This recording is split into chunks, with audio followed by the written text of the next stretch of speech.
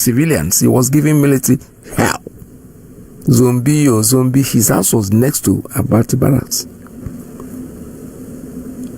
It was a nightmare for them. So Nnamdi Kanu is your nightmare. The only way you can.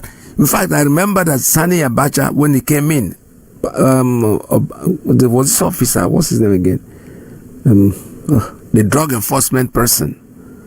I've forgotten his name. Went and arrested fella, took fella. And Sani Abacha, when he had it, called the man and said, what happened? He said, Adama, when he spoke, he said, no, take him back, please. Take him back, return him back. Because I don't want problem. That man will give me problem. So the people that give you headache are not the people you think you are going to challenge. Nnamdi Kanu is there, made solid. For what he wants is what he wants. You heard him this morning, what they have offered him. But he doesn't want that. He wants freedom, which people don't value until they lose it. When you are walking around, you are not free. You take freedom for granted. But now when it happened to you, because when it's happening to other people, for you it's nothing. Why should Nnamdi Kanu be in jail and Nigerians are not revolting? Because he not concerned them. He hasn't come to their door mat, to the front of their door. After all, he's an Igbo man, I'm a Yoruba man. Or if all, it's an Igbo man, I'm a Hausa man. So what can concern me? But it will eventually come to you. When they finish with him, you are going to be next.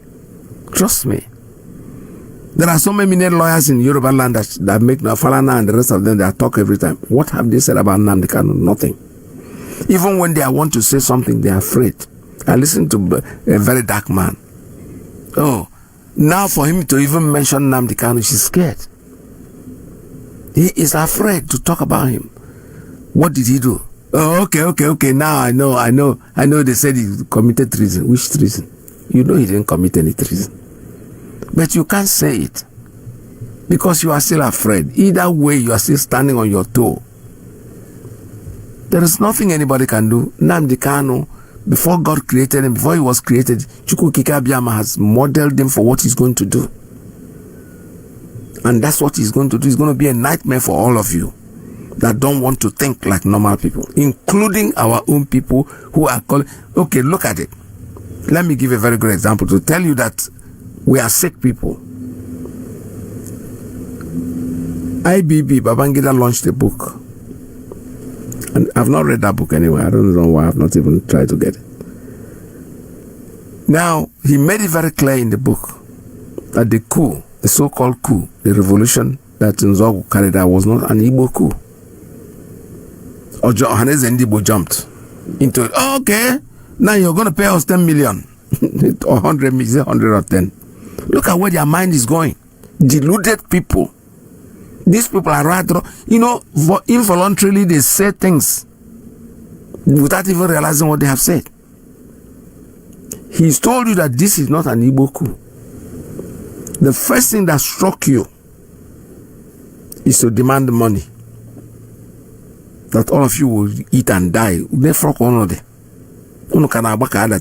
And I always thought that the young man, the young people, a teenager, the young people are people that struggle to acquire wealth and money and everything. I didn't know that people of my age can I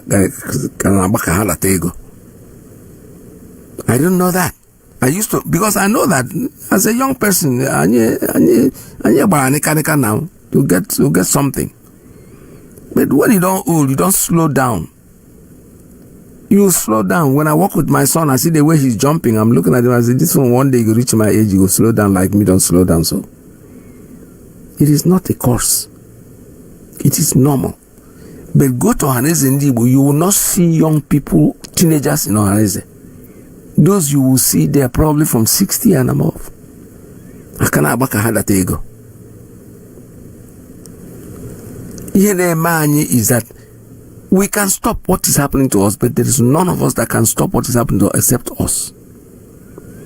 But by the time we and when some of those people that can stop it are still jumping around and looking for what to see, put their priorities in wealth, then we're not going anywhere. We're not going anywhere. Because those people, I don't know how their mind operates. A very good example I just given you. IPB launched a book and made a statement that the coup was not Igbo coup. The Ohanese Ndi Igbo. The first thing they demanded was an apology and 100 million. They didn't ask the man, say, okay, now that you are sitting down here and launching this book, you have said what you have said. Why is Mazi Nnamdi Kanu still in jail? How many of them have ever spoken about it? Not one an individual person will come on. I believe they have spoken. One or two other people have spoken. Mazi Iyke Peters, before he died, he went to Buhari. But you don't even need to go to anybody to talk. Only in Potana Street. The whole of Biafra land completely shut down. Then he would react. Forget about here, Tinubu can be running all he wants. You can stop this nonsense. Nigerians can stop what is happening in Nigeria. But nobody wants to do it. Because people are afraid. When they can start negotiating with they gave them name, they call them bandits. Are they bandits? These people are terrorists. You give them you Christian them, you rebaptize them and give them a new name. No problem. Call them whatever you want. Angelina will always remain a woman. Angelina is Angelina. Whether you call her and whatever. Call her mama, call her daughter, call her still a female. It doesn't change. What changes your name? You cannot change their name from terrorists and call them bandits when they are still killing people every day. They are killing. When they say pie, I don't use the word pie because killing is killing. I don't know what pie means. It's continuous. Every day they are doing it. They are not going to stop. Today you are even negotiating with them. You are inviting a terrorist to a meeting, a kidnapper that has dens and camps of people he has kidnapped. You are negotiating with him. And you are inviting him to a meeting, he has a gun. He will come to that meeting, sit down with you and go. Mazi Nnamdi Kanu, the closest weapon he has ever had in his life is what I'm having right now, a microphone. He's still in jail. Look at the way you're making him. You see, you think you're dealing with Nnamdi Kanu. You are not. The world is watching you. Nigeria is not worth a nickel. No matter what you do outside in the world today, they're still calling Nigeria just because that's a name. Even the little countries around you, they cannot, even Ghanaians will wake up and say Nigeria must go. Every small country, Nigeria must go. And you think they have value for you? You have nothing. You are nobody. You are absolutely nobody. This is Radio Biafra. The lines are open for you. You can make your calls at 845-907-2230, 845-648-0031, 845-637-6632.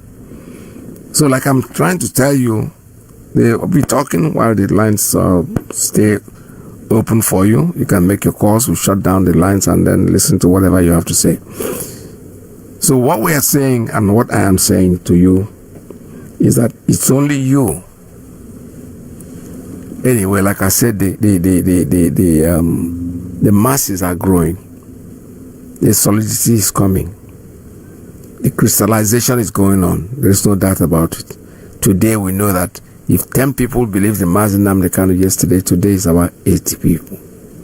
And that's how it keep growing. The mass will keep growing until one day, one little thing will spark it up. And that revolution will come.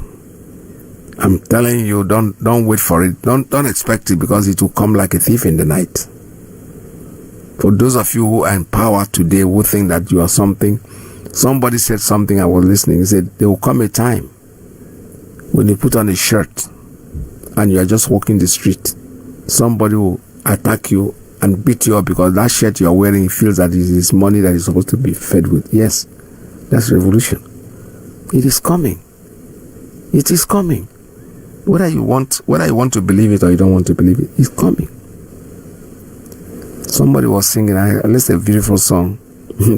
Revolution they come, I don't they perceive them. All of us go feel them very soon, and that is true. It's coming. It's a question of when is it going to happen. You know, when they born a prince, we know that one day he's going to be king if he stays alive.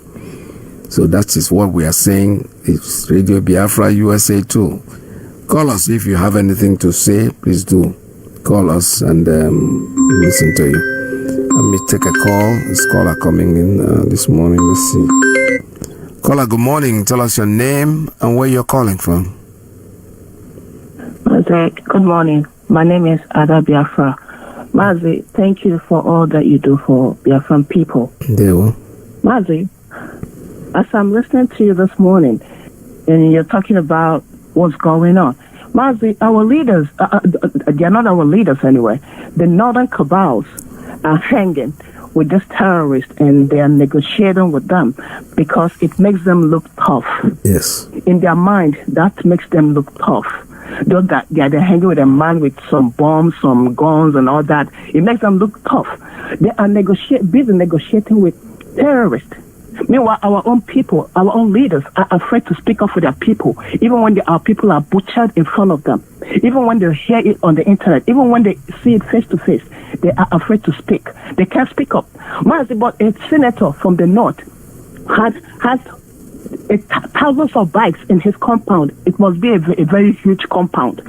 He has thousands of them, and he prints passports for terrorists. Tell me, Mazi, is this not a terrible situation? That means every Dick and Harry gets into that country, walks into that country merely without giving a damn. And they are being paid. They are on payroll. Meanwhile, we, the indigenous people, are suffering. We are not on their payrolls. We don't have good water to drink. We have no good food to eat. They are busy borrowing money from overseas and using our oil and gas as collateral. And we're quiet as if we don't need our own these resources, as if we're not going to need it tomorrow. We are going to need it for our people. They have succeeded in developing their own spaces, Lagos and Abuja and other places, and we will have nothing left. Yet they come to our house. It's like our space, the graveyard, where they come and bury their dead. No, it shouldn't be that way. There should be a revolution. People need to speak up. We hear a lot of people speaking up for us. Bill Maha is out there speaking up for Nigeria, speaking up for Biafrans. We need to take it. We need to take this opportunity. There are things that when they show up, we need to use it to utilize it nicely. We need to take this opportunity because we have been shouting on Radio Biafra, how we're being killed, how Biafrans are being slaughtered by Northern Cabal. And once people, it means that people are listening to us. It means people are listening because if they're not listening, they're not going to say stuff. And I believe that more people will speak up. Revolution is needed. We cannot continue in this jamboree. We cannot continue. We are tired of living like animals. We are living like low animals. People are just walking around lifelessly. We need to end this. We cannot continue being subjugated by these people. We have been marginalized, and enough is enough to Yorubas and the houses. It's enough is enough for them. Every indigenous person, wake up. Let's fight these Fulani people. Let's kick them out of our space. They don't belong there. Period. There we go. Thank you so much, my dear. Thank you very much. That's well spoken. That's your mind, and I agree with you 100%. Like a lot of people are saying the same thing, and not only Biafrans now, but even the people from the north are saying the same thing. Let's listen to this. I have more issues with the Nigerian people. It is only you, the Nigerian people, that would decide the day you will stop suffering. It is only you, the Nigerian people, that would decide to bring an end to the oppressions that you're going through. You cannot afford to be seeing the blood of your brothers and sisters being split. Little children that know nothing, 3 years old and 2 years old, being burnt alive. And yet you sit down in the comfort of your house drinking your tea as if nothing has happened. I challenge our religious institutions that these politicians, and most of them that are second-class brains, they cannot continue to manipulate you that are first-class brains.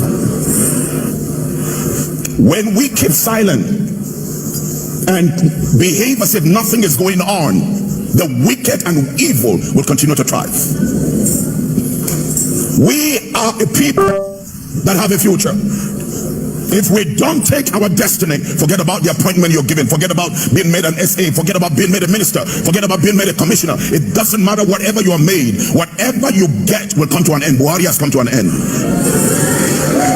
But the fact is, Nigeria continues to live. And if Nigeria continues to live, Buhari has gone, but he left you with the pain and the suffering. He must have reconciled himself with his maker, and his maker will forgive him. But what about you? So Nigeria, we cannot allow them. Look at the way they are tossing you left and right. Instead of thinking about your welfare, they're thinking about 2027 election. The roads are not fixed. Great plains in Anambra. A few days ago, a young man that is growing up, fish magnet, was kidnapped, ransom demanded, paid, and was killed. And you have a governor that is running to contest one election. Wow! To the church. Leaders that will keep silent and be given an award to wicked men and women that have no conscience for the nation they govern.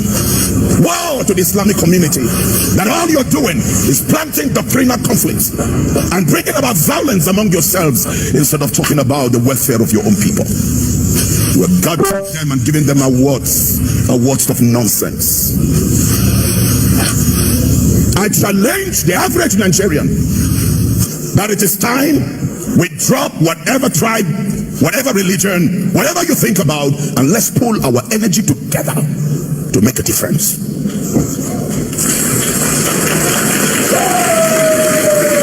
We can decide that these people will not go into power, and we must get the right men and women. 2027 is not for politicians to manipulate our head. We will get the right men. I talk to you, Mr. President. You have the opportunity to fix and make amends to your mistakes and your errors in the next 1 year, or else we will get on the street. We cannot be bought. We cannot be bought. I feel the tears of the recent young men that we killed in the villages. You are saddled with the responsibility. This is what you applied for.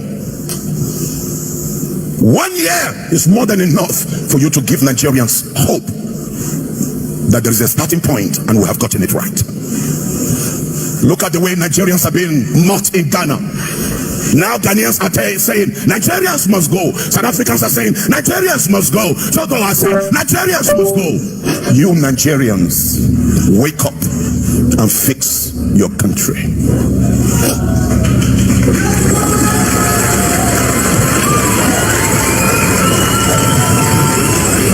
I want to say this.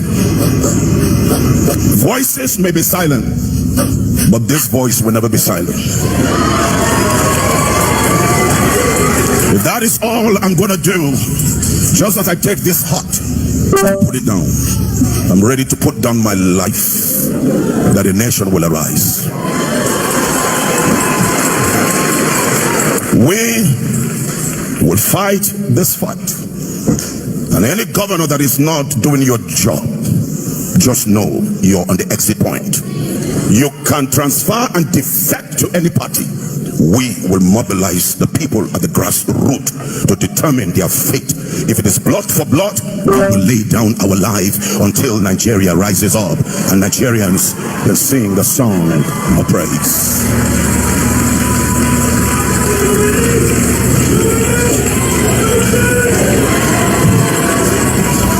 With tears and pains in my heart, I speak to every conscience living legion, all our elderly men and statesmen. You're closer to your exit. President Obasanjo, President Jonathan, President Babangida, President Abdulsalam Abubakar, and all of you, you must have made a mistake in the past, but it is time for you to give and create a future for the descendants to come. Woe unto you to go to your grave without fixing Nigeria. God will judge you. God will judge you, Dangote and others who will not join forces with the masses to subsidize what you produce in their country. A time, a season will come that Nigeria will be too hot for the wicked in this country. All right, that was Buba, and Reverend Buba. That's wonderful. That's wonderful, strong speech that he's giving to Nigerian people. The only thing is that Nigerian people are deaf and dumb anyway, so they cannot even listen to you. You're just talking and talking and talking. And let's see, I have a call. Let me take this one. Caller, good morning. Tell us your name and where you're calling from. Hi, Peters. Good morning. This is Osoro. I'm calling from Georgia. Welcome to the program, you see, this tape you just played.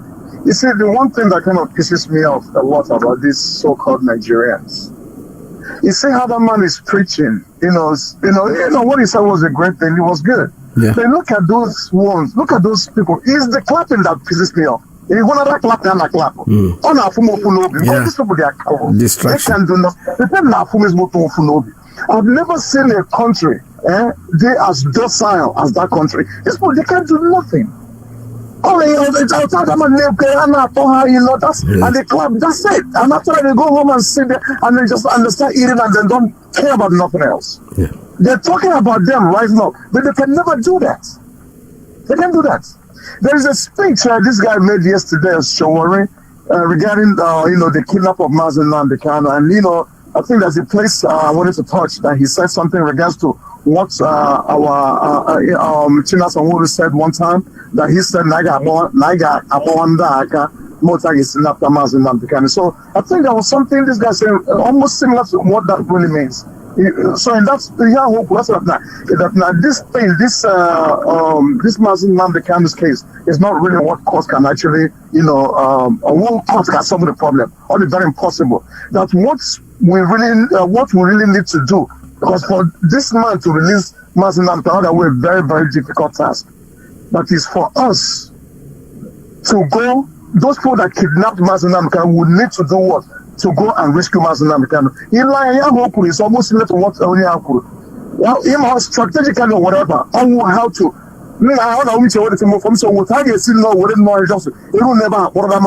But that's all he needs. Only a doctor, that man a doctor. How it's going to be done, I don't know. But something has to be done because he ain't one they marry, like us. It's going to be a very difficult task to get that man out from that place. Okay, very, very difficult task. So pretty much what we're doing now, here I went down asking them to go and the Jimakos or whatever for them to go and,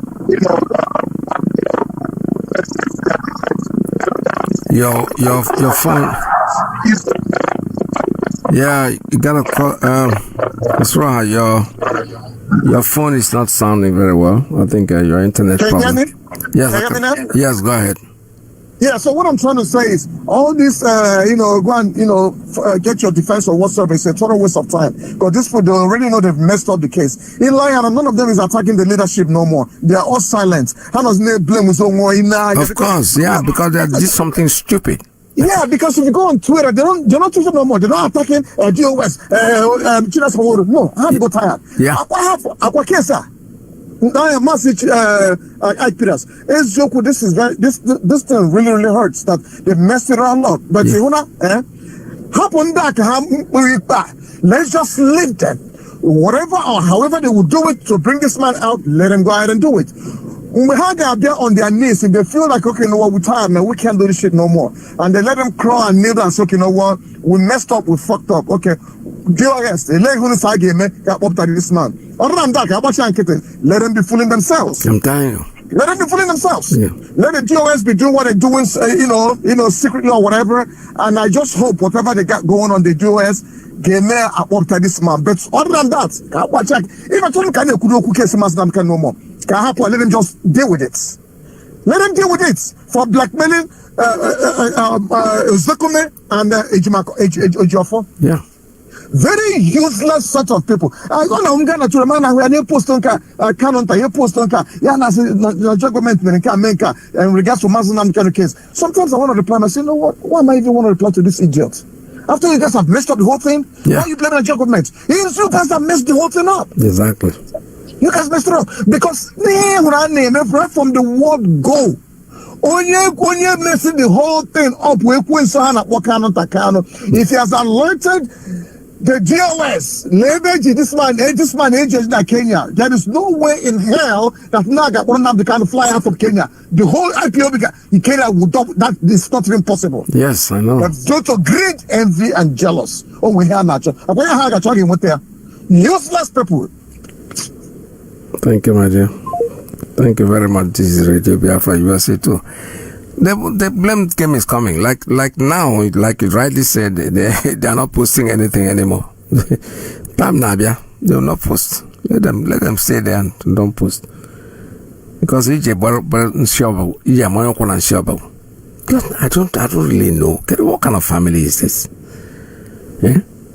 Or whatever. Why would it be a problem for us? We need one negate.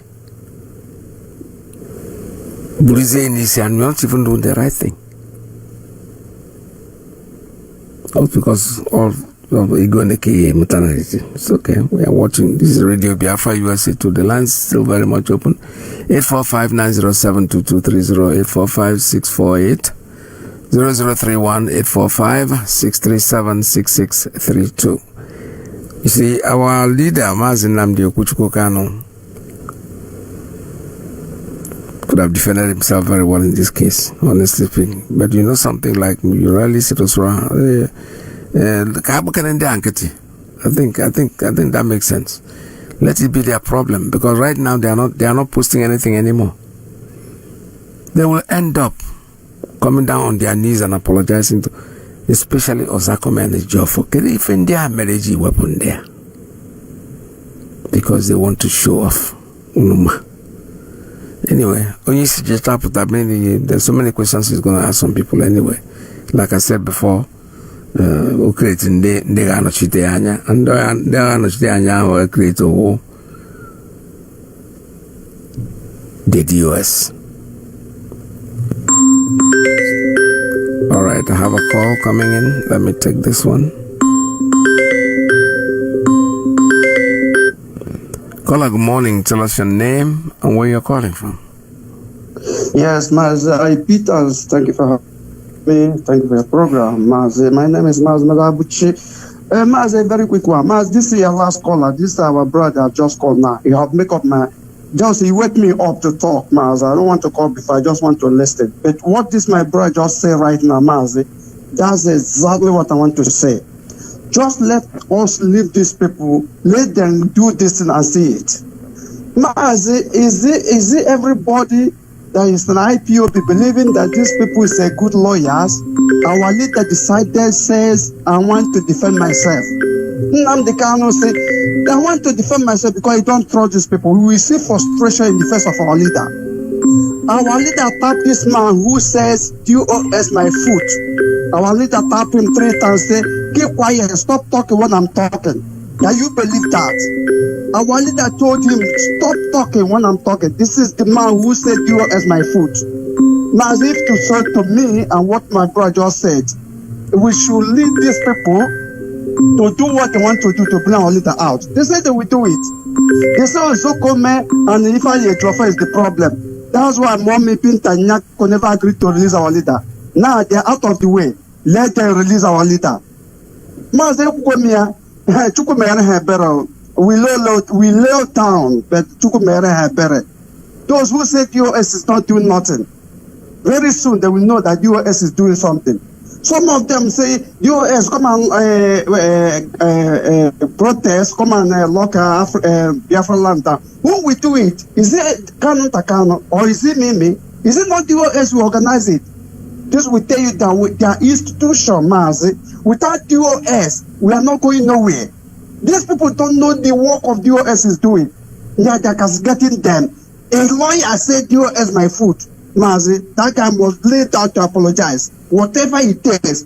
This guy come and swear, saying DOS my foot. Mazi, this guy, I don't know. Mazi, I just want to leave it. So thank you for having me and God bless you. Thank you. Thank you very much. This is Radio Biafra USA too. We are still here taking calls. If anybody has anything to say, the lines are open at 845-907-2230, 845-648-0031, 845-637-6632. You see, that is why sometimes when it runs on my head, I go back to the archives and bring up what our leader have said. For those of you who didn't start following him very, very early in this life. And when you listen to him, you discover that whatever he was saying is a man of vision. He has a front vision. He knows what is going to happen. And that's why anytime you listen to him, it looks like he is saying the same thing. I mean, he's talking today when actually these have been old broadcasts that he has, something that he has spoken about before. And we know that. So we know our leader, we understand him, and We follow him to the core, follow him to the grave. Anywhere he takes us, that's where we go, regardless of what you think. I have a question. Go ahead. My question goes like this. Is there in any way, this is just like a reassurance, because our eternal leader, Tim Odumegwu, whom people were really hoping on, that when he will come back, that he will bring back Biafra. Yes. But lo and behold. All right, I have a call. Let me take a call before I continue with that speech. Caller, good morning. Tell us your name and where you're calling from. Yeah, good morning, Dr. Peters. Good morning. Welcome to the program. Much for the work you do for us. I wanted to say here, I know Mazi Nnamdi very well. Having been his follower and I listened to him, Mazi Nnamdi, I don't think will even pay any attention to his brothers or what they're saying. Whenever he comes out, the first thing he's going to do is to summon the HOD and the DOS and conference with them. He will ask them to explain, what has been going on, what happened. Because I know Mazi Nnamdi is a smart guy. He will only concentrate on asking them what I set up. Have you been doing what I set up? If anything went wrong, he will ask them, why did this happen? Why did this happen? That's why it's very essential that we make sure that we do not lose the efficiency of ESN. We make sure that we're in control of ESN no matter what. Forget about these charlatans. I don't care about what they're doing because they don't know what they're doing. Anybody, I don't really blame Nnamdi Kanu's brothers. The people I blame are the people that went to him and gave him the notion that he can be relevant, that these people are not doing what they're supposed to do. You see all those people that broke away from the mainstream IPOB and left the strong HOD and DOS that Mazi Nnamdi Kanu set up and said, whatever happens, whatever your DOS says stands. It's a well-organized and well-set-up emergency measure should anything like what happened happen. So I don't pay them any attention. People have been trying to circumnavigate or try to reason how Mazi Nnamdi Kanu will react. He's asked them to set up radio because they claim that Nyanya was shot out of Radio Biafra, that she does not have any other way of talking to IPOB members. That's the only reason why he asked them to set up another radio. It wasn't to counter the main radio. Are you even aware that he told them to set up? Yes. How? He asked them to set it on. How do you know that? When somebody inside there, I asked them why. He explained to me. He said somebody on the DOS or on the other side? No. Somebody on the other side. Because I keep questioning them that what they're doing is not right. That it is better for us to be united and be having internal problem than division. Division is going to kill the movement. I quoted several times to them that divided we fall, united we stand. There is no movement that doesn't have internal problem. If you feel aggrieved, you wait till Mazi Nnamdi Kanu comes out. The issue of accepting anybody to DOS is exclusively the right of Mazi Nnamdi Kanu to put anybody in DOS. So if they are telling us to go and put somebody in DOS, that means they don't even respect Mazi Nnamdi Kanu. They don't know what they're doing. Because in an emergency situation, you don't want to start adding new faces. You want to manage what you have because you don't know who is going to be an infiltrator. It is only reserved for Mazi Nnamdi Kanu to add people to the DOS. When he comes out, these things should be taken care of, not while he was in the jail. So I don't believe Mazi Nnamdi Kanu even told them anything like that. I dispute that very well. But that of radio, I know that it is when, if you remember, at some point, Ike Chukwuonoha was given access to Nyanya to come and be countering what the DOS is saying with regards to the account in Germany. As a result, they shut him out. When they shut him out, that was the reason why. From what they said, Mazi Nnamdi kind of asked them to exactly not to counter us. That's the sentence. Not to counter what we are doing. That's the sentence from what they said. Yes, like I said, what they said. I'm not saying that what they said is right or not, but this is one thing. What I was told by somebody that I felt that he knows what is happening there, because they are the ones that are engineering these people to be doing what they do, saying that US disobey. I say, if US disobeys anything, it is not your right to correct it. You wait till Mazi comes out. If you're asked to step aside, step aside. When Mazi comes out, he's going to deal with all these things. But for now, you stay, if nothing more, stay on the side and just be watching, paying your monthly dues. When Mazi comes out, he will deal with whatever you feel you are aggrieved with. But you don't have any right to correct the DOS or tell them what to do.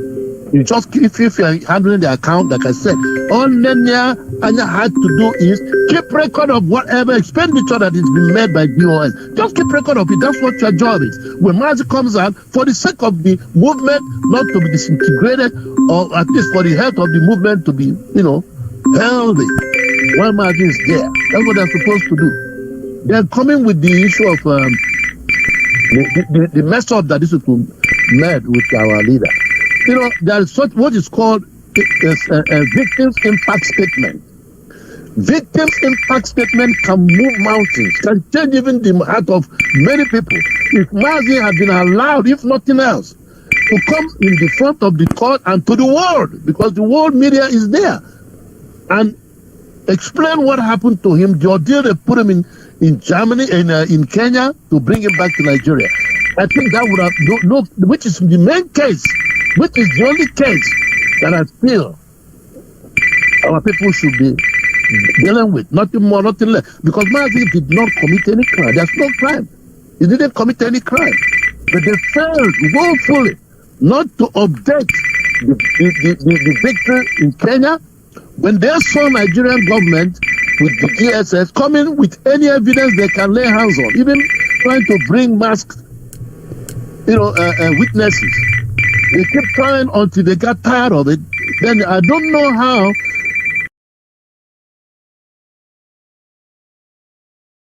to bring masked witnesses. They kept trying until they got tired of it. Then I don't know how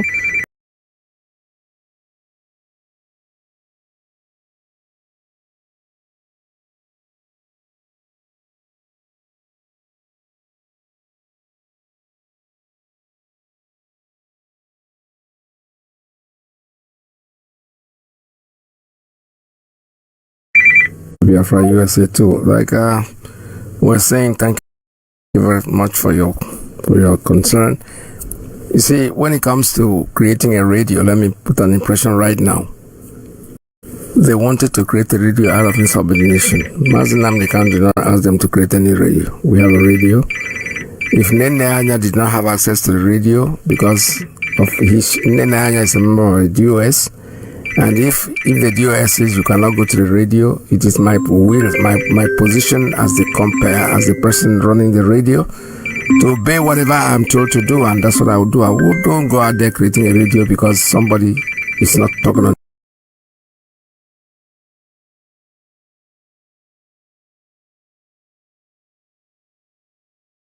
the radio. Who is this somebody? He's in charge of money, so what? Big deal, right? So insubordination is insubordination. Don't forget that all of them that lives, as soon as they leave out, the first thing they want to do is create their own radio. It's okay. It doesn't really matter to us. Let me see. I have somebody. I don't know why this person is calling me on my private line. I wanted to ignore this call, but it keeps persisting. Let me take it and see what. Caller, good morning. Caller, good morning. Tell us your name and where you're calling from.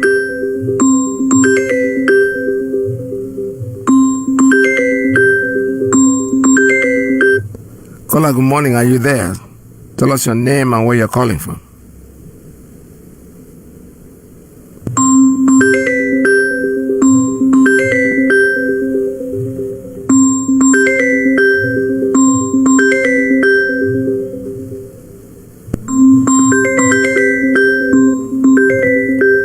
caller, good morning. Tell us your name and where you're calling from.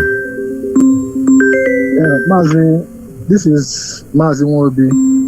I'm calling from Oka. No. Am I coming out? Yes, good morning. Tell us your name and where. Go ahead, sir. You're coming out. Okay. Mazi, I want to talk about the clip they played, about the pastor, you know. The truth is that this message now that this pastor is giving, you know, we may be thinking that the pastor is sincere or whatever, but the truth is that this is a mind game. This is how they used to play. Let's not go there, sir. Sir, let me just forget about his mind.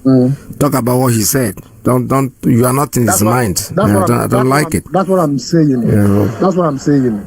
This is a mind game. This is how they lure people out. No. Give people false hope. No, that is wrong. That's no way. Not my program.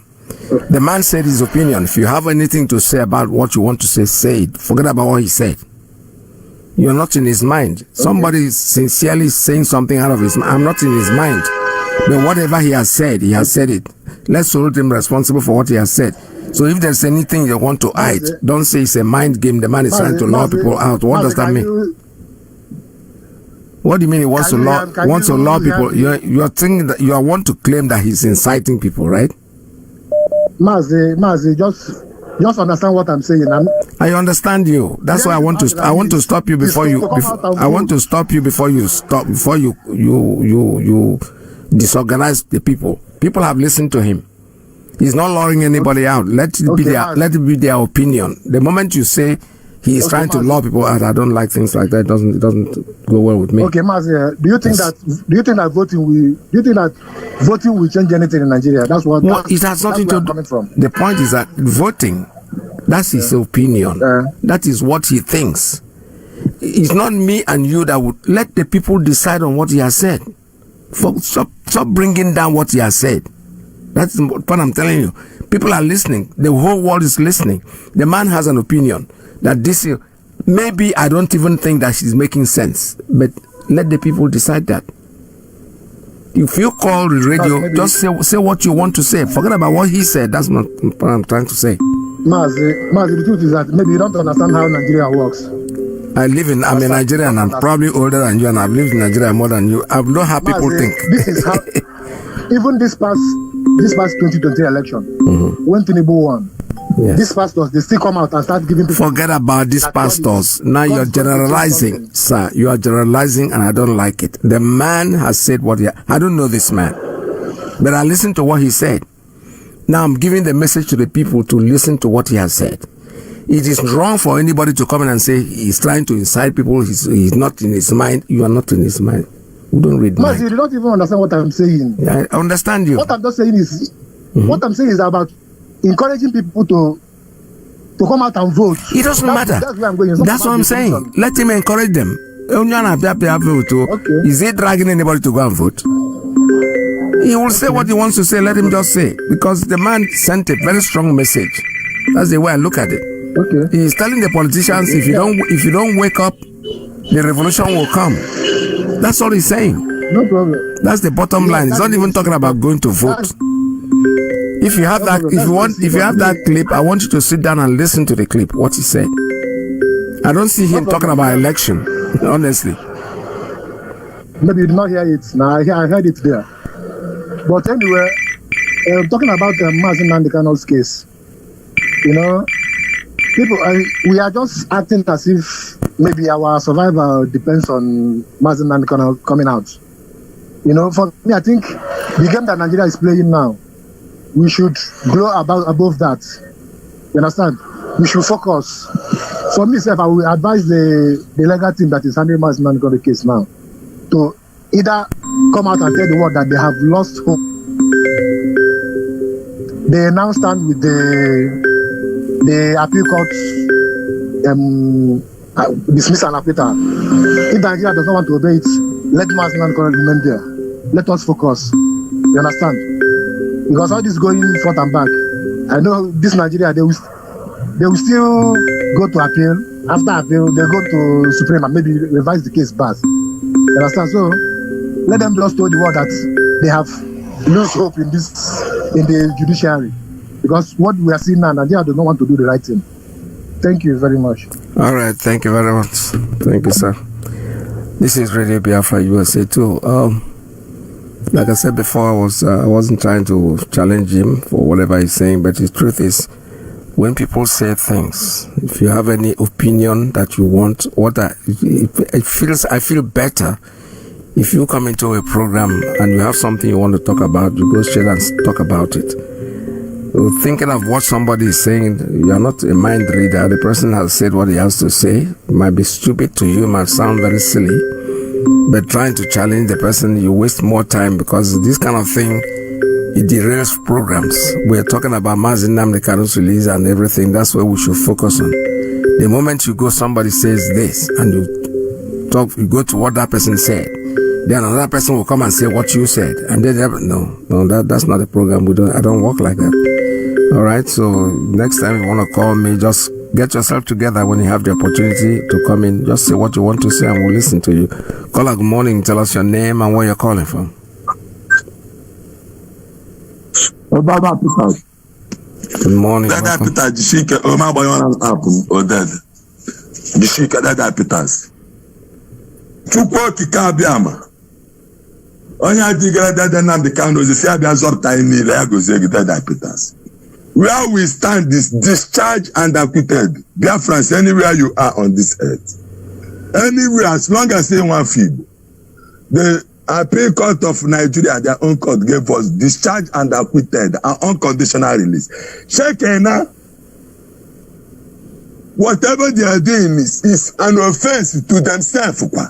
So that we should not be distracted. Anything outside the interests of state, they are working for them. Can't you see it?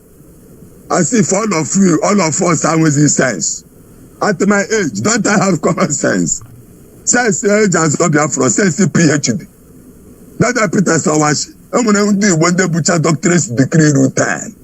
But okay, Zolan, come and prove that you have common sense. Anila Alashal and the governor. But the Tenebre is coming to on the 3rd of October. And I have said it both in Sun FM or the Radio FM here. But tell us what we tell him before our people. We are going there. The only request is release our leader there than the Kanu. For us, and immediately. Shekena. Do you know why? That the chicken does him. Deuteronomy chapter 12. Yana Deuteronomy chapter 13. Very important. Biafra Toron mean. The one true place for worship. I went to temple before. What are Peters? Many of these Biafrans, both in the pastor, bishop, because all of them that are Christians, this is the time to prove that truth. Because Bible is truth. Prophet Dada Peters, there was an apostle called Apostle Barnabas. Go and check his clip. They always play it in Sun FM. That owns through Joe Assemblies International. Go and check. So if you get any other governor where you carry money, come give up for foundation church. Last one in 200 speaker, they call on Clifford or what? He rejected 250 million naira.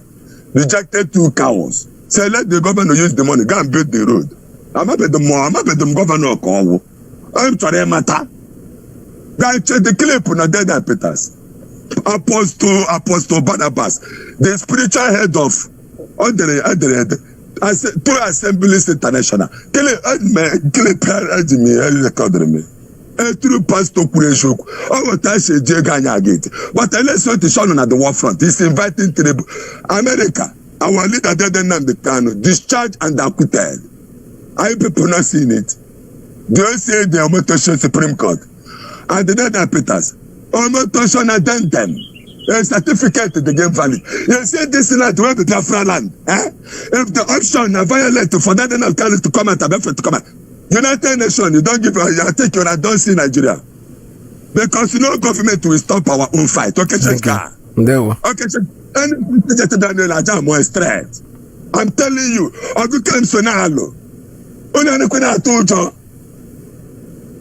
That application letter because that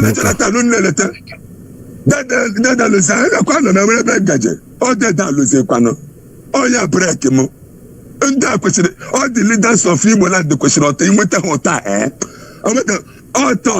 top, man, there's a knee, all the preach, all terrible, terrible, come, let us use our mouth and tell you. All these leaders are deceiving you.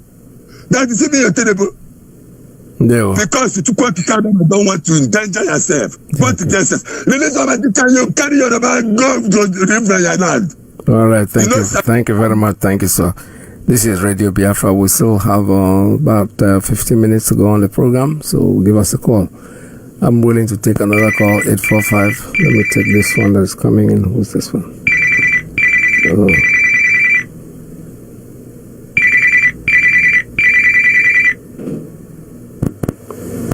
Caller, good morning. Tell us your name and where you're calling from. Caller, good morning.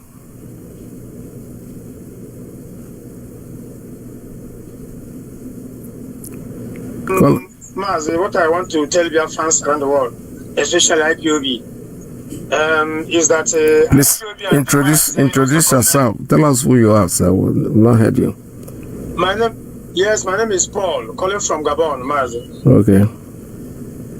Yeah, what I want to tell Biafrans around the world, and IPOB especially, is that we have managed to secure of release of Onyendu, discharged and acquitted, and that is where IPOB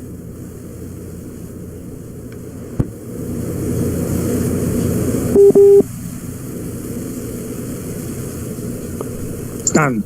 What is happening in court this time around is the shenanigans of standards. What these people expected again, because the Nadikala has been discharged. They continue dragging the innocent man into court, bringing him there in and out. So what we are saying is that IPOB we stand firm on that discharge and acquitted. So what I'm trying to tell these people, especially the siblings of Olija Mazi Nanikalo, we are expecting that the innocent man to be out, because Biafrans around the world, the Igbos entirely will hold them accountable with those lawyers. If anything, anyway, I'm not talking about that, because they know that his problem who will not finish. The problem will not finish. Anyone put your hand on that nonsense must be dealt with, because it's unacceptable. It's unfair. We have IPOB around the world have worked hard to secure that discharge and acquitted. Up till now, they are still dragging this man, innocent man, for how many years now? What are we talking about? So they must understand that the IPOB, we are angry. We are angry. They have managed to bring confusion in some of our members in the IPOB. Those who doesn't think very well. The caliber of IPOB around the world. Somebody come out and tell you that he want to bring you Biafra. You accept it. Knowing that this is the work hand of the Janjaweed. Thank you, Mazi. Thank you. God bless, and God bless all Biafrans and protect Nanikalo. Nanikalo, they must release him. He must come out. Thank you. No going back about it. Thank you, sir. All right, I want to next time you want to call, please call the regular lines. Don't call this private line, because I don't pick up those calls. Except if I ask you to use it. But don't. We have other call numbers here. 845-907-2230, 845-648-0031, 845-637-6632. I do not allow calls on your private line, because I only allow it if I ask you to. That is, if we have issues with other lines, then I can ask you to use that line. But for now, please, next time when you want to call, just call me on the regular line. This is Radio So you know it. And what is my crime? I had a meeting with all the governors of the Southeast, and the day I was having this meeting, this same man who was accosted in Nuremberg was upstairs listening to our conversation. Some of you don't even know what transpired when I attended that very meeting with the governors, in the company of Professor Ben Wabes and Evangelist Elliot Uko. They are my witness. They are there. What did I ask for? You know what I asked for? Common second Niger bridge to build Onisha Enugu Road, build Iguacha Enugu Road, to open Warri Seaport, open Iguacha Seaport, open Calabar Seaport, open Calabar Airport, open make Enugu more viable. That's all I asked for. And I'll leave the election boycott. That's all. I didn't even ask them to give me Biafra.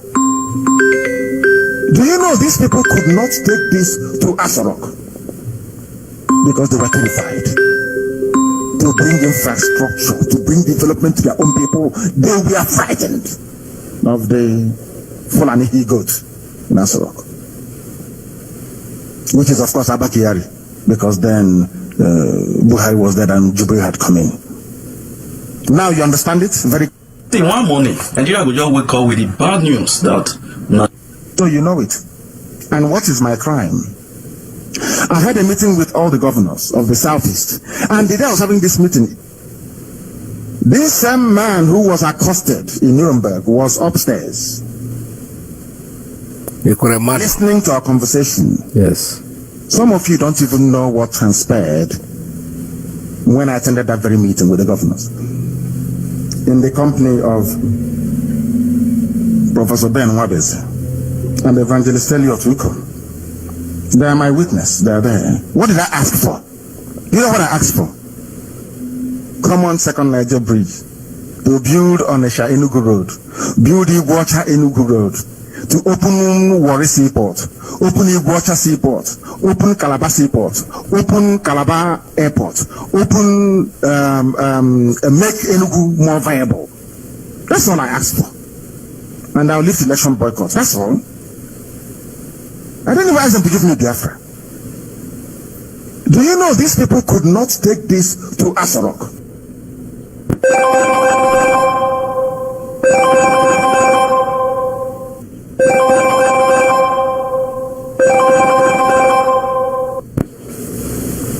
Because they were terrified to bring infrastructure, to bring development to their own people. They were frightened of the Fulani he-goat in Asarok,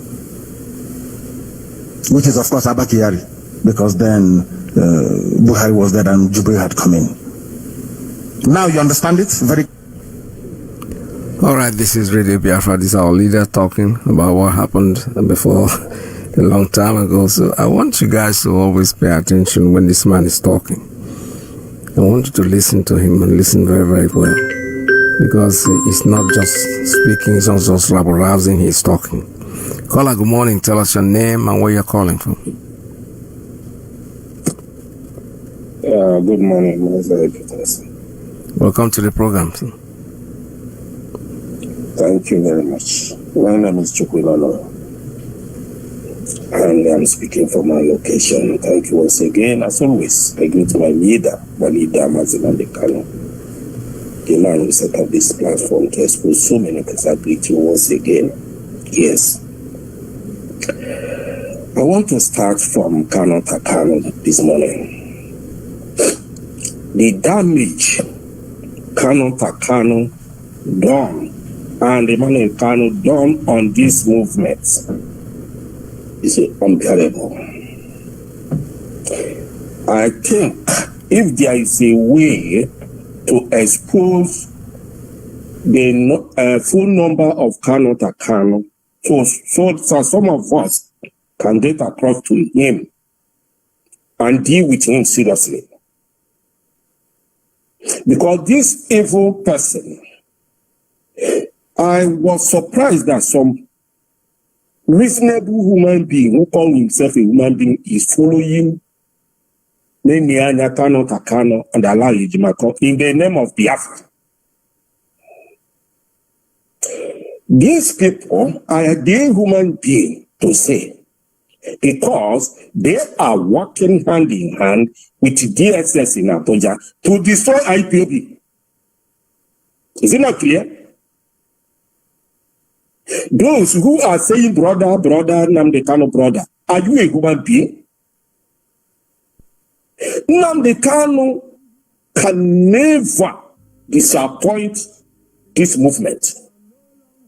if you are really listening to Nnamdi Kanu, can never do it. They are using Kanu to destroy this. If you listen to the last clip of Sima Samuru, they sit at home that was announced when our leader was kidnapped in Kenya to Nigeria. Kanu, Emmanuel Kanu, and their group destroyed that. It is very clear. Imapawafo was promised $500,000 for him to withdraw from IPOB and 40 million to cancel it at home. And he rejected it. That is a human being. That man supposed to be promoted. That is the original Igbo man and the original IPOB. But talk of all these people who are on social media making noise.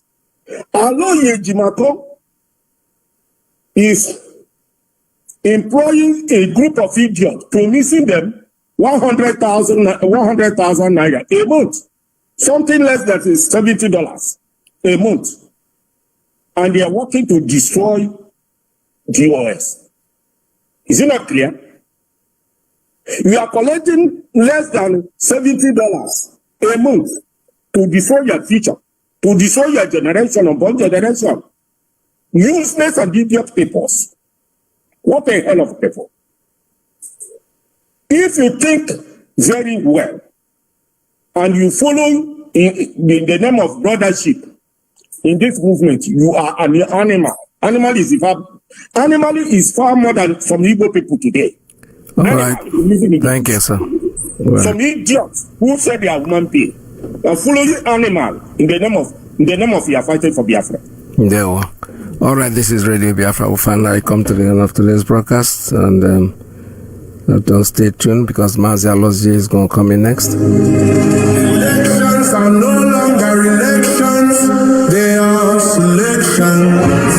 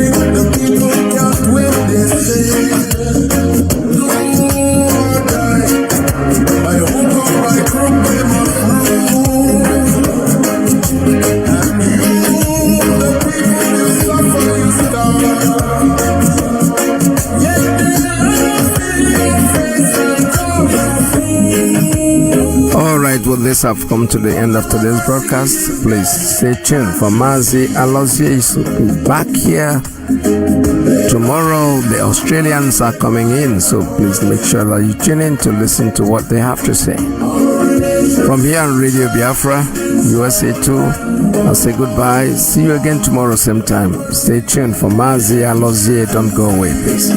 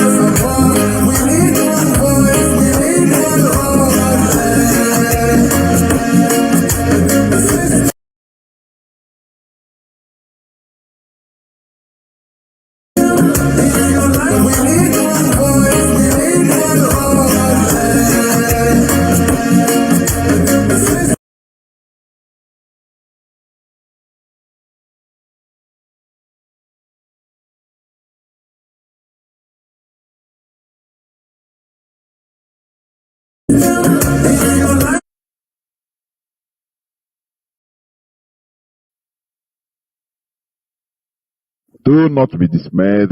They will be coming up shortly. And as soon as they are all here, we will kick off. Therefore, we must continue in dispensing this good news. Please stay tuned for just a few minutes in a jiffy. They won't.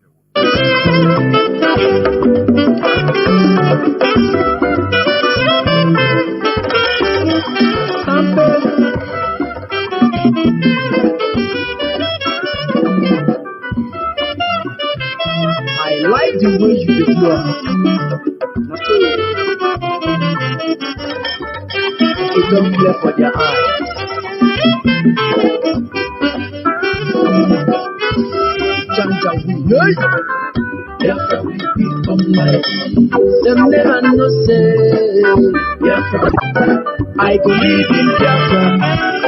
Now him I want you, now him they give me joy. Now him I love you, Biafra is my passion. They never know say Biafra will become like. I say they never know say Biafra will become like. They never know Biafra will become like. They never know say Biafra will become like. Biafra will become like this. Biafra will become like this. Biafra will become like this. They never know say Biafra will become like this. They never know say Biafra will become like this. They never know. Biafra will become like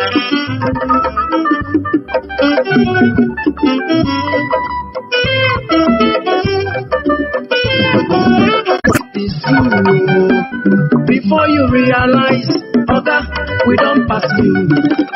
No they do gra-gra, for waiting you know you don't lose. No they do shake-a-lake, for waiting you know you don't lose. You never know, say, Biafra will become like. You never know, say, na. Biafra will become like. Brother, Oka they make it now rock. Biafra will become like. They never know, say, Biafra will become like. They never sabi say, Biafra will become like. Janja will. They never know. Biafra will become like. I say, Biafra will become like this. Biafra will become like. I say, Biafra will become like this. I say, Biafra will become like this. See those who were planning evil against us has fallen.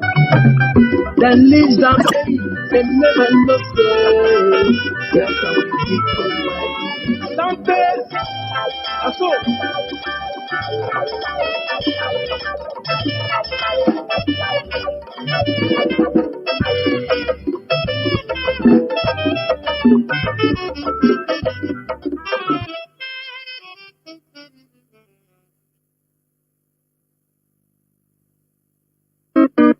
Hey, don't pray, Victor. You want one mother? I never would. You have to date, yeah? No. Oh, yeah. DJ. Freedom. Nah, you don't get in a real. I not only hate what for, but I know. I have one of Biafra, one day to Donaga. Oh, this Makiro Maket to Nagaga. Oh, that's the one right now.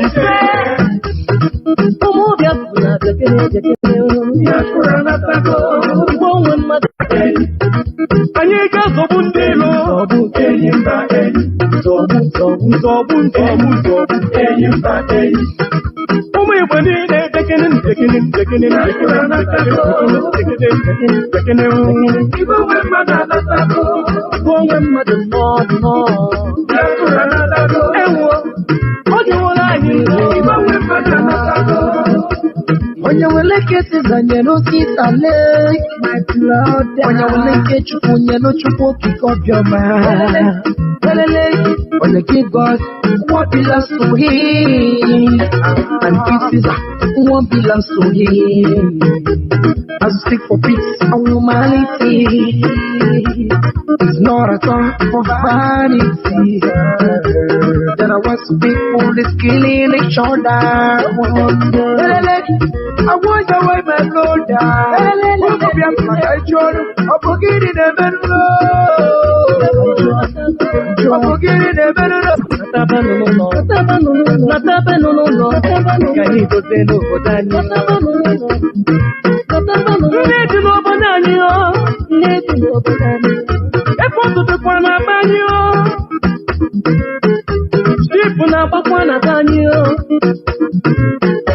Oye dikwana la banyo mmanya fudi na banyo ihe niile dị mma ọ dịkwana la banyo nataba n'ụlọ ka anyị dote n'obodo anyị ụmụ Igbo kọmpa ka anyị dote n'obodo anyị otu ihe nwata weli aka elu aka fụwa yufu o wetu aka Jehovah, que só puseram o Michelo na cabeça. Bilhe, Natália, eu quero ranho. Bilhe, Natália, eu quero ranho. Bilhe, Natália, eu quero ranho. Ya fura bucanho. Bobo da mão. Iba we padre, nam de cano. Onyo gadrem, onyo se. I speak about vanilla to know. I speak about Nilu. Don't be afraid at all. Never you be afraid of anyone. You are a lion. No, you. Waguna mwago. I put you zobu. As you go. Zobu. Kaika, omo Biafran zobu. Zobu.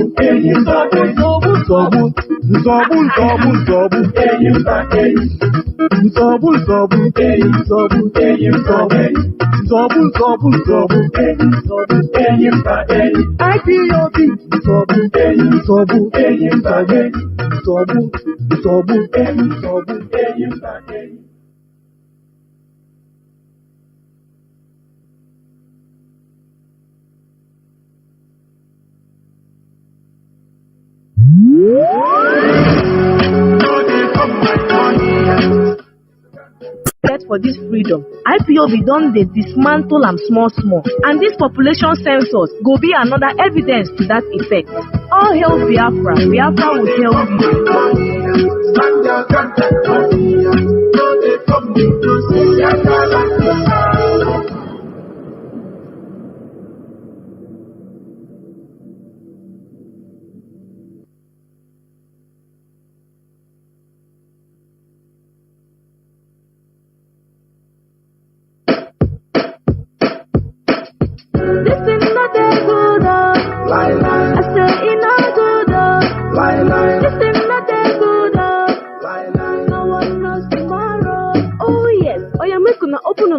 Hear this one. This one now for EEDC. EEDC want defraud Southeast with exorbitant electricity bills with no adequate power supply. On top the matter be said, they no go give prepaid meter to their customers, but them go give illegal high estimated bills. They no want know if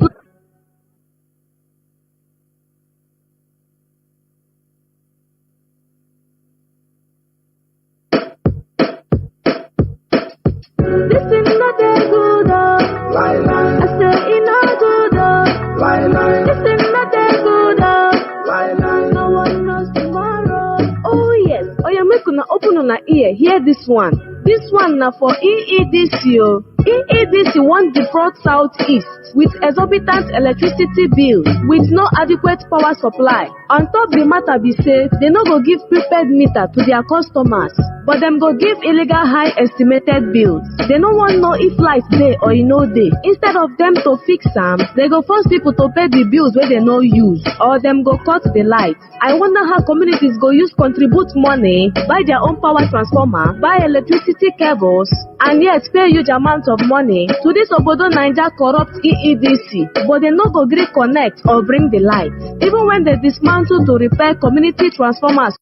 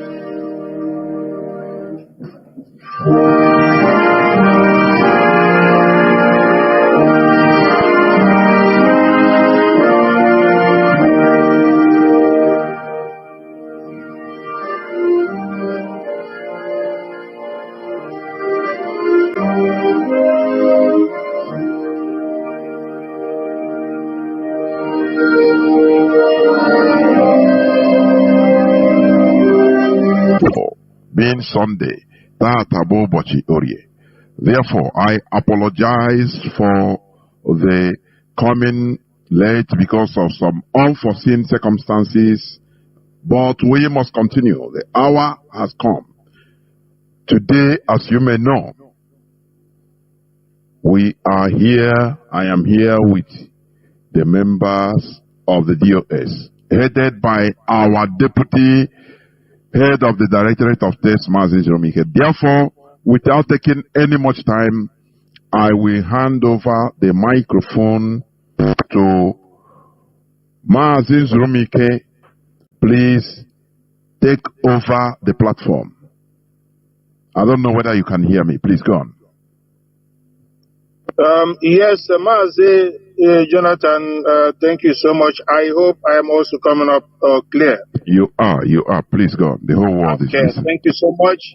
And of course, it's a great... Good morning, good afternoon, good evening, and good night, great Biafrans and lovers of freedom. This is Radio Biafra House Service coming to you through Radio Biafra London. My name remains Mazi Jonathan Chinedu from Alo province of Biafra land.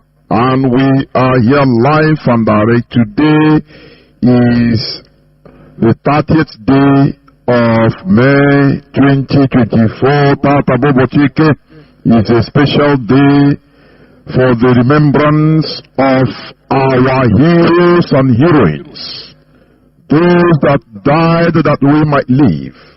It is a very sacred day for us. Therefore, without taking any much time, I will bring in or hand over the platform to our leader, Mazi Iyke Peters, the head of the Directorate of States of the Indigenous People of Biafra, in order to address Biafrans and lovers of freedom. Mazi, please, over to you. The platform is yours. Thank you very much, Mazi Chinedu Jonathan. Thank you. Good evening, good morning, good afternoon, and of course, good night to you, great Biafrans all over the world. My name remains Mazi Iyke Peters. I come from Ihe-Oma. Ihe-Oma is in Olo province of Biafra land, and by the grace of Chukwukabiama, Rumihenine, I serve the indigenous people of Biafra in the Directorate of State as the head of Directorate. I welcome you to this very evening short address to Biafrans worldwide. Like Mazi Chinedu said, the 30th of May of every year is an important day in our calendar. A very, very important day in the lives of Biafrans, whether in the homeland or in the diaspora. 30th of May being Eke Market Day today, 2024, a very solemn day for us, a day in which we as a people join hands together to commemorate, to remember, to appreciate, and to honor the sacrifices of our heroes and heroines, both those who are past and those who are still alive. As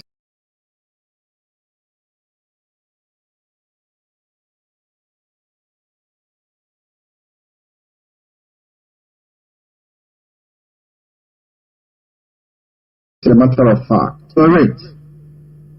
to remember, to appreciate, and to honor the sacrifices of our heroes and heroines, both those who are past and those who are still alive, as a matter of fact, and heroines, both those who are past and those who are still alive, as a matter of fact.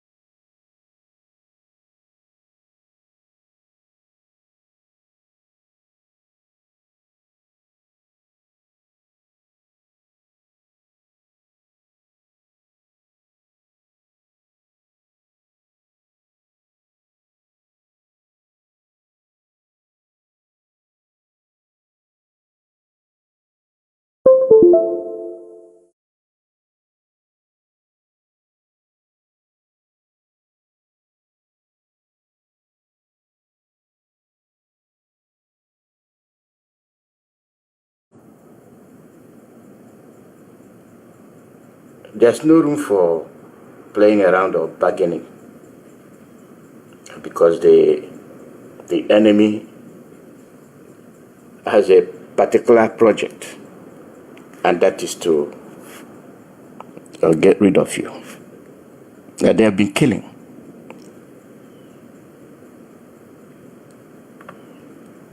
They have been killing.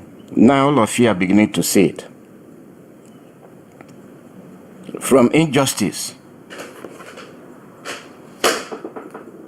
From injustice to constriction. They are constricting us.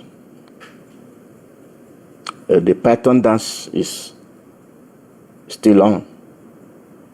They are constricting us, destroying our economy and our investments.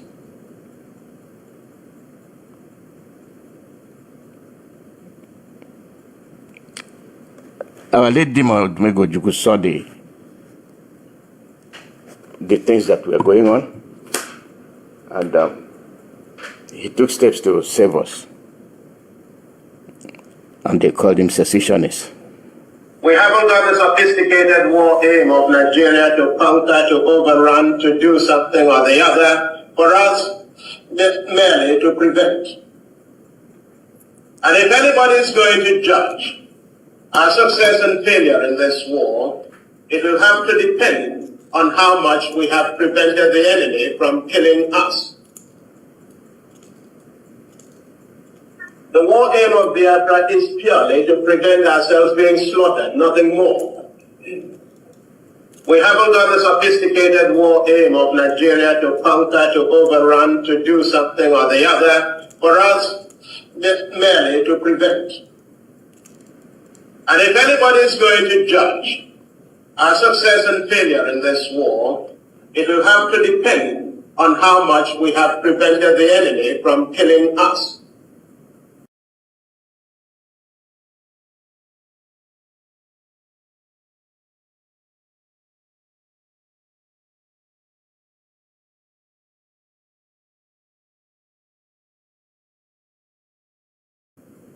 That is the same principle that still apply.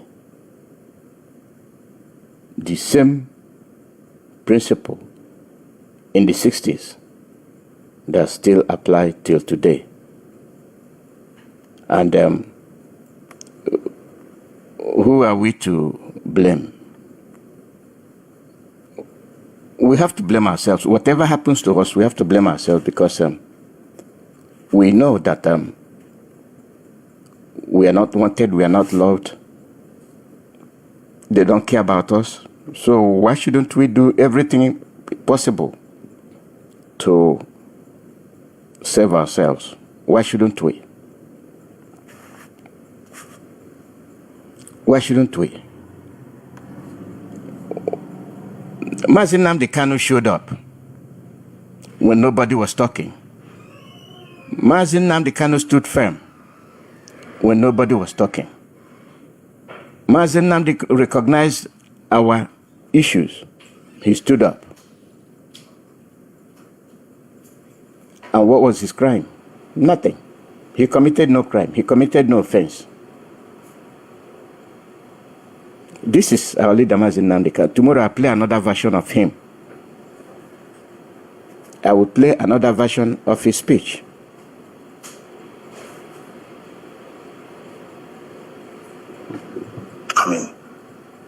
Now you understand? And it's so you know it. And what is my crime?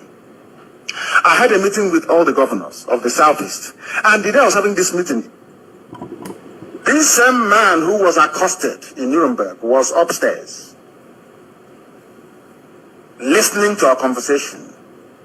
Some of you don't even know what transpired when I attended that very meeting with the governors, in the company of Professor Ben Wabes and Evangelist Elliot Uko. They are my witness. They are there. What did I ask for?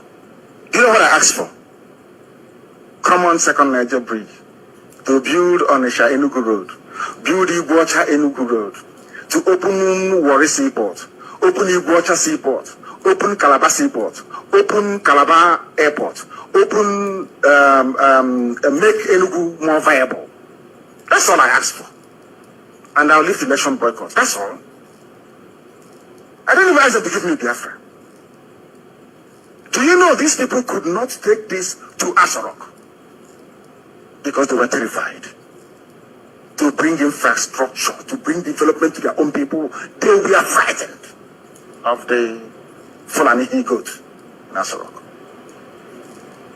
which is of course Abba Kyari, because then Buhari was dead and Jubilee had come in. Now you understand it? So you know it. And what? Yes. Look at it. Look at his demand. Because he understands that the politicians are not serious. And you institute a boycott, which is really what should happen. That is the normal process, boycotting election. Making the introduction into office null and void. What was his demand? Or what were his demands? Open the second Niger bridge. They promised you for decades. Over 40 years. That was a crime. That was a demand that the governors couldn't tender to Abba Kyari and Jubilee. Open the seaports in Biafra land. Calabar, Iguacha, One. Make life better for people. The governors have they have no sort of courage to take Mazi Nnamdi Kanu's demand to the imposter and Abba Kyari. They were terrified.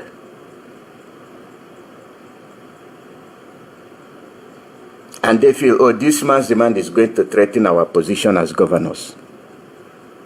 Therefore, we prescribe IPOB. This man is IPOB.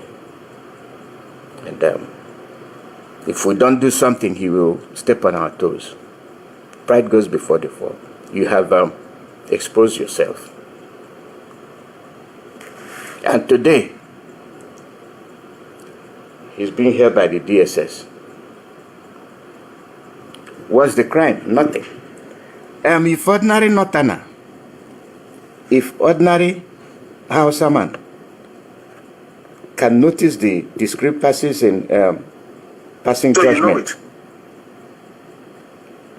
he can notice the injustice and stand up to ask a question.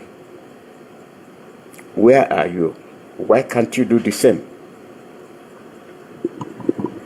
Why can't you do the same? That's what I'm saying. We don't fight for ourselves. We wait for others to do the fighting for us.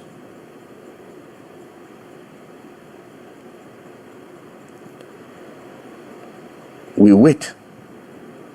But I'm not saying, Yamaka, what are you doing? What are you doing?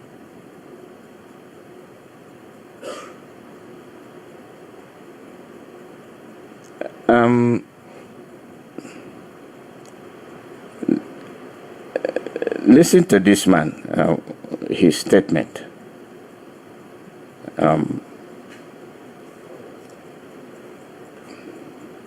How is it that somebody that was alleged to be inciting violence is charged with terrorism and has been in DSS custody for years now, not caught with a weapon?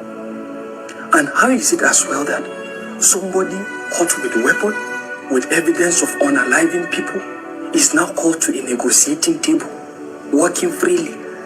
And some cleric scholars are even advocating for the negotiation. I don't understand. And let's look at it again now. How is it that somebody, the people that ravage your community, impose levy on them that if they don't pay, they will be unalive or they won't see peace, are now classified as bandits, not terrorists. And at the same time, somebody... Watch can... Now they see problem. For 1 month. For 1 month, now only 5 fish, 9 for 1 month, for 10 people, for 9 people for location.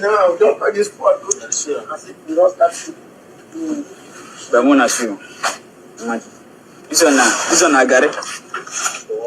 Gary, one pint of Gary, 1 pint of Gary, 1 pint of Gary for 10 people, for 9 people. See beans. Get to my Mona see beans. Mona see beans. Beans, 1 pint of beans. Open this in for me, guys. Yes. Look at the two. Look at the two audios you listen to. Somebody that did not carry out violence, you are imposing accusation on him that he mere saying that he needs peace and second Niger bridge and opening of seaports. You accuse him of inciting violence, but the people that are actually carrying out the violence, you don't arrest them, you don't prosecute them, you actually put them in the army. Our people are not talking, and then you are telling our people to come and join the army. You cannot feed them, but the bandits are well equipped. All the weapons they need are given to them, but you cannot feed. And the Army Chief of Staff is launching investigation.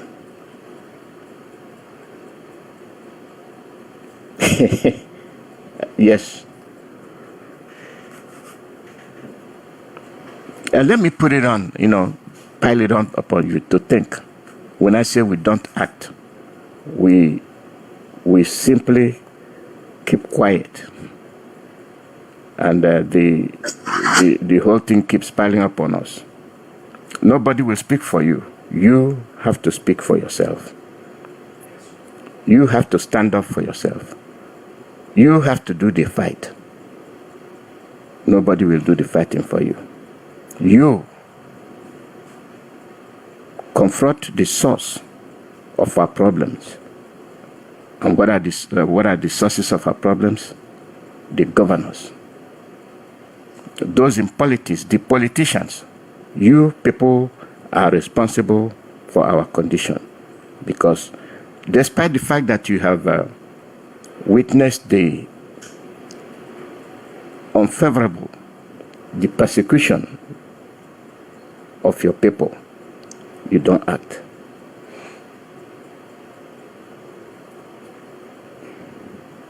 And this is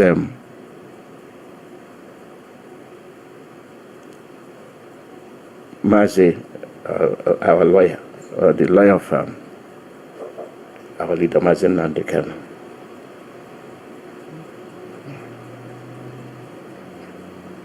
Michael Opera. Listen to him. Nnamdi Kanu is suffering this because he's an Igbo. We will say it. Yes. I didn't that Nnamdi Kanu is from the north or from the south or southwest. We wouldn't have been there by now. And everybody's keeping quiet. Both the religious leaders, both the political leaders, both the... Mazi, the lawyer at Ejiofor,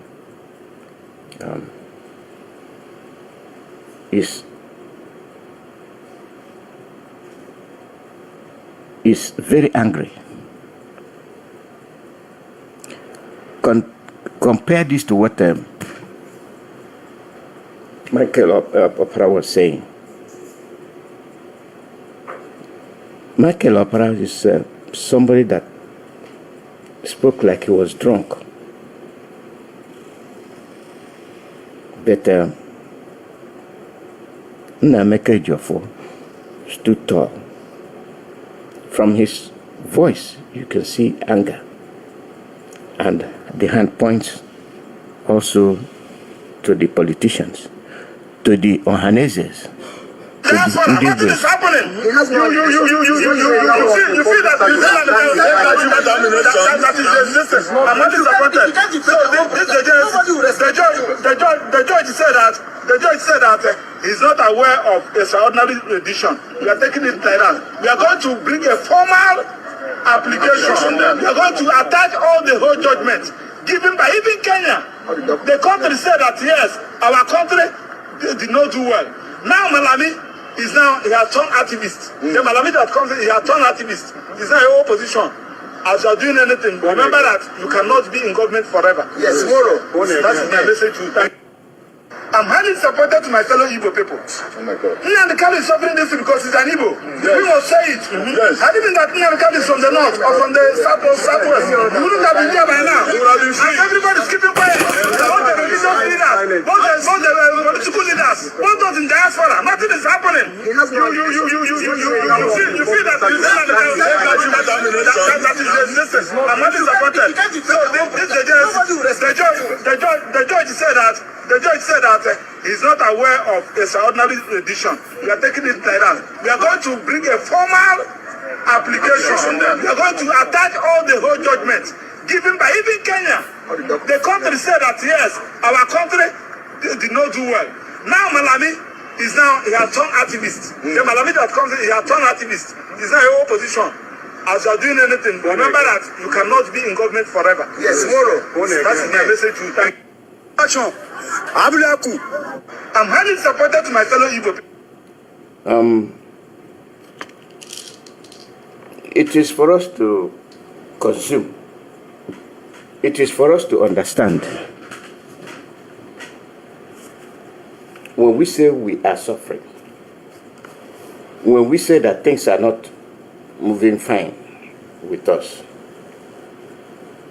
and it is our responsibility to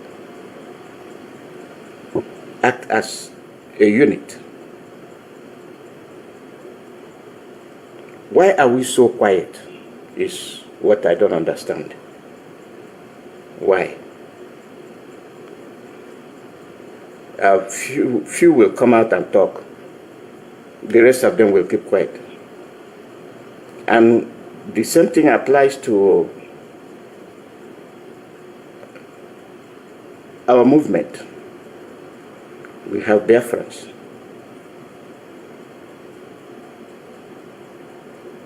We have Biafrans who cannot talk.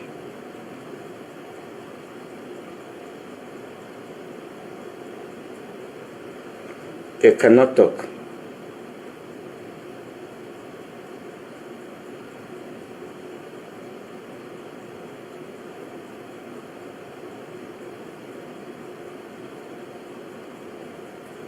You see,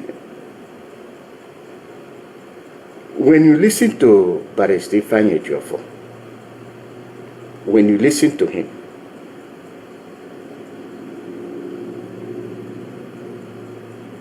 that's good. When Barrister Ifeanyi Ejiofor speaks, he speaks very well to the point.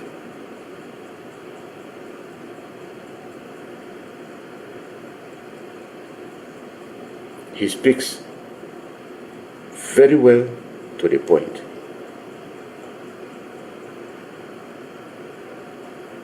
And you cannot doubt that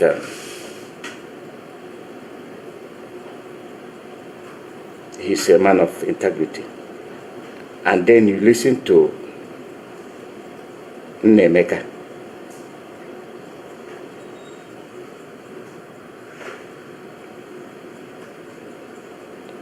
The Barrister Nemeka Ejiofor you just listen to.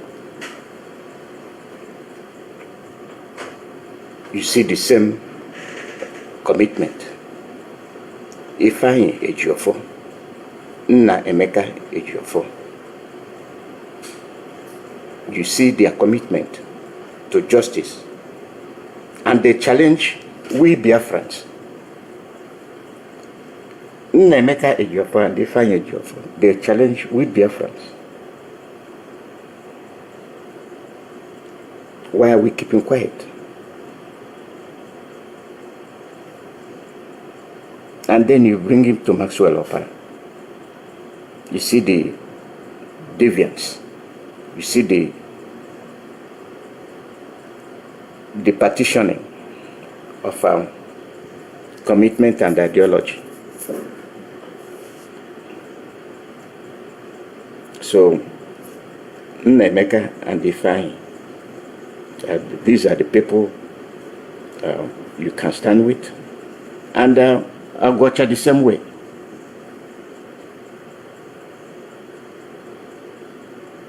You had three of them. You've had three of them. Committed people.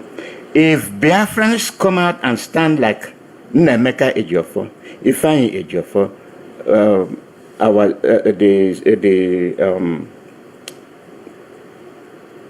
rape of from Ikuano,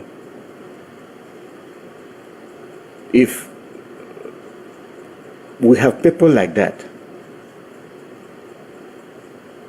Agwacha, if we have hundreds of people like that, our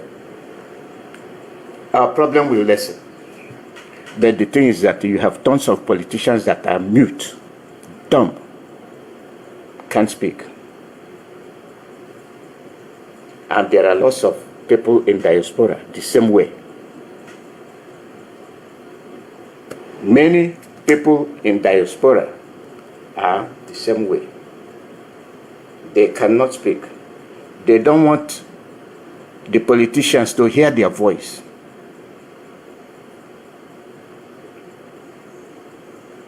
They don't want the politicians to know that they are around. They are interested in the politics.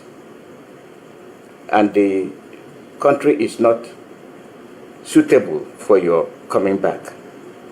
One thing is coming back, another thing is involving yourself in the political arena. And then you will become a perpetrator of crimes against your people. But you're from the diaspora, where you know what democracy is all about, where you know what bad governance is all about. But you are keeping quiet. You are being paid, and you pocket the money. And most of you that are even here are trying to go back home and then participate. They promise you. You make contacts. They promise you, you go. And then you say, I'm fighting for Biafra. Commitment. It cannot be half-hearted. Wholehearted. I've given you example of those that speak with strong and commitment, strong voice and commitment. Nemeka Ejiofor, he did not hold back.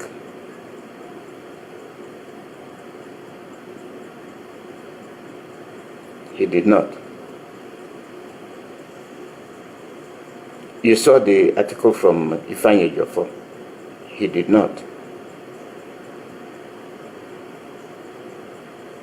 You saw the Honorable Agwacha. He did not. They all came up and said something. And if a Northerner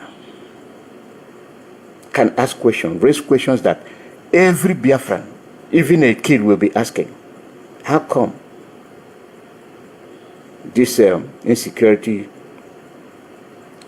is rampant in the north, where they even set up government? The bandits, the Boko Haram set up government, collecting taxes, killing federal troops.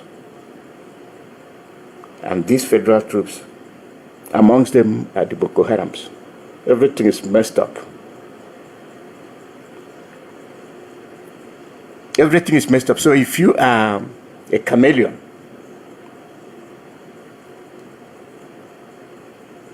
we will find you. we will know your true color. And the judge is telling you, I don't know that renditioning occurred on Mazi Nnamdi Kanu. Who will believe that? Then you ask yourself, what kind of judge is that? And you say, your justice. We don't want to attack you. Just show us who you are. And from the outcome of your performance, we will judge you. Just like we judged Bitanyako. We stayed away from attacking Bitanyako, but we said where she wasn't doing right. Just like we are pointing out to you, Justice Omasheto, you are not doing right. During this break, they got to you. By the way, why will somebody summon you? You are in the law court. You render judgment, and then somebody from the law will summon you. There's a problem in the government. There is a problem. That is why Nigeria is not moving forward. It will continue to move backwards. You expect somebody to come and fight for you. At least the youths are being informed. When you rise up and fight against injustice, fight against the oppression, then you get freedom. You get what you want. When you don't, act out of fear, oh, he is not our man, he is not from my state, he is not from the north, you get a problem. Oh, he is not from Yoruba land. Therefore, whatever he does is not good. Then you see a Yoruba man, oh, okay, yeah, let him be there, even if it doesn't work. That is tribalism. Nepotism. That is why there's no Nigeria. It will never be. Because your behavior is natural. You defend your own. You fight for your own. And for you to defend and fight for your own, you declare your own country, Oduduwa. Nobody will question you. You are entitled to it. The Igbos don't have to be around you. And if they come, it's by permission, not by force.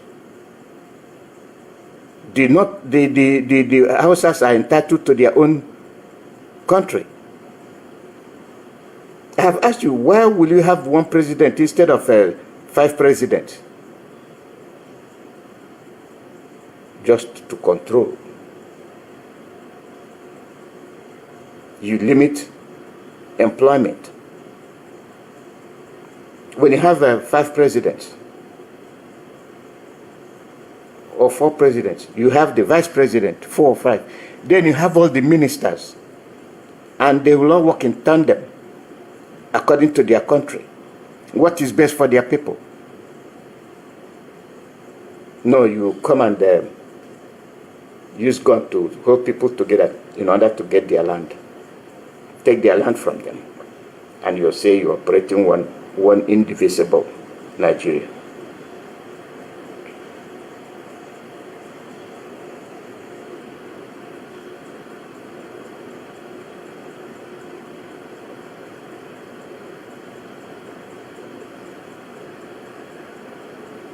These are the things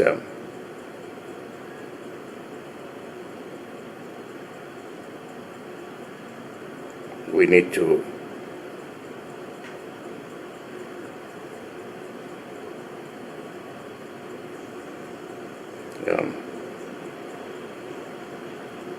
when we do it,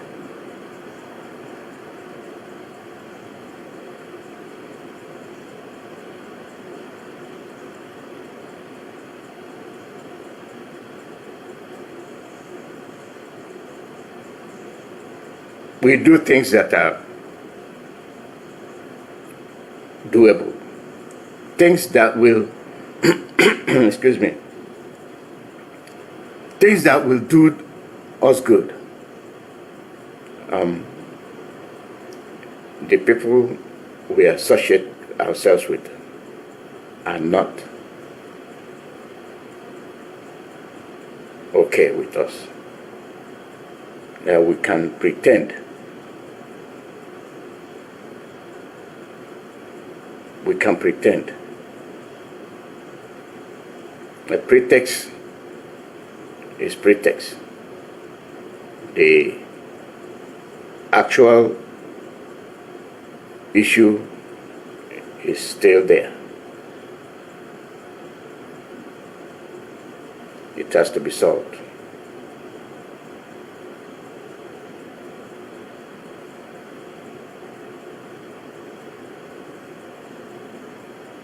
It has to be solved. We have to solve those problems by ourselves. Come out and speak. Let your voice be heard.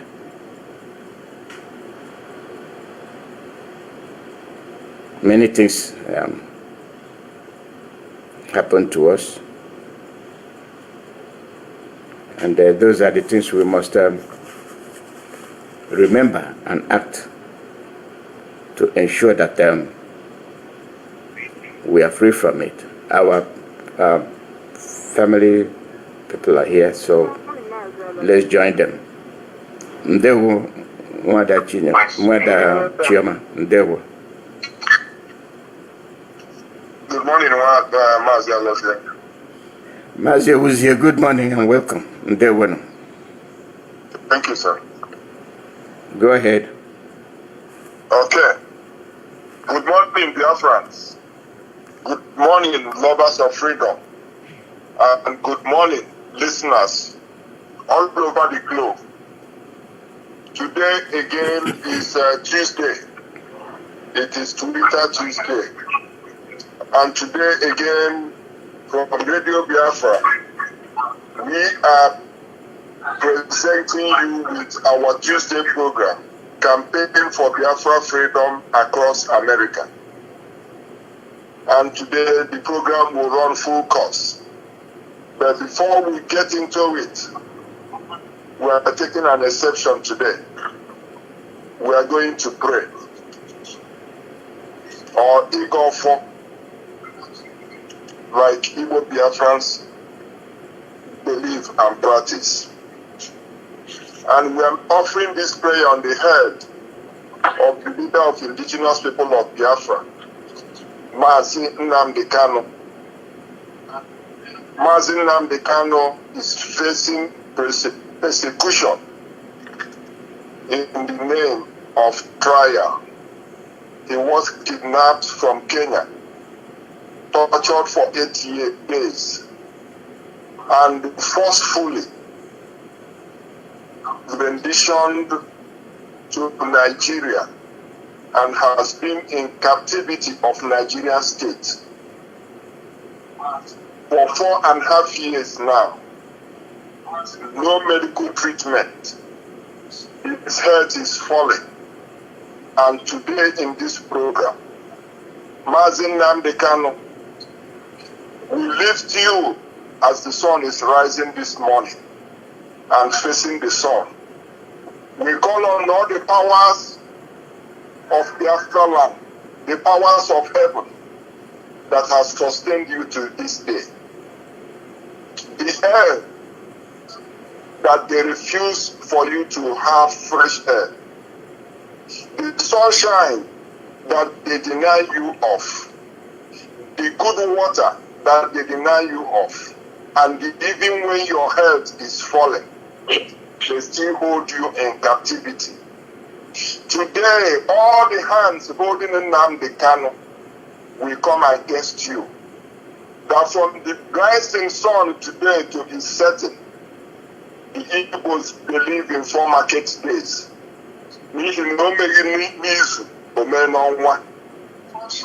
Therefore, Neke, Nankwo, na Orie. Today, I can let Nnamdi Kanu, Nnamdi Kanu, that Nnamdi Kanu will not get medical treatment. Today is 30th September. Today is the eve of Nigeria marking her 65th Independence Day anniversary. The Spirit wants me to announce it, and that is what I'm saying today. Be you President, be you Vice President, be you Senator, be you President of the Senate, be you President of House of Rep, be you Prime Minister, be you traditional ruler, be you caliphate, be you politician, be you businessman, business mogul, be you governor, be you ex-governor, be you a former governor, be you an intending governor, and in your hand, be you president of Ohanese, whatever you are, in your hand, you hold in your heart, you hold Nnamdi Kanu captive, that you will not receive treatment. You are playing ping pong with his life.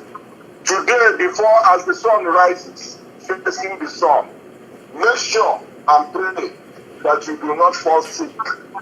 Whoever you are, if you fall sick and go to hospital, you will come out in body bag. You will die, because that is what you wish for an innocent man.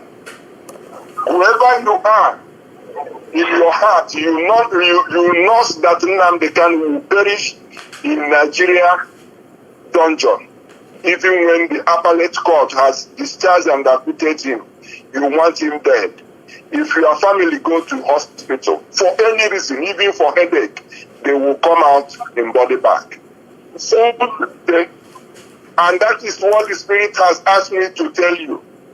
If you fly to London, you will come back in body bag. If your family go to London, go to France for treatment, you will come back in body bag. That is what the Spirit has led me to tell you today. That all your hands are holding in Nnamdi Kanu.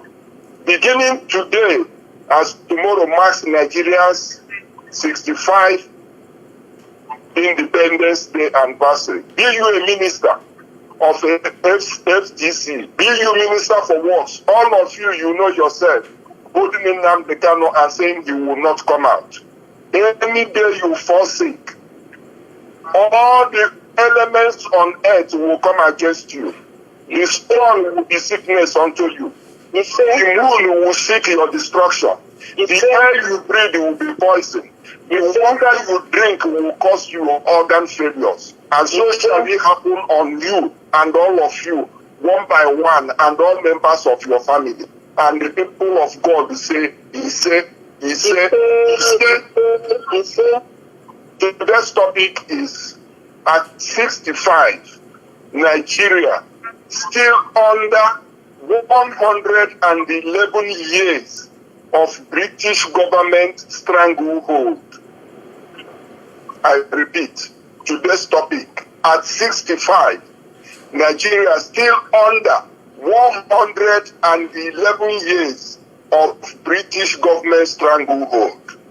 We are looking at 1914 of the fraudulent amalgamation till today is over 111 years. Nigeria is not a free country. And that is the topic we have today. By this time last week, we looked at the issue. Were they assassinated or they died from natural causes? But today, listeners, Biafrans, lovers of freedom, we are delving into a topic that no Nigerian media will dare to scratch on. They will never. No Nigerian media, Punch, Vanguard, they are not seeing what we are seeing. Their televisions cannot discuss this issue. And this is what we have come to unveil today. So today is a very special program. And before we get into it, Wanda, I yield the platform for you to talk to our listeners. I'll make it short. This is another Tuesday. Great Biafrans out there and all of us of freedom. I greet all of you. Be part of this campaign today. Campaign across the United States for the restoration of our sovereign land, Biafra. My name is Chioma. I hail from Owerri province, and I'm speaking from America. Mazi. Thank you, Wanda. Right away. The first segment is the untold truth about Nigeria, about Britain, and the hypocrisy of the entire world against Biafra. Wanda, what are the hidden truths about Nigeria that has been kept away from the people?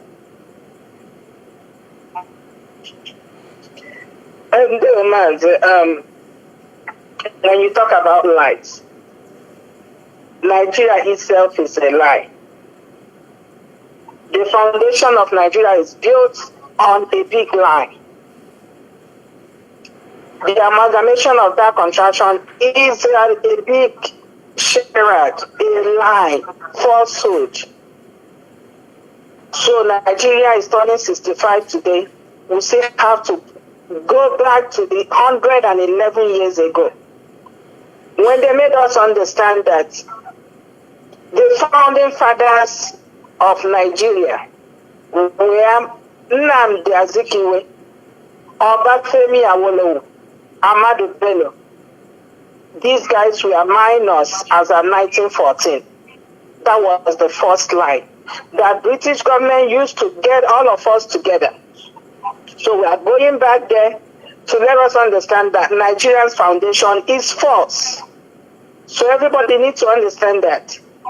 And Mazi, it baffles me that Nigerians up to today do not still understand that Nigeria is still a slave under the British colony. It's one thing for you to be a slave, and it's one thing for you to understand that you are still a slave.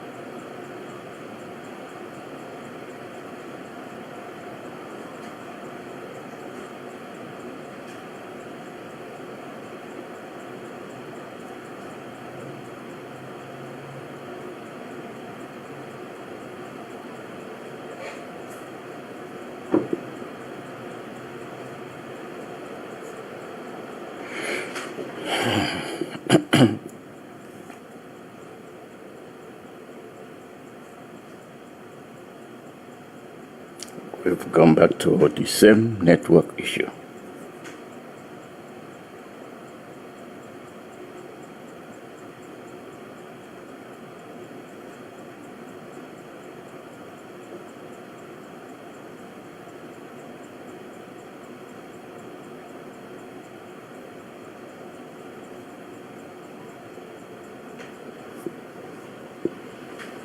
Okay, let's see. This is Radio Biafra USA.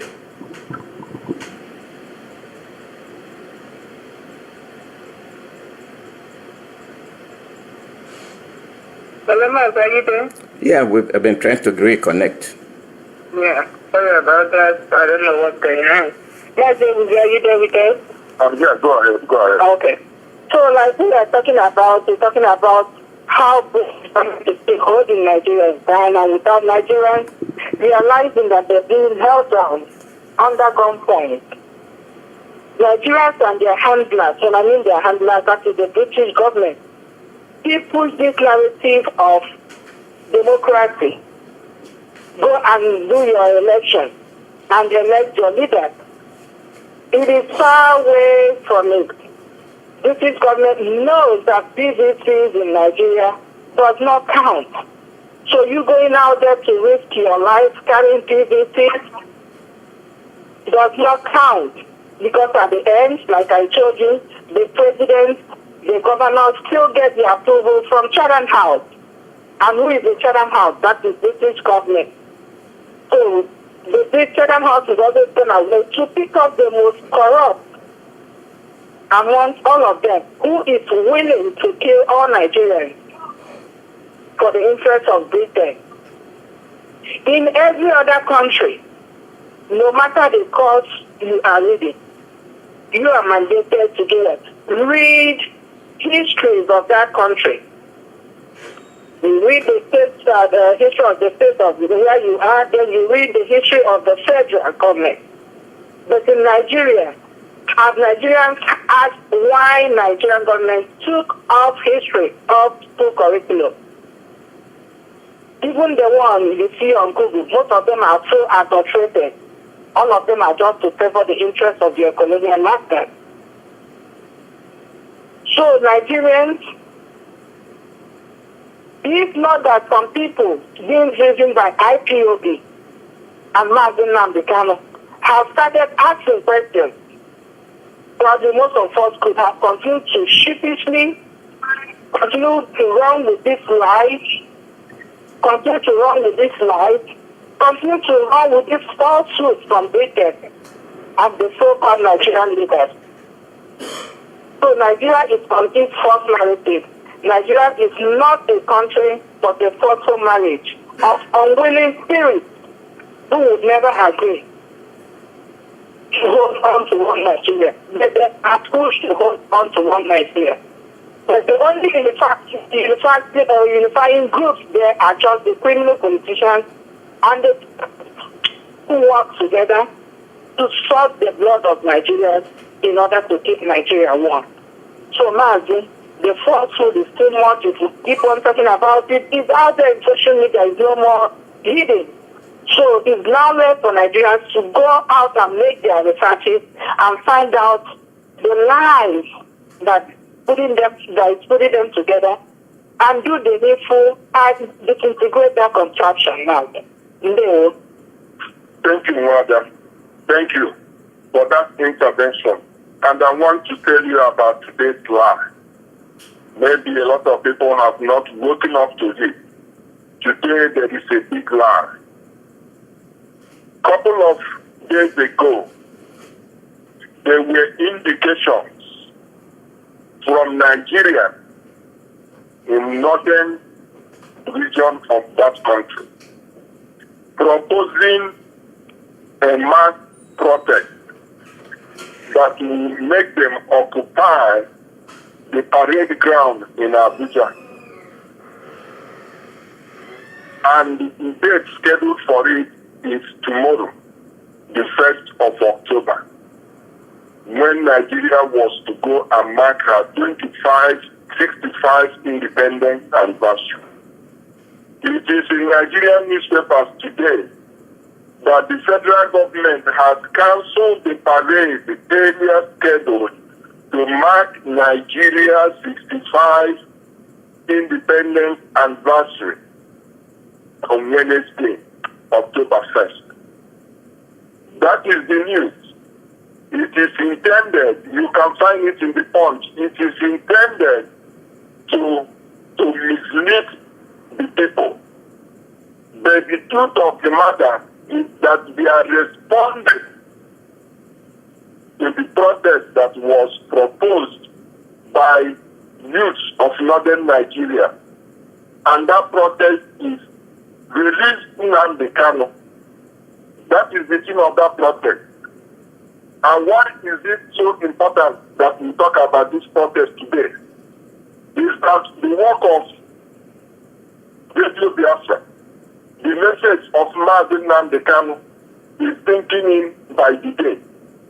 And we now understood that everybody is warming up. Everybody is waking up from their slumber. I'm talking about the real people who are indigenous to that contraption. Today Today, Nigerian government came with a story. They said, and I quote, a time of independence is a time of sober reflection. So they wrote all diplomatic calls, and we want all diplomats operating in Nigeria to understand the reason behind the news. It's because the people are demanding justice for Mazi Nnamdi Kanu and for referendum in Nigeria. That is why government has called it off. And that is why they cornered it, they cast it as a time for sober reflection, to let them think ahead and make sure that they create a better country where kids are in power. This is Radio Biafra. We put it as it is.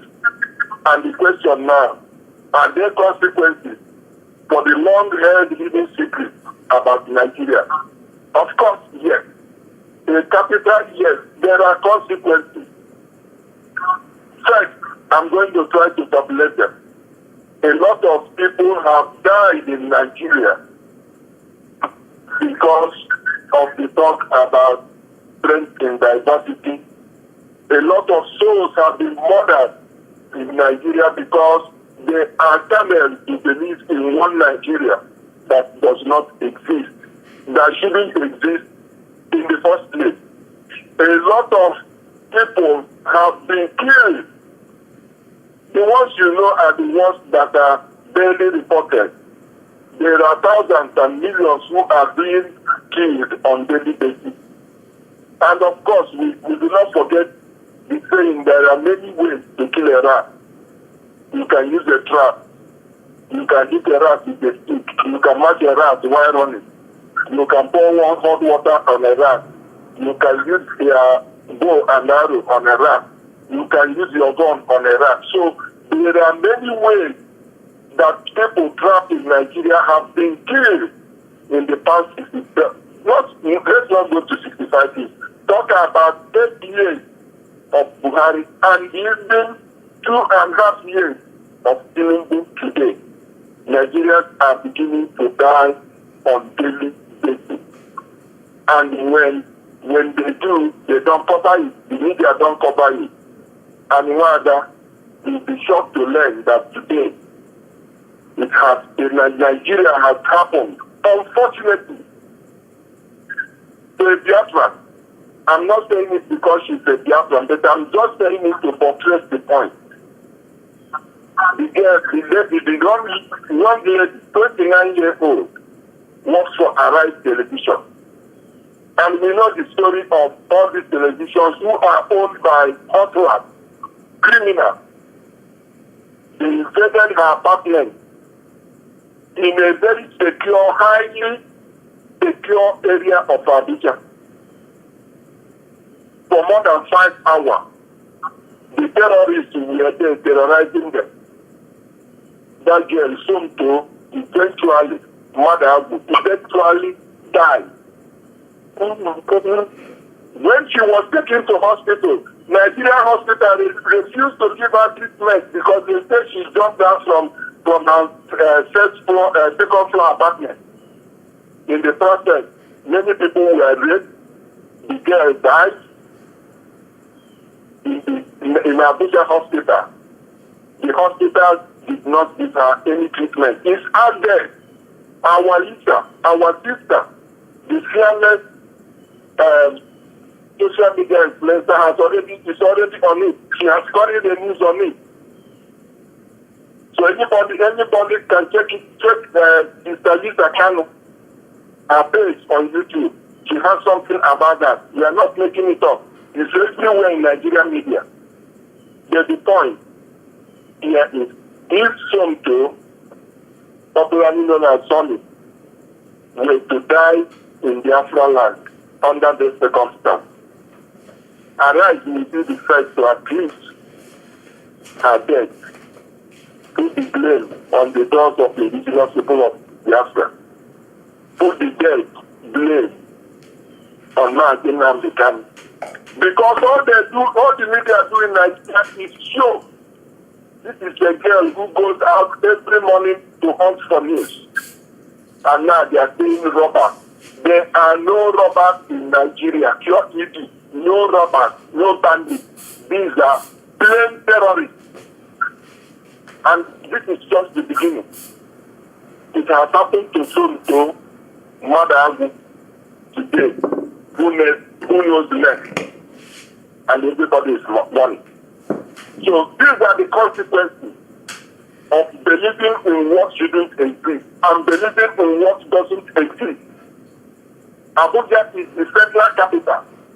The newscaster has been murdered, raped, dehumanized, and gone to hospital denied her treatment. And he called that a country. This is Radio Biafra, we put it that the way it is. We are going to the next segment, which is shattered hopes and dreams. And why I come to you. How has Nigeria fared in 65 years of her flag independence? No, my body is filled up with goosebumps with this story that I'm hearing now. I may have so rest in peace. That is why we keep saying, if you hear something, you see something, say it. Don't die with lies.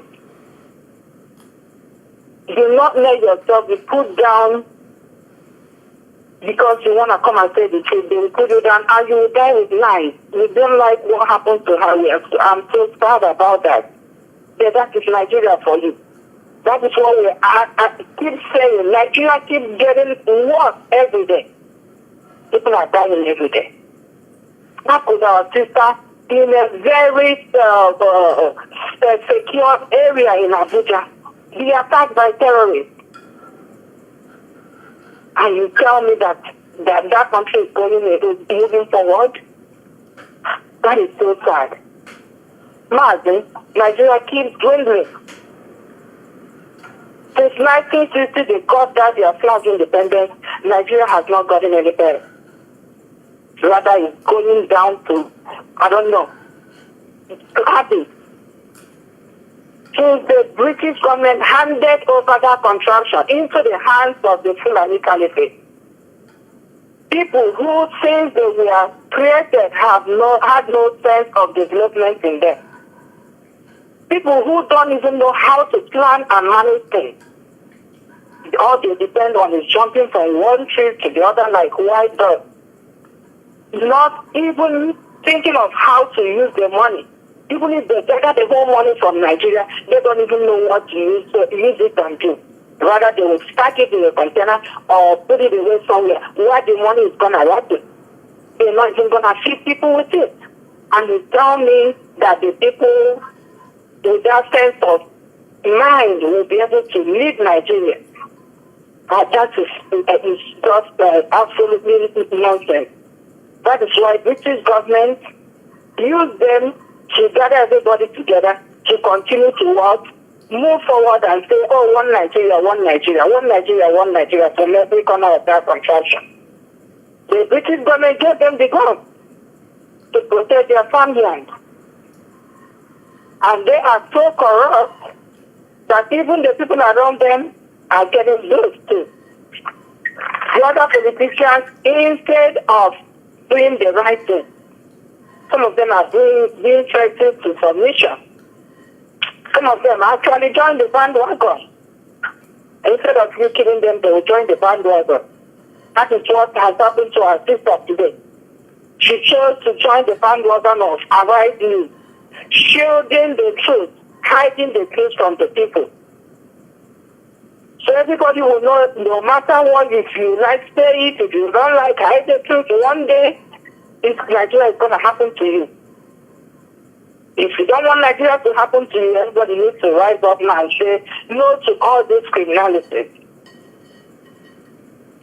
You see people like Tinubu and all his other life, all of them, these are the politicians in the past. They say they do not believe in one Nigeria. The children of them are chanting one Nigeria, salvage Nigeria, get Nigeria together, protect the sovereignty of Nigeria. Oh my goodness, all these are joining Britain, and Caliphate to continue to subjugate Nigerians, killing Nigerians, stealing as much as they can, while protecting the interests of these criminal Caliphate and Britain. Accountability is now zero. There is no rule of law. You bring the corrupt politicians to book, nobody is out there to charge them. Rather, they will charge the innocent. Because the judiciary are now in the pockets of the government. They are now in the pockets of the criminal politicians. Look at the case of our leader. Let me use that as an example. Where the whole justice, who has been listening to the case of our leader, comes out to tell us that he doesn't understand the meaning of a primary rendition. He doesn't understand that Mazi Iyke was doing that. He had the Supreme Court before Mazi Iyke was sent back to the High Court. He had the judgment of the High Court that said that Mazi Iyke of every charge. Mazi Iyke has been discharged of every charge. He even had the Supreme Court.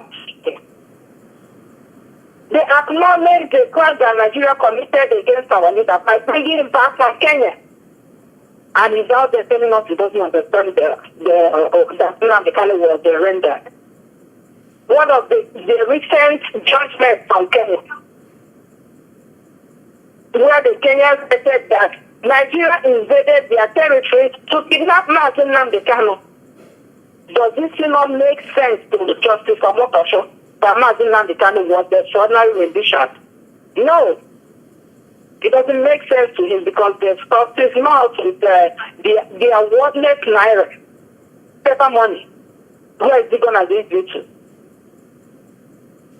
Let him just pray that Nigeria doesn't happen to him. Because probably he's still going to stuff those money in his mouth when Nigeria happens to him. In Nigeria, is a country where a young man, after spending 5 years in the university and serving their country in 1 year, that's making it 6 years, remains jobless for 5 years. After looking for jobs, turns out to become a KK driver. The ones who could not stand it go into Yahoo business, either scanning others or however they do it, I don't know. Using their laptop scanning people. Quick money. That's what they are into now.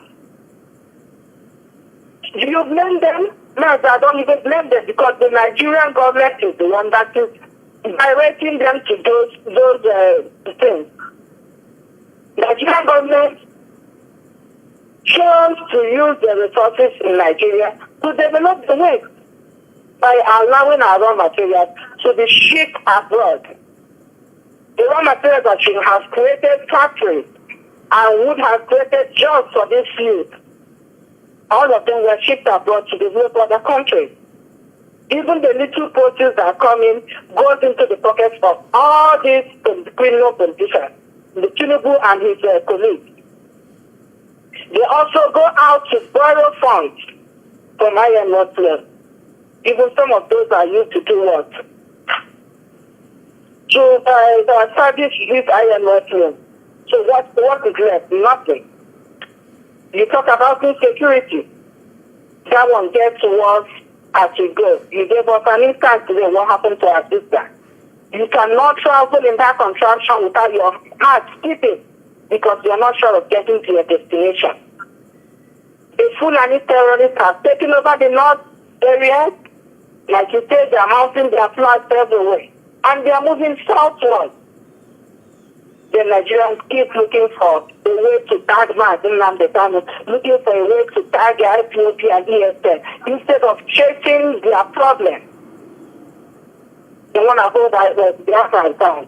As they are holding the Biafran down, they are holding themselves down. When you come to the south, the politicians have armed their own thoughts. Who are also terrorizing and kidnapping our people. They tell you they are security forces everywhere, ranging from the military, the police, the Navy, the DSS, the civil defense, even the vigilantes. like the Akodo people. All these forces are made up of criminals and repentant Boko Haram. Some of them using the uniforms to continue to commit the jihad they are sent to commit. Kidnapping and killing our people, converting some they can convert, some of them they can convert. Nigeria is a country at the age of 55 that cannot boast of 24 hours electricity. No good roads, no schools. I saw in social media where children were sitting on bare floor with open roads in the name of classroom. And the teacher is teaching them. That is what you see in Nigeria. The giant of Africa, giant of criminality, giant of terrorism, giant of corruption. Now, you see what is going on in the Sahel. Some of them were dependent on Nigeria before. But I'm glad they've seen the light and decided to move on and leave Nigeria behind. Before all of them were waiting for Nigeria to move. But now they see Nigeria goes nowhere. So they have to move. And they remain. Thank you, Wanda. In fact, you raised another issue. You're talking about the white-collar crime they call Yahoo business. I want to throw more light on that. And I think our cry to the international community to question the leadership in Nigeria is very vital. Somebody like you rightly said goes into school, maybe father, parents sold land, they borrowed money to train the person. He goes through university, he comes out, no employment, no job. It's not because he didn't get educated that led him into crime. What I want to talk about now is the real genesis of the crime in Nigeria. Why more Nigerian youths are prone to that? First of all, the politicians. Because politics is now in full occupation for lawmakers, politicians, local government area, governors, senators, and all that. That is the surest way to make quick money, quick and easy money. And that is why they kill. They commit all manner of crimes to get to office. And who do they use to get into office? They use these bright, educated youths who do not have any future. Because remember, we are looking at shattered homes and dreams. To use them as people who will think, present them, and sell them, and make them to become get offices. And the moment they fraudulently find themselves into those offices, they go after the national treasury. That is today, like if a single Nigerian lawmaker in Abuja drives an SUV bulletproof that costs about 400 and something million naira. They are not even buying from the local manufacturer. They are buying from Toyota. They are buying from overseas. Because as long as they are concerned, the local manufacturers like Innocent cannot offer them what they want. Not only did they buy this, they come to the public and flaunt it before them. It becomes a source of pride. You challenge a well-educated mind. You tell him, hey, if you don't like it, go and make your money. That is why white-collar crime is on the high rise in Nigeria today. The politicians are responsible. The leaders are responsible. The business group, they are all responsible. How are the politicians responsible? More electricity for people to engage with their brain and their hands. No good roads for people to move, to go into business that will help them. Nigerian banks don't even give loan to these young people. There is no security to start with. From one side, the Fulani are coming, killing people, destroying farms, preventing farmers from going to farm. So this is what is promoting white-collar crime. Recently, our youthful girls have joined them. Those who cannot move across the Sahara to get to Europe, they have joined them now. This is the societal changes and forces that politicians are using. Meanwhile, all their children are studying overseas. And I think we are getting to that point where the only people who can do it is IPA. That all the foreign countries should repatriate the sons and daughters of all non-Nigerian politicians back to Nigeria. Let them go there and stop. We are coming to the point where we have to be advocating for that. But let's put that aside, because the next question is, are Nigerians still locked in prayer for unity at 65 years? The answer is a capital yes. Because they are using church, they are using Christianity, they are using religion, they are using Islam to hold these people from demanding their rights. On Sunday, the pastors who benefit from these criminals who come to church and sit in the front rows and give big envelopes as tithe and offering will now preach to the poor people, the people, and say, don't worry, commit everything in the hands of God. And they will go. And the pastor will say, remember that tomorrow is Monday, we want you back in the church in the evening. Go and do choir. Go and do prayer meeting. Go and do this. To the extent that 7 days a week, Nigerians are inside the churches. It is only place where a church will be closed, a factory will be shut down. Then tomorrow, a church will come and buy it and build it into a cathedral. And people will now come into that church and start praying to God to bless somebody to go and open a factory. And they think it's normal. They are not in prayers. In the south, in the north, Israel is demented. Once they go to Friday prayer and the man passes the message, he speaks right there. Then I thank God for Radio Biafra, for the good job that Radio Biafra is doing. And I thank God people are beginning to understand it. The next question I want to attach to it: why is it that in northern Nigeria there are 9 terror groups? Why would any normal person not ask, why don't Nigeria go on a referendum to find out why there is a multiplicity of terror groups in one region? A white friend of mine was discussing this with me, and I said, look, it's like they are breeder ground. He said, no, there must be a reason. And it occurred to me that when this thing started, if we must go back to history, started with my Sina.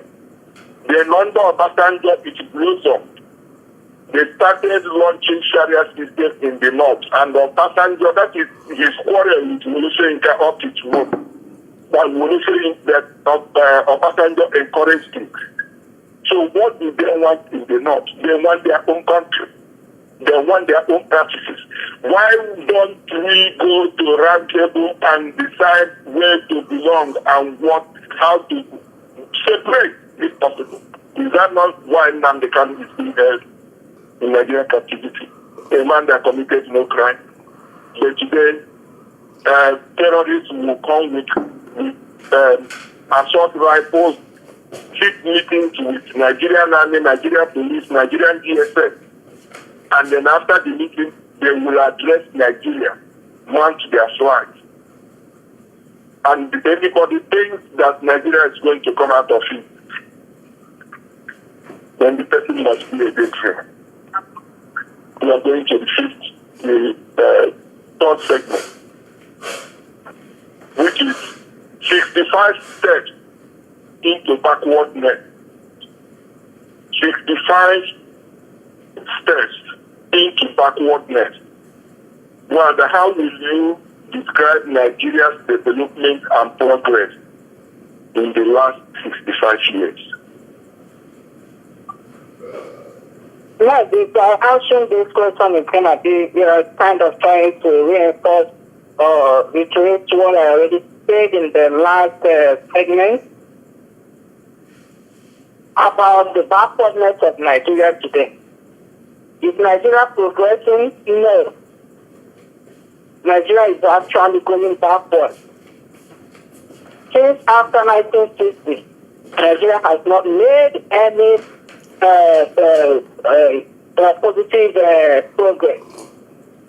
Before 1960, there was progress a little bit. People were doing stuff on their own. They were progressing as the people because they were living on their own. The Northerners were on their own. The Southeast on their own. The Southwest were on their own.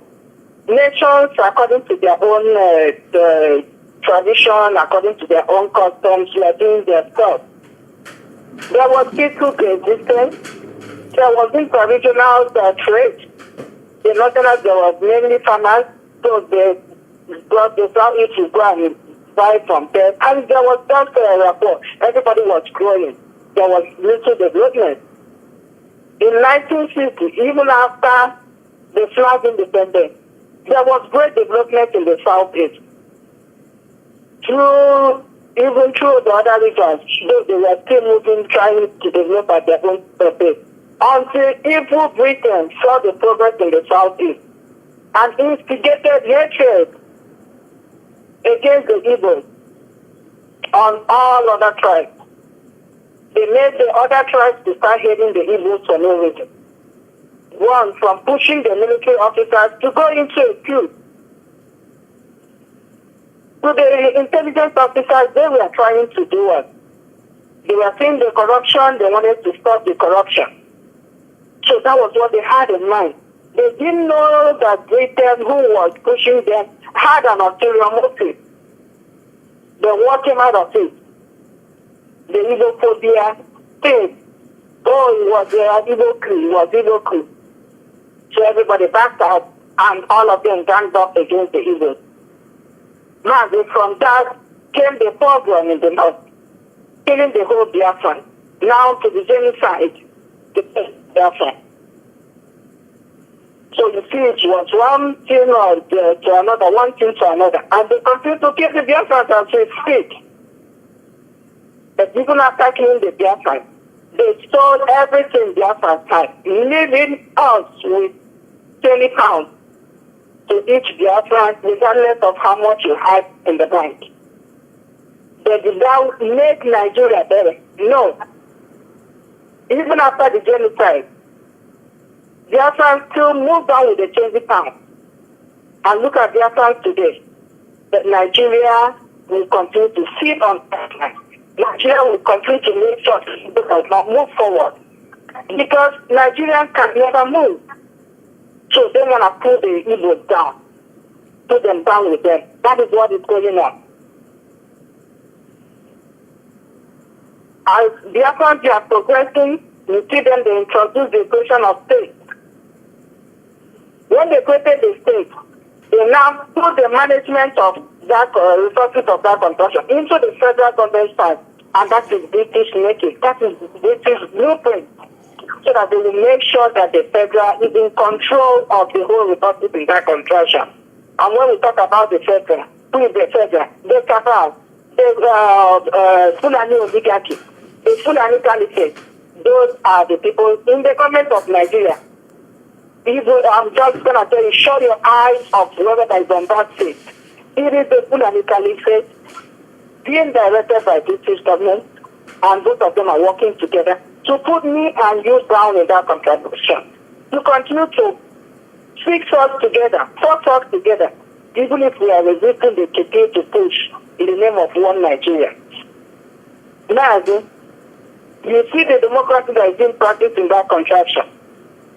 It's not the same that is being practiced in other areas. The economy could be managed by the state. Then something could be given to the federal, but it's not the same thing with that contraction.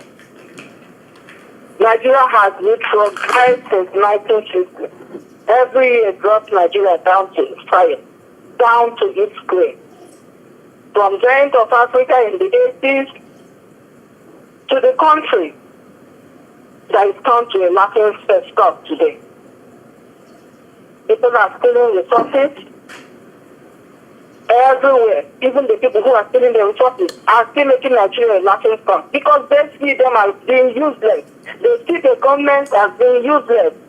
People who don't care about their own. Rather, they want adjustments of their own people in order to serve their slave masters. That's why Nigeria has gone into a laughing stock. When you go all over Africa, Nigeria is a laughing stock. Nigeria cannot even be placed on the same level with all these Caribbean countries. Nigeria is a country where you fight corruption and corruption fights you back. That was what the late Buhari said. Corruption fights you back. And that is what is going on in Nigeria. Insecurity has become something to be celebrated in Nigeria. Now, Nigerian government is having a peace deal with terrorists. And an innocent man, Mazi can be staying behind bars. Even with the state of health, Nigeria doesn't care. No schools, no roads, no good drinking water. Naira has fallen to $1 to 1,200 Naira. What a shameful state. Nigerians are still working like zombies without any sense of direction. Mazi, could you believe that the terrorist vice president, vice president Shetima, who is the chief terrorist that everybody knows, came to America for hunger and no Nigeria protested. This is so terrible. I was thinking it was only the Nigerians in that contraction that been living like zombies. I didn't know this zombie cell has gotten up with the ones in the diaspora. Nigeria is as dead as the one I don't know. It's filled up with 200 million zombies walking around looking for their own fellow zombies to devour. That's the level Nigeria has gotten to that. Thank you, Wanda. And from what you said, I think, don't you agree also that it's a mismanagement of Nigeria, is a mismanagement of opportunities, of resources, and of human capital, especially in the last 8 years, especially in view of the failure of government to do the needful by gathering all the people together and deciding which way forward. Because I don't see any way, I don't see any way forward without a referendum.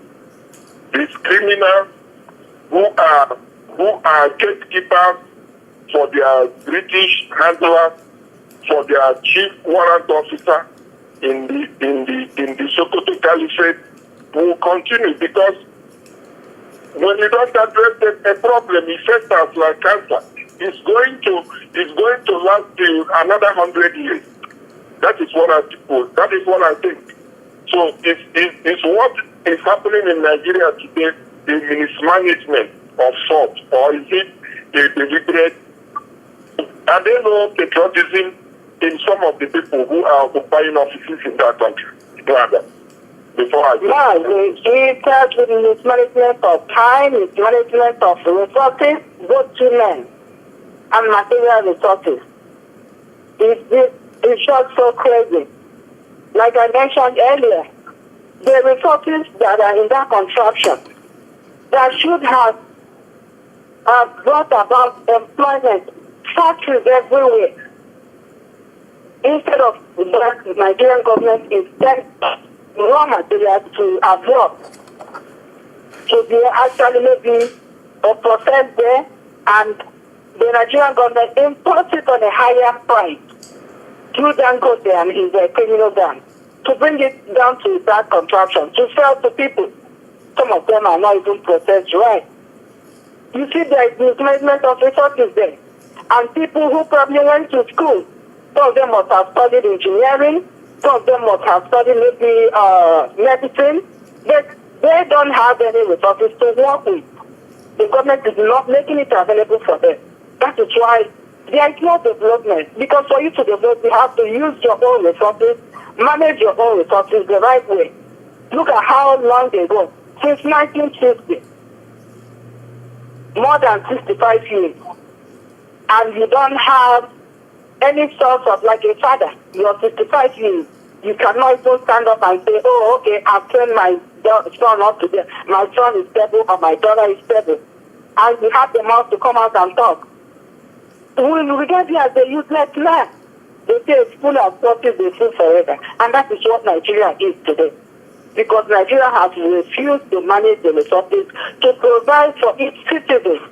That is like a father mismanaging whatever he had to provide for his own children. That is what Nigeria is today. And that is why Nigeria is not going anywhere. It's not moving forward. Thank you, Wanda. That is quite exhaustive. And the next question is, if law and order are hallmark of development, where is Nigeria in their midst today? This is a very good question. Very interesting. Law and order. Law is one thing. Order is another institution. Nigeria in between.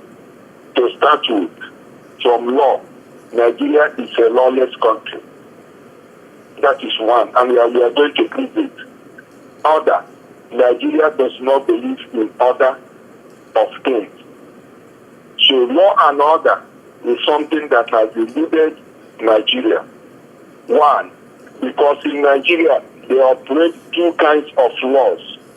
One for the north, particularly for the Fulani, and then one for the south, particularly the Biafran. Yes, that is Nigeria right there for you. That is Nigeria right there for you. A lawless country. A country where the president does not believe in law and order, does not lead by example. A country where the judiciary is dead. When we say dead, it's dead. It doesn't even back. Let alone fight.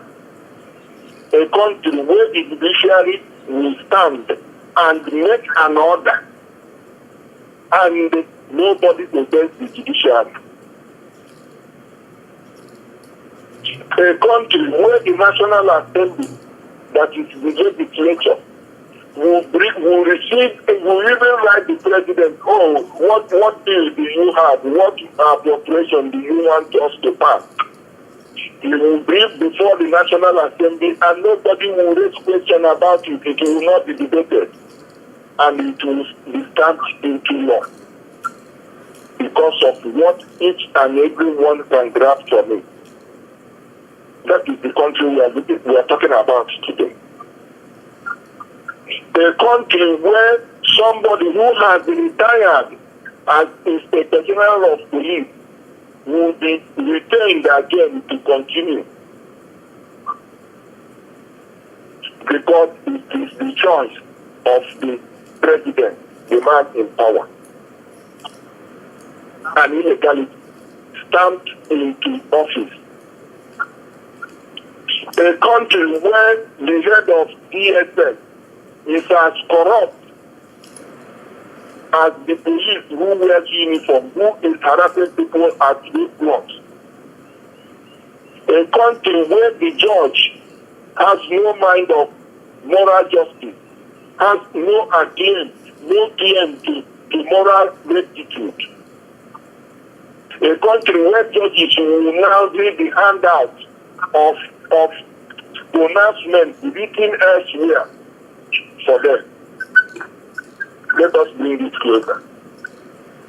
A country where Nigerian police and Nigerian army will sit in conference in a local meeting with terrorists, and they'll be discussing this. And the terrorists are showing the caches of their magazines, of their loaded magazines with their rifles. A country where the terrorists will stand before the army, the police, the DSS, and address Nigeria, address the nation, and warn the military, never come after us. Let us do our own business. A country where these armed terrorists will go and kidnap people. Okay, we are going to return it to you. That is a country called Nigeria. No law, no order. Let us come home.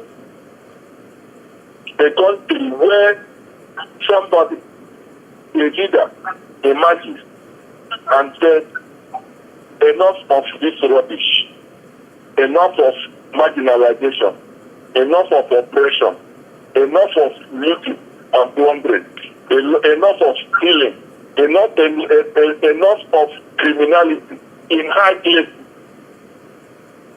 A leader emerges and says, no, let us go to a round table. I am speaking for my people. I am speaking for the indigenous people of Biafra. We want to sit on a round table and discuss and make a vote whether we want to stay together or we want to go our separate ways, because my people are being dehumanized, marginalized, being killed, being destroyed on daily basis. Their businesses, their lives, their future, their dreams. And what did you see? Nigeria chased him with a man who went to his grave with hate. All the way to his grave, he went with hatred for the people.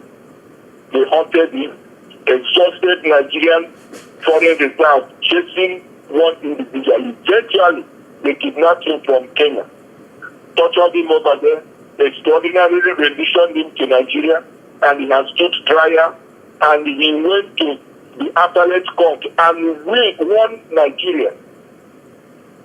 And DSS said, no, we are not going to release this lawlessness. And the judges of the appellate court watched DSS say that and said nothing. And to rubbish it, because they said nothing, because they did nothing, few months later, all of the judges that participated in that case were being scattered. Some sent to local government, some may have even resigned because they didn't speak out when they should speak out. And Nigerian state appealed the same case to the Supreme Court. And Nigerian Supreme Court saw the truth, read it, saw the judgment, saw the sound pronouncement of the appeal court. And what did they do? They danced around the issue. Because one case, the case of extraordinary rendition, is a bone that has caused the neck of Nigerian state. That one case, but instead of acting and making courageous pronouncements, because the Chief Justice of Nigeria in the first place was appointed by the man in the seat of power. Lawlessness. Again, he says, no, we are sending this case to the High Court. And that is what we are today. That is why Iran cannot is not going to trial. Leader of the regional people of Biafra become being persecuted.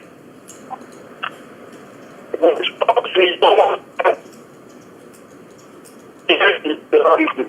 Tomorrow is criminality. The other day is treason.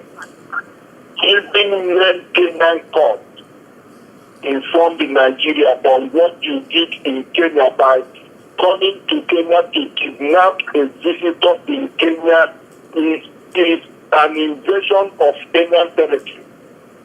The whole world is watching, they are listening, they are hearing us, but they are not doing anything.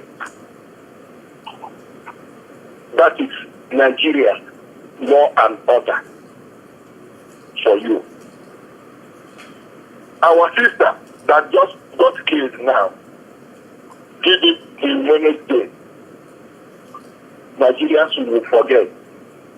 Even his colleagues in our ranks will never mention it anymore.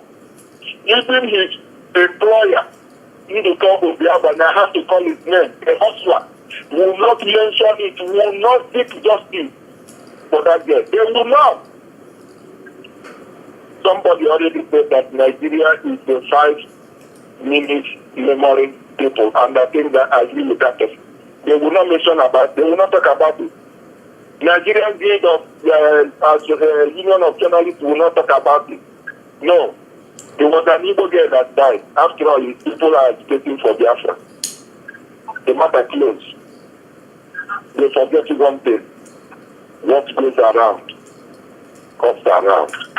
This is Radio Biafra. We say it the way it is. 55 steps into backwardness. No Nigerian media can do what we are doing today. And we are glad we are doing it on Radio Biafra because it's a temple of truth. Listeners, Radio Biafra, lovers of freedom, we always remind you and request of you to support the Eastern Security Network. That is the only reason why our sisters, our parents, our brothers, our uncles, our sons and daughters can go to farm unmolested. Fulanis are no longer occupying our farmland, living there. If they want to live there, they come and beg in the city. We are not asking them to go, but they cannot live there and stop our people from farming and keep on killing them. It's a no-no. That is what Eastern Security Network has been doing from inception, no matter the blackmail. But we are going to the segment. I know that we are encroaching into our time, but Madam, please, let the boiling point stop boil. 65 years of Fulani blood letting is our next topic. One that will come to you. Whose blood has been shared and spilled in Nigeria today? Thank you. It's not that we are encroaching our time, we passed our time, and we need to try to start getting it together. Like we were asking, sorry about that, Mazi, just that we had a lot in amount to speak today. Mazi, the Fulani blood suckers are just not the only people involved. It's just the evils who have paid the greatest price for one Nigeria. Their blood has been spilled every day with nobody talking about it. The Fulanis are the ones, I know in the north they are doing the same thing, but that was them, they cook their souls. Whatever happens to them is from them. But for it to be happening in the south is something else. And the Biafrans are really paying so dearly for that one Nigeria. When you talk about bloodletting, it's not just the Fulani. Did you remember in discussion, the leaked audio by Alhaji and Kunle? They said they will destroy the evil, and that is what they are doing now. A Yoruba man is in Tiger Days, killing our youth, and people are not saying anything about it because they caught him, is it the commissioner there or whatever he is there, killing Igbo youth in Tiger Days. Or the DPU, I don't know what he is in Tiger Days. These are blood of the Biafran, spilling every day for one Nigeria. You talk about our Igbo politicians, they go out there and invite so-called military men to come and quell the insecurity in the southeast. But are they not aware that this new formation of military or police are made up of 90% repentant Boko Haram? Are they not aware of that? When you bring them down east, they continue with their jihad. That is what they are out to do, and that is what their boss is telling them is jihad, is jihad. So you bring them here in uniform, you are actually making them to continue with what they were called to do. And they will continue to kill our people and kidnap our people, kill our youth, massacre them as much as they can. My question is, with our Igbos and Biafrans, realize that without their blood, that Nigeria will cease to be one. Igbos and Biafrans, we need to stop all this Igbophobia by joining hands with IPOP and ESN to chase away all these murderous politicians and the Fulani terrorists. Now, when we're talking about killing the Igbos, you see what is going on in the southwest, in Lagos precisely, where they are destroying Igbo properties, Igbo businesses. Is it not part of the killing? When you kill a man's source of income, a man's source of livelihood, how he's raising up his children, you destroy a store worth millions or billions. Have you not killed the person? That is the way they are killing the Igbos to keep one Nigeria. The Biafrans and Igbos need to understand what is going on and stand up for their rights and support IPOT and ESN and support referendum. Let us get out of the country. Like you said, the North have decided they want the terrorists to rule them. Fine and good. We want to rule ourselves back east, southeast. Nigeria needs to be divided so everybody will be at their own territory. Thank you, Wanda. And I'm going to cut it short because the next issue is bloodletting likely to end anytime soon. And what does it represent? It's not going to end. Nigerians have to demand for referendum. That's the only way to end it. Everybody will come to the table. Then they will decide. North will go with their Sharia. Biafra will go with their own way. The West can go their own way, period. And with that, we are going to the fifth segment, the final segment of this program, which is solving more than a century-old fraud. Rather quickly, how best can a fraudulent issue or union be addressed? Now, the only solution is to create awareness like we are doing to awaken the working dead that call themselves Nigerians to the reality of the day. Make them understand that one Nigeria is a fraud, that Nigeria's foundation is built on lies and cannot stand. Nigeria should emulate other countries like the Sahel countries. Even a daily revolution can help and take away all these evil leaders that have soiled their souls with blood.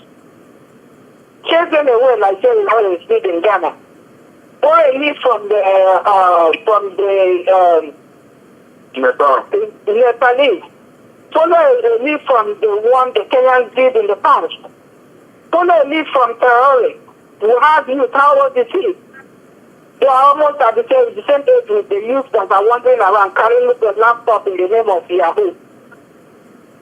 Do something that you're going to be remembered for tomorrow.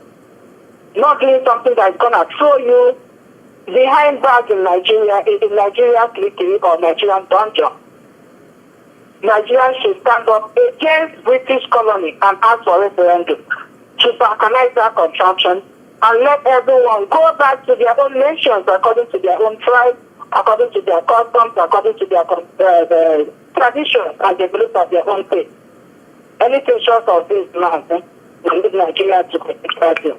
Thank you, Wanda. And the final question from here is, who benefits wholesale from Nigeria's false sense of national unity? And I'm going to put it in bullet form. First one is the British government. Let it be said. Nigerian economy, Nigerian economic resources, and even human capital is what is fueling the British economy today. Nigeria's oil and gas, Nigeria's gold, Nigeria's other minerals, bauxite, bitumen, is being what is sustaining Britain. So they benefit wholesale.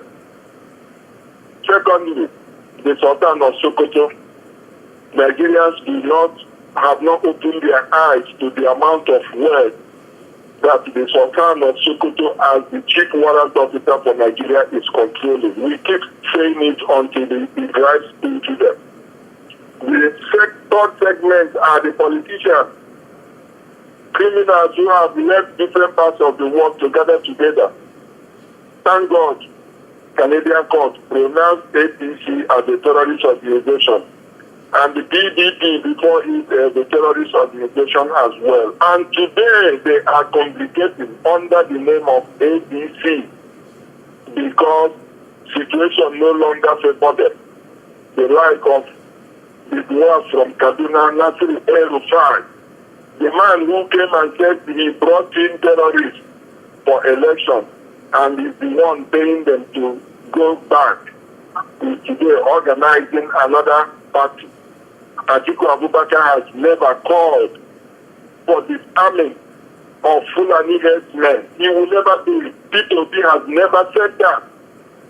These are vultures that are waiting to pounce. We say it the way it is.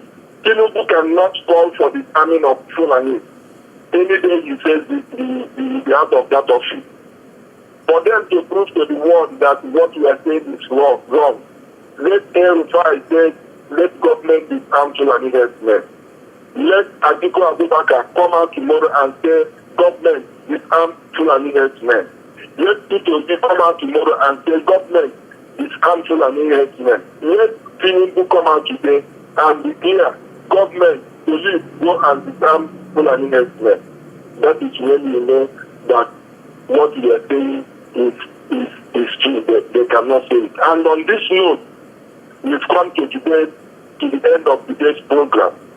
And for me, I want to salute our great leader, Mazi Iyke Peters, whatever your condition is. Those who wish you dead will go fix it before you. It's as simple as that. And for the leadership, we say, we salute you. Mazi Iyke, I'm sorry for taking your time. Mother Choma, please, your final intervention and sign off from here. From me, thank you and goodbye. I don't have much to say, but I don't know if they are still going on with their so-called protest tomorrow. Nigerians, I don't know if you're still going out there, but please do not be deceived. Do not be carried away by one Nigeria. The person you're going out to protest for, Mazi Iyke Peters, is out there. He's in there suffering. For you, Fulani Janjaweed, for you, Hausa man, for you, Yoruba on the street, for you, Biafran, for you, Igbo Nigerians, Mazi Iyke Peters is suffering there. He's actually there to speak out for all of us. So if you're going out there to protest, there's nothing like his Igbo protest or his Yoruba protest. It's Nigerians protesting to release somebody who is speaking on their behalf.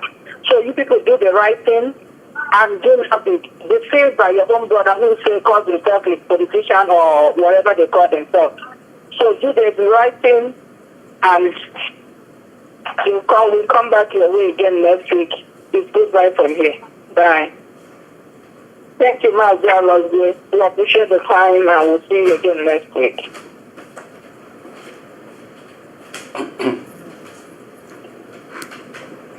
Derwin.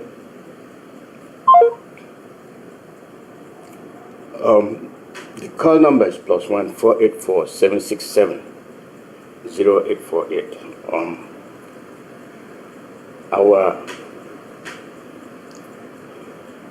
Our issue. There are so many things around us that things they put on us. That when we look at them, we really have no basis as to say we are a country. We have no reason. We have no reason to say that we are a country. The hatred is there, the demolition of our investments, the deprivation of opportunities, of our natural seashores. All these are signs of rejection, and we've been taken advantage of. The thing they're asking us, what can you do? You cannot do anything. We are in control over you. We are controlling you. You just can't do a damn thing. The country belongs to us. We are simply enabling you by giving you a stipend of the resources that are from your land. What an insult. And they openly tell you that we have planned for you. And that plan is that you will be irrelevant when it comes to governance, rules, and laws. You have no say. They have showed it in many ways. They have displayed their intent in action and words. They have shown it. Wherefore, why are we still hanging around? When Biafrans come together, all those that constitute Biafra land, when you discard the divide and rule principles and laws they instituted, and realize that, yes, this is a well-planned program to finish us, then you say, we will not allow it. We have seen it. It is not hidden. It is open. Then you go back and to say, where are my brothers? Where are my sisters? Let's come together. Mazi Nnamdi Kanu told you that he will be punished. He said it. And when he comes out, he'll come out with Biafra, with the flag. He knew. He knew that those that are around him, those that he's fighting for, will betray him. And he told you, I will not betray you, but you will betray me. Yes. All he said had manifested. Then we are waiting for him to come out. We are getting to the end.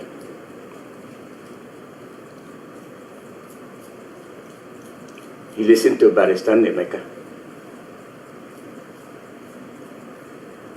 You had him. You had the anger on his voice. You listened to Honorable Agocha. You had the anger in his voice.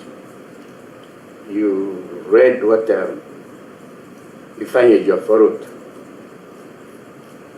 You don't need to ask questions. But those that have little or nothing to contribute, you heard what they said. They are even questioning the existence of the person they said they are representing. What a denial. Ndibo, you heard what the our guy said. I have not seen how a person who committed no offense, mere opening his mouth, will be treated worse than people that are killing, taking over governments, and they are invited for peace talk and then put in the army. Whose army? If it is Nigerian army, with what consensus? How did they come to that decision? You have no say. You have no voice. That's all they're telling you. Caller, your name and where you're calling from. Hello? Yeah, go ahead. Mazi.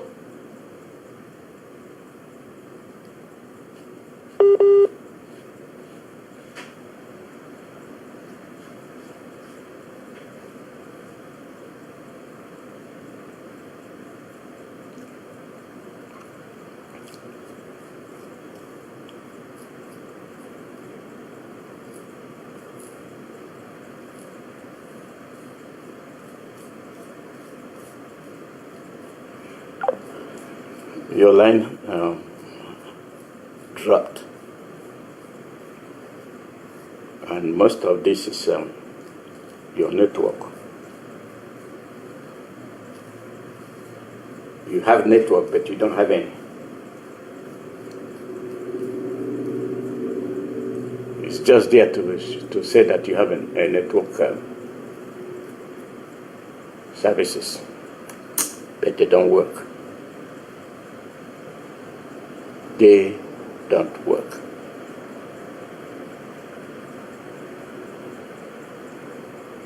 The call number is +1 484 767 0848. +1 484 767 0848. Live broadcast from Radio Biafra, USA. This is where we summon. This is where we tell you what is going on and what we feel. Mada Biafran, Dewo. Mada Biafran. Dewo, thank you for all you do for us. We appreciate you deeply. Mazi, discharged, my name, okay, you already said my name, sorry, no need to say that. Discharged and acquitted. How many times does the man or woman needs to be discharged and acquitted? Once.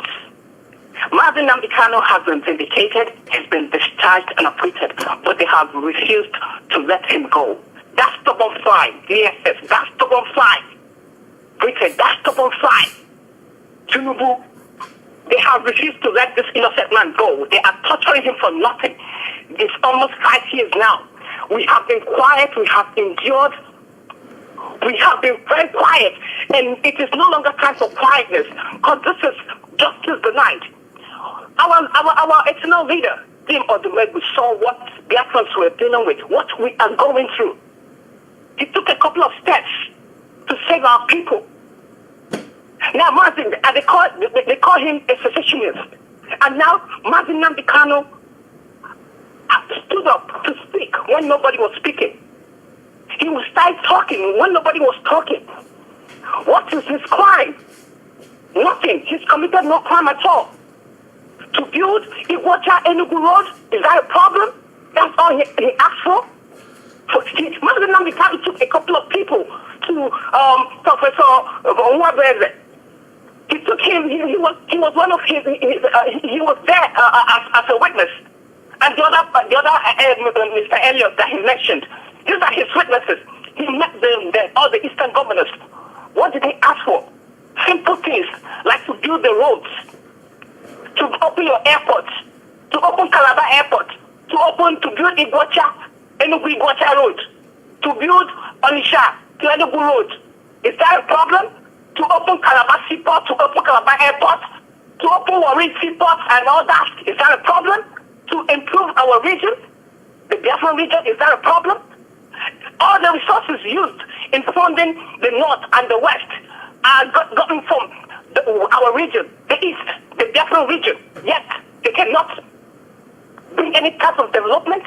Are they saying we are allergic to good things? We are allergic to development? Is that what they are telling us? Go ahead, broke news. Mazi Nnamdi Kanu mentions basic amenities that people need to have. What is wrong with that?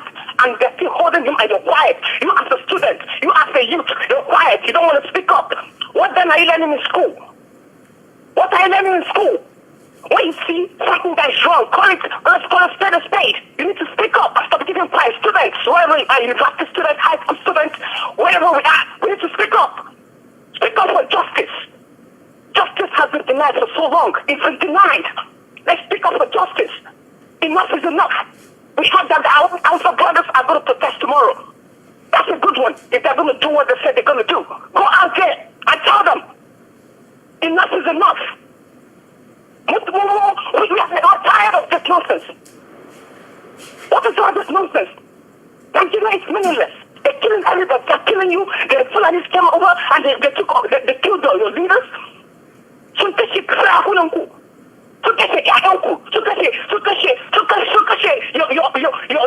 Your forefathers.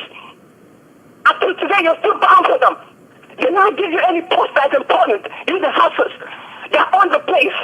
You are the sons and daughters of the soil. What was anybody? How could you forget? Then you let a stranger come over and take over tambaya na yau. Gudana ne suke. Me yasa muka yi shiru? Suka kwace komanda idan suka kwace suka kashe sarakunanmu. Sarakunanku sun kashe su. Suka ce yayanku.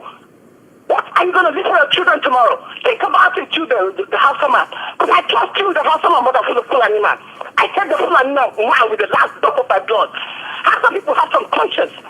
I'm going to tell you, lie. Then they're telling you the truth. I'm going to tell you, gaskiya ne wani magana. Gaskiya nake maka. Nake muku. Nake maka. Nake miki.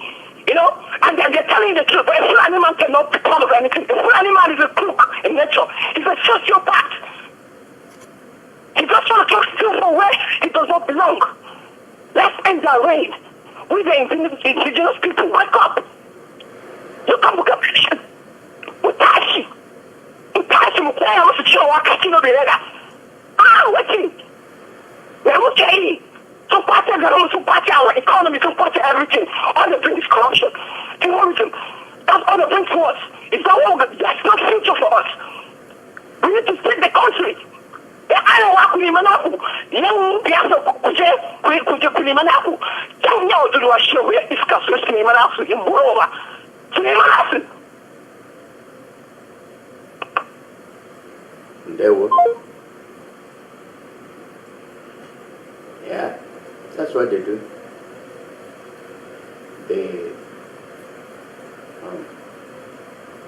They see us as nothing.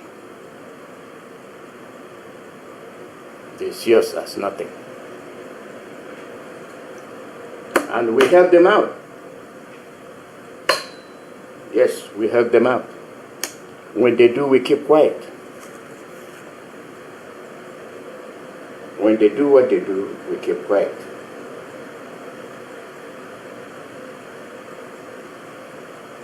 It's a sign that they cannot repent.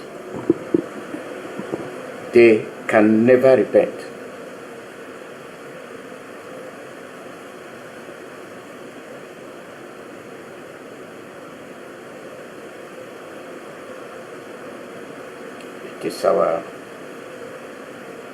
It is our duty to stand up for our right. It is our duty.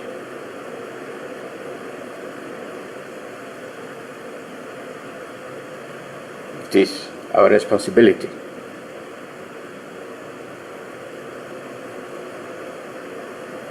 Our people, let's stop keeping quiet.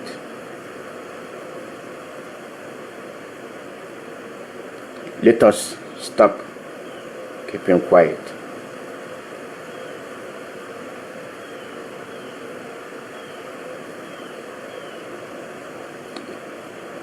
It will do us no good.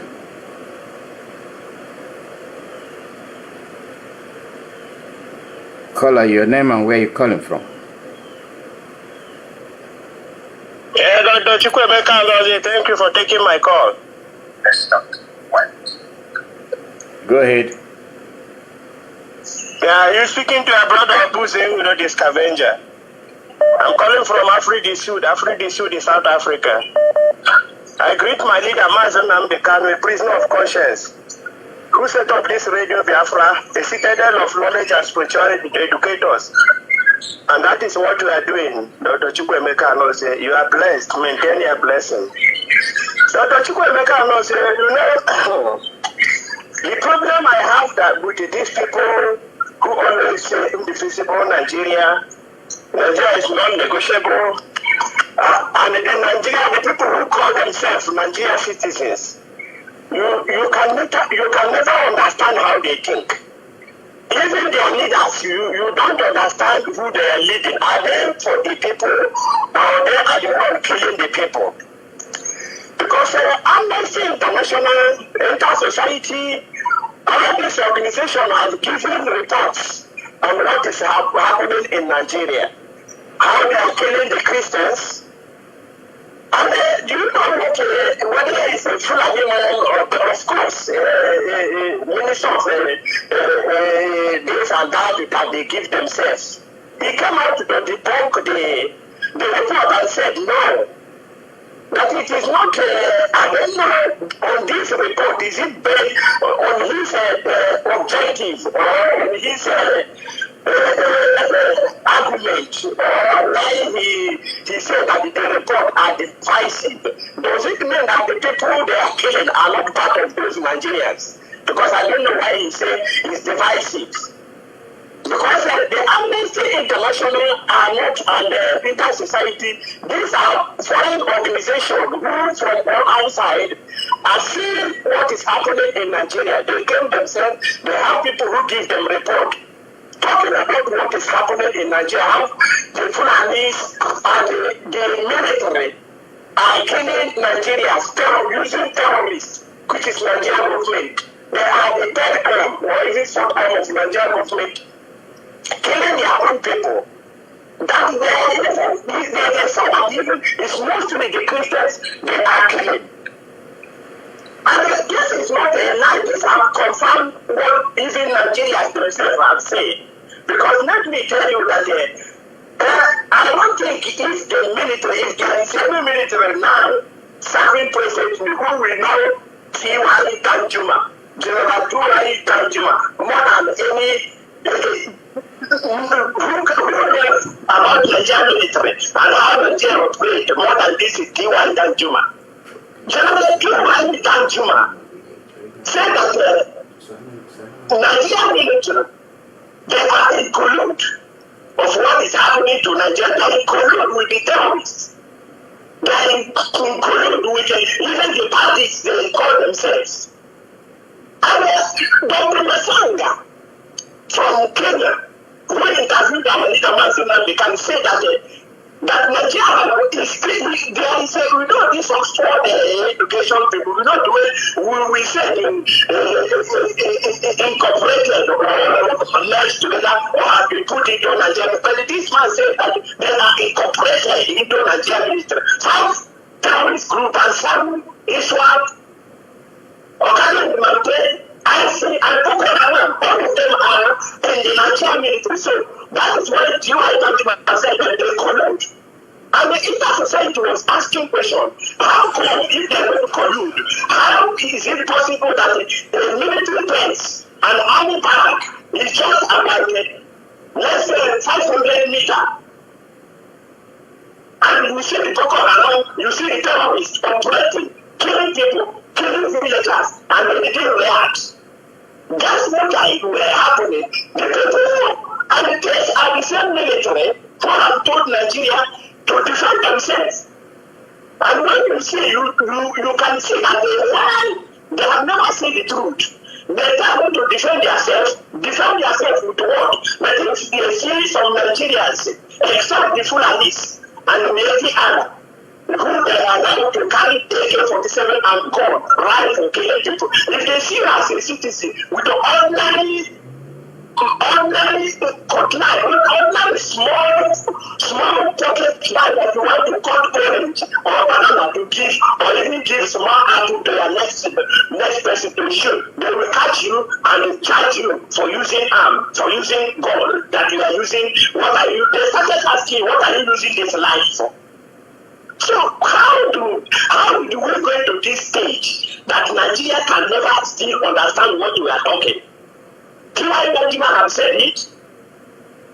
All of them have said it, even the Nigerian military. Before they want to ask, how come the Nigerian military man say that Nigeria should defend themselves? Defend themselves on who? Is that not the terrorist state? And they say they defend themselves, but they can't give you license. When you go for license to purchase a gun to defend yourself, they cannot give you. But the only people who are free, who don't need license, they don't need anything, are the military army and the Boko Harams. And you see, this is a country where you see terrorists using AK-47 as necklace.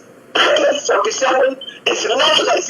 All people in America, you see people wearing necklace. You see Tupac. You see all this one wearing Tupac necklace. But in Nigeria, the terrorists are wearing their own necklace is AK-47.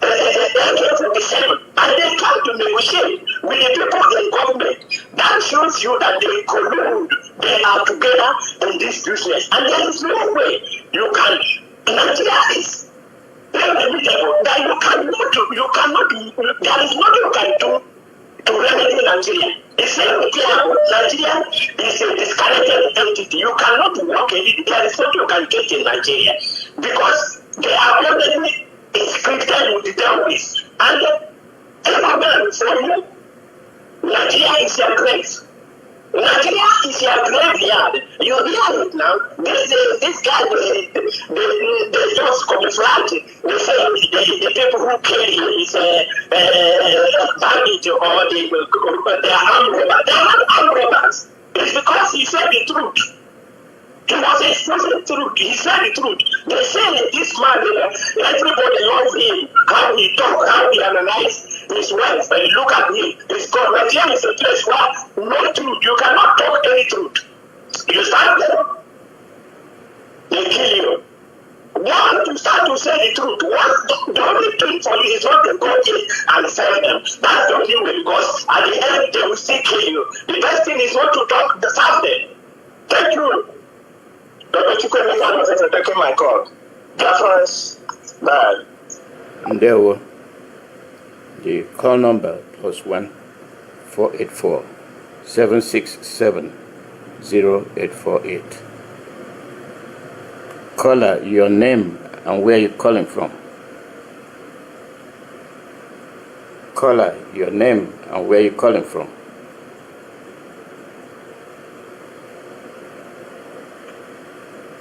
As you go ahead. Yeah, Mazi agree from here. This is Mazi Iyke Peters. We are correct. I'm one for Omaka City remains in all the province of Biafran.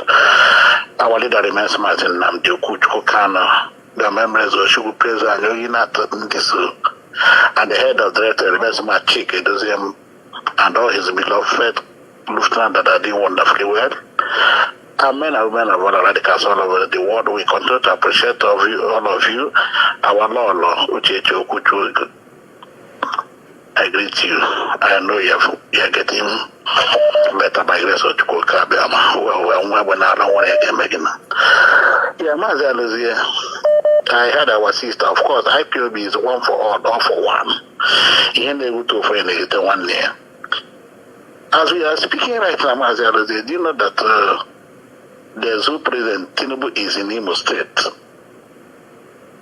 He arrived in Imo State today, and I begin to make inquiry. I begin to ask. They said he's coming for project commissioning.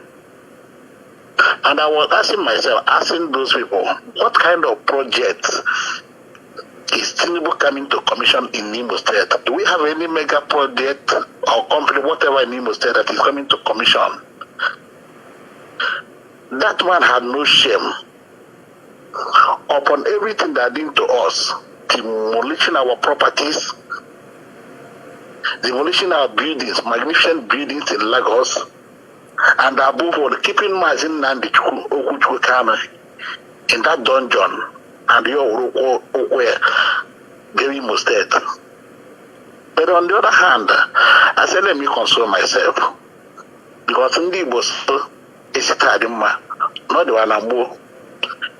Onye kpọọ ụkwara nọ na mama ọ ga-abụpụ ya bụ maka ụkwara bụ igbo ya ọ bụrụ na ịbụpụ ya ọrịa ka anyị mara whether m ihe ọwa an avenue for ndị Igbo for Hope Uzodimma and his likes to talk sense into this one to release Mazi Nnamdi Kanu, because ọ bụ na Mazi Nnamdi Kanu after, if they don't let Mazi Nnamdi Kanu go, they will not have peace. So that peace will not reign in that country as a whole. So I just want to put my people at alert that as we are talking, as we are speaking, that Hope Tinubu, the so president, is in Imo State. So if our people if our people in Owerri, if they are hearing us, they should come and tell us what is happening. Why is he there? What project is he commissioned? This is my concern. We can take it from there. Thank you. There were. Thank you very much. The call number is +1 484 767 0848.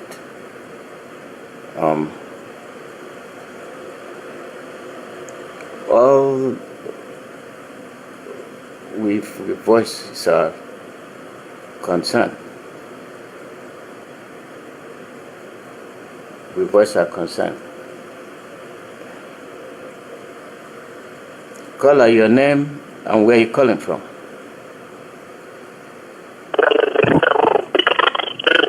There were.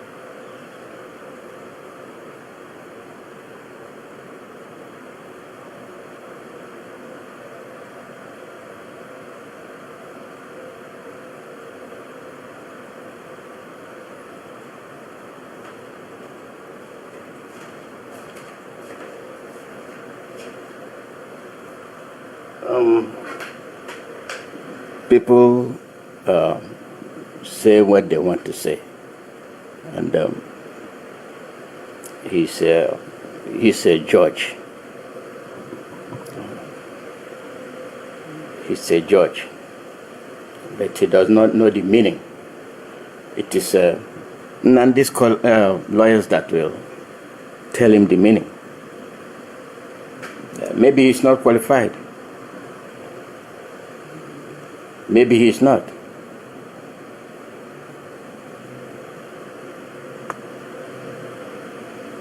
If he is, you shouldn't come to question the meaning of extraordinary rendition.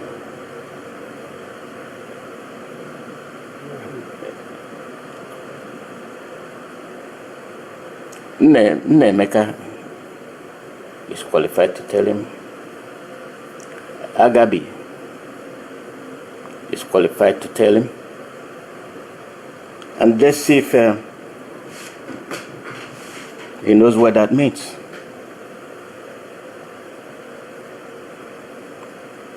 If you're a man of integrity, you don't let people influence or corrupt you. You don't. Once you get yourself into that position, you're done.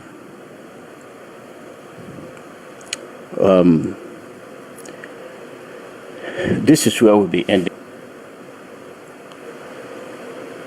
Once you get yourself into that position, you're done.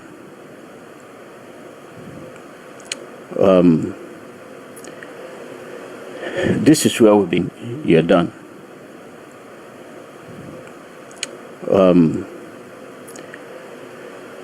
This is where we'll be done.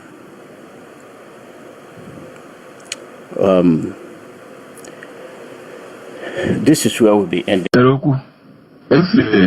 I want to na meeting on John. Can you not bomb a meeting? Obi him Juruno.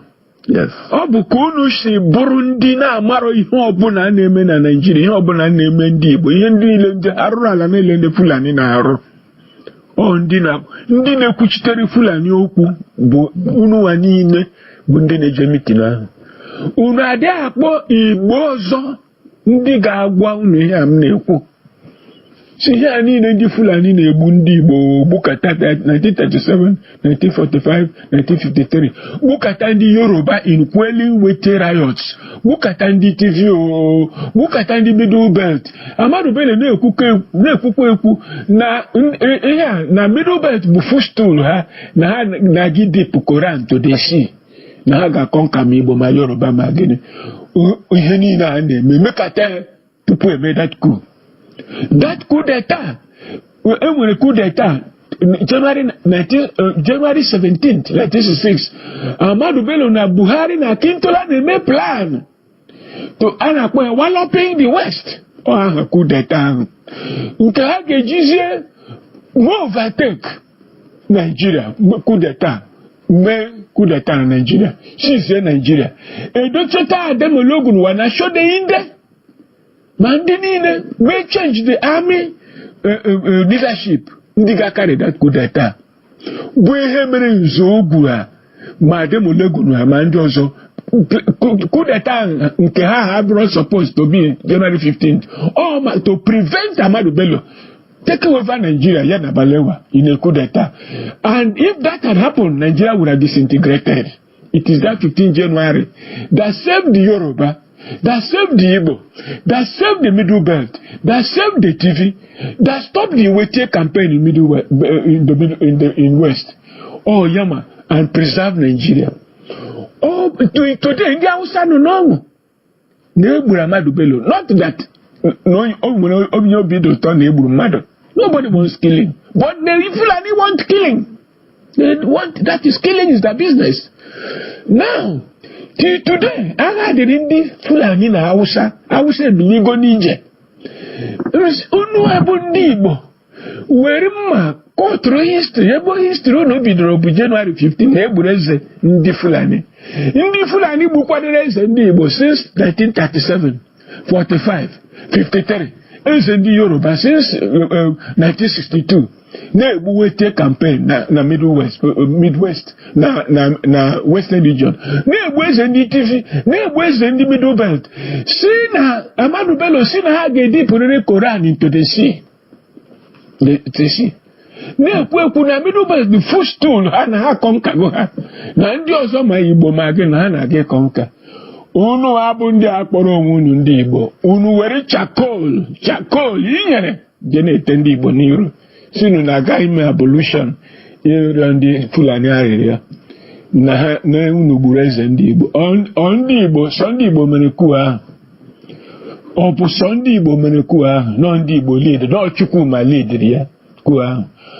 Ihe m ga-agwa gị na ndị Igbo ọzọ ahụ ije ekwensu ahụ ije arụrụ ala ahụ sị gaa n'iru were pọtọpọtọ tewe ndị Igbo n'iru.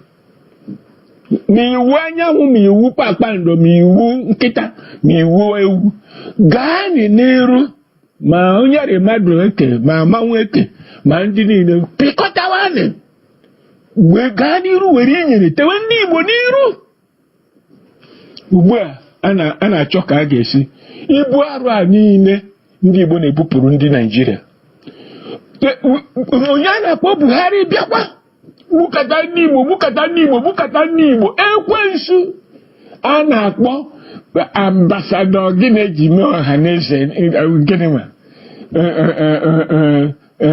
George Obi ọzọ yọkwụrụ ya yọbata na ọha na eze si na prezident jeneral n'Igbo niile a na-egbu Buhari gbukata o jee were osi na medal were nye 82 division commander kene ya ka o si na-egbu ndị Igbo ndị nke ya o nwere ihe ọzọ ọrụ nke a na-akpọ iwu anyanwụ nke ya afta ma otokoto niile the next thing ọ ga-eme bụ ịnọ ebe ahụ chọọ ka ọ ga-esi chịwa ka a rapụ itinye ndị Rivers Igbo ka a rapụ isi na onwere ebe Igbo niile Igbo dị ma ewepụ East Central State unu na-aga n'iru na-eme ya.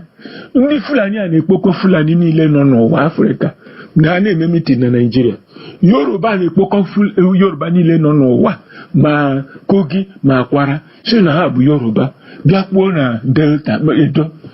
Ụwa niile n'ijo niile si n'ọnwa nwe mana unu niile bi Igbo ahụ si sọ Igbo bụ isi n'Ọka ịbịa n'Enugu laghachikwa bụ sọ Igbo na ndị ọzọ abụrụ Igbo unu na-agba okirikiri. So ụnyaahụ ka iwu anyanwụ ma na-enwere Igbo na Rivers State maka gịnị? Maka ọ chọrọ si chịrị gawa enye na ndị Rivers State opportunity ka ha mee produce ọhaneze president general. Unu nọrọ ebe ahụ na-agba okirikiri gwa ha na m sịrị mụnwa nwa Ogbuonye sịrị na unu gaa n'iru were inyere tewe ndị Igbo n'iru.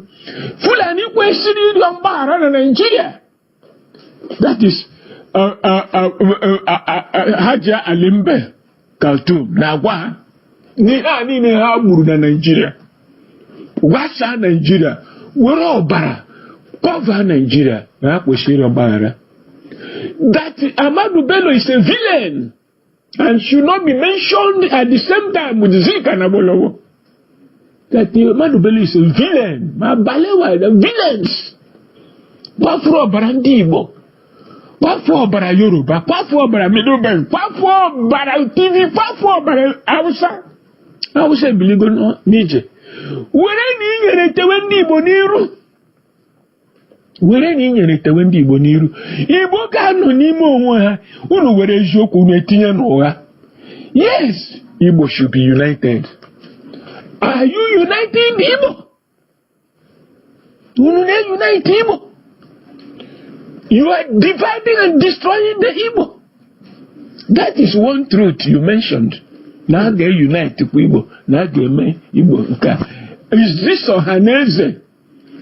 Libya selected consensus ọhaneze with no election. Nothing. Are you uniting the Igbo? While others are uniting their people. And a kwoko restructuring.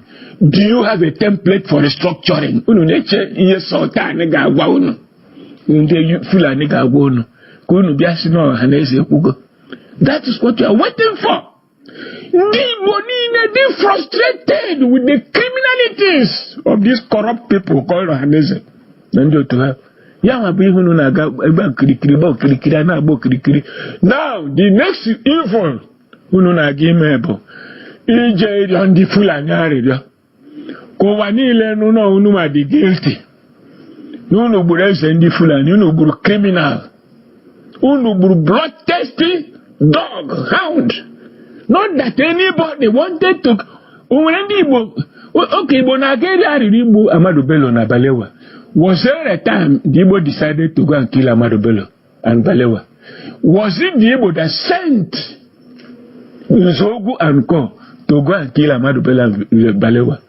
Did the Igbo have reason to stage a coup d'etat? Was there an Igbo coup?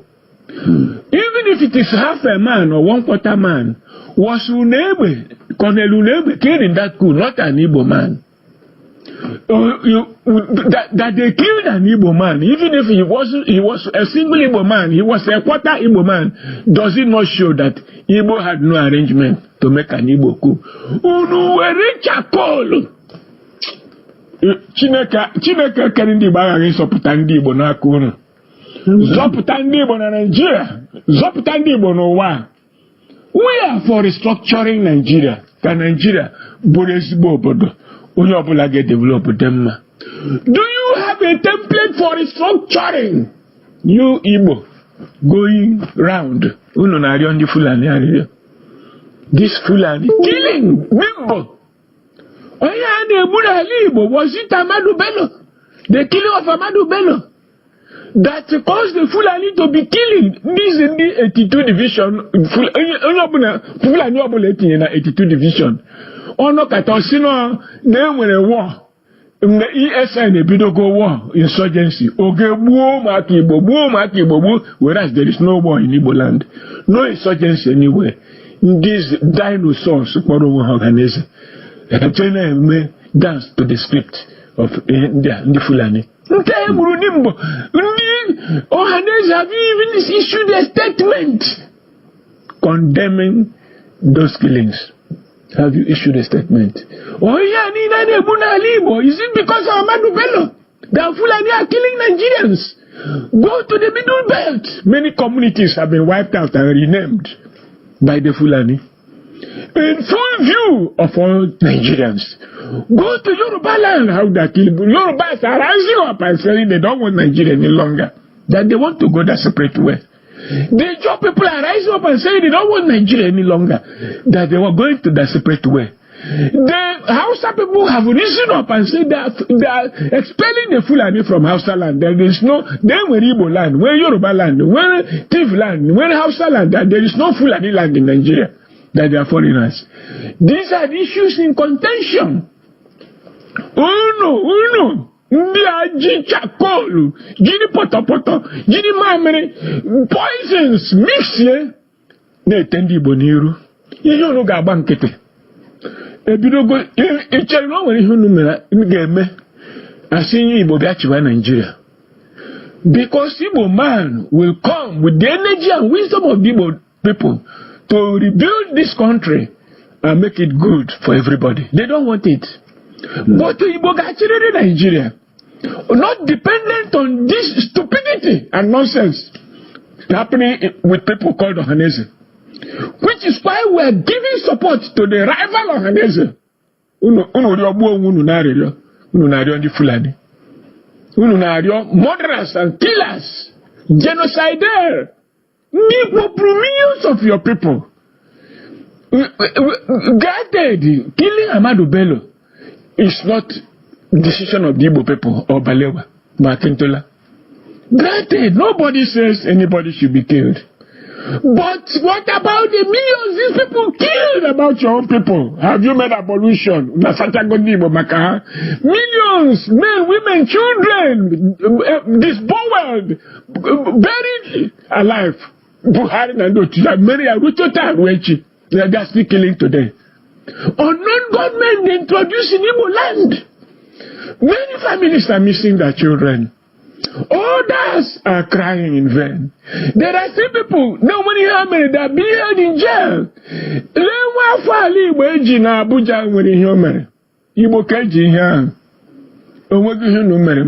Ụwa niile na condemn. Si na o nwere ihe Nnamdi Kanu mere serapụ ya. Unu abu this dinosaurs kpọrọ onwe ha Ohaneze. Unu si na Kabunu ga join for his unconditional release.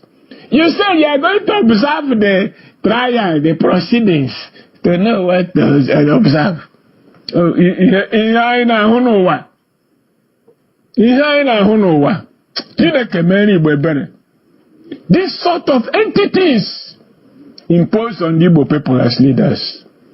O nwere oge anyị siri ka Igbo bido agha. O nwere oge anyị siri ka Igbo bido ọgụ. Kedu akọ na uche dị n'ije ahụ unu na-eje? When you know that those things will be written into history, that the Igbo have accepted responsibility for the crimes committed by the Fulani throughout Nigeria.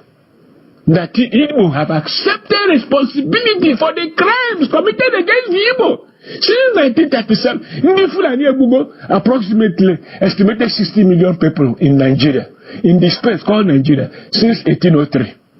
Now, ndị Igbo na-aga yiri uwe a na-akpọ ya mea culpa na ọ bụzi unu dị guilty on behalf of other Igbo people. Woe unto them that are saying that. And in that journey they have entered, God will punish all of them individually and collectively. Ndị anaghị ite ndị Igbo nyere n'iru.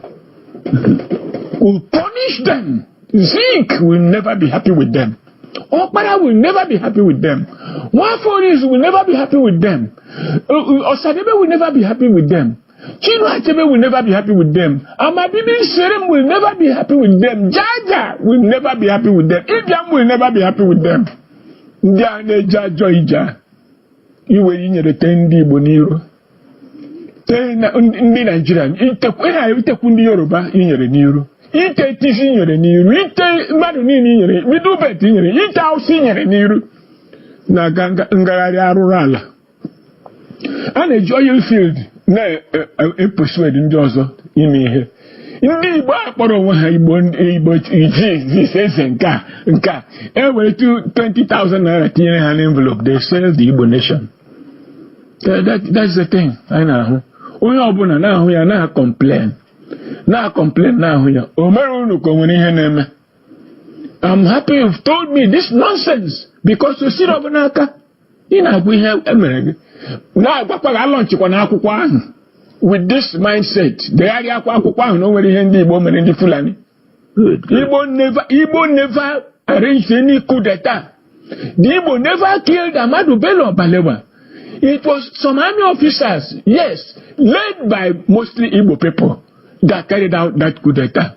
And that coup d'etat saved Nigeria.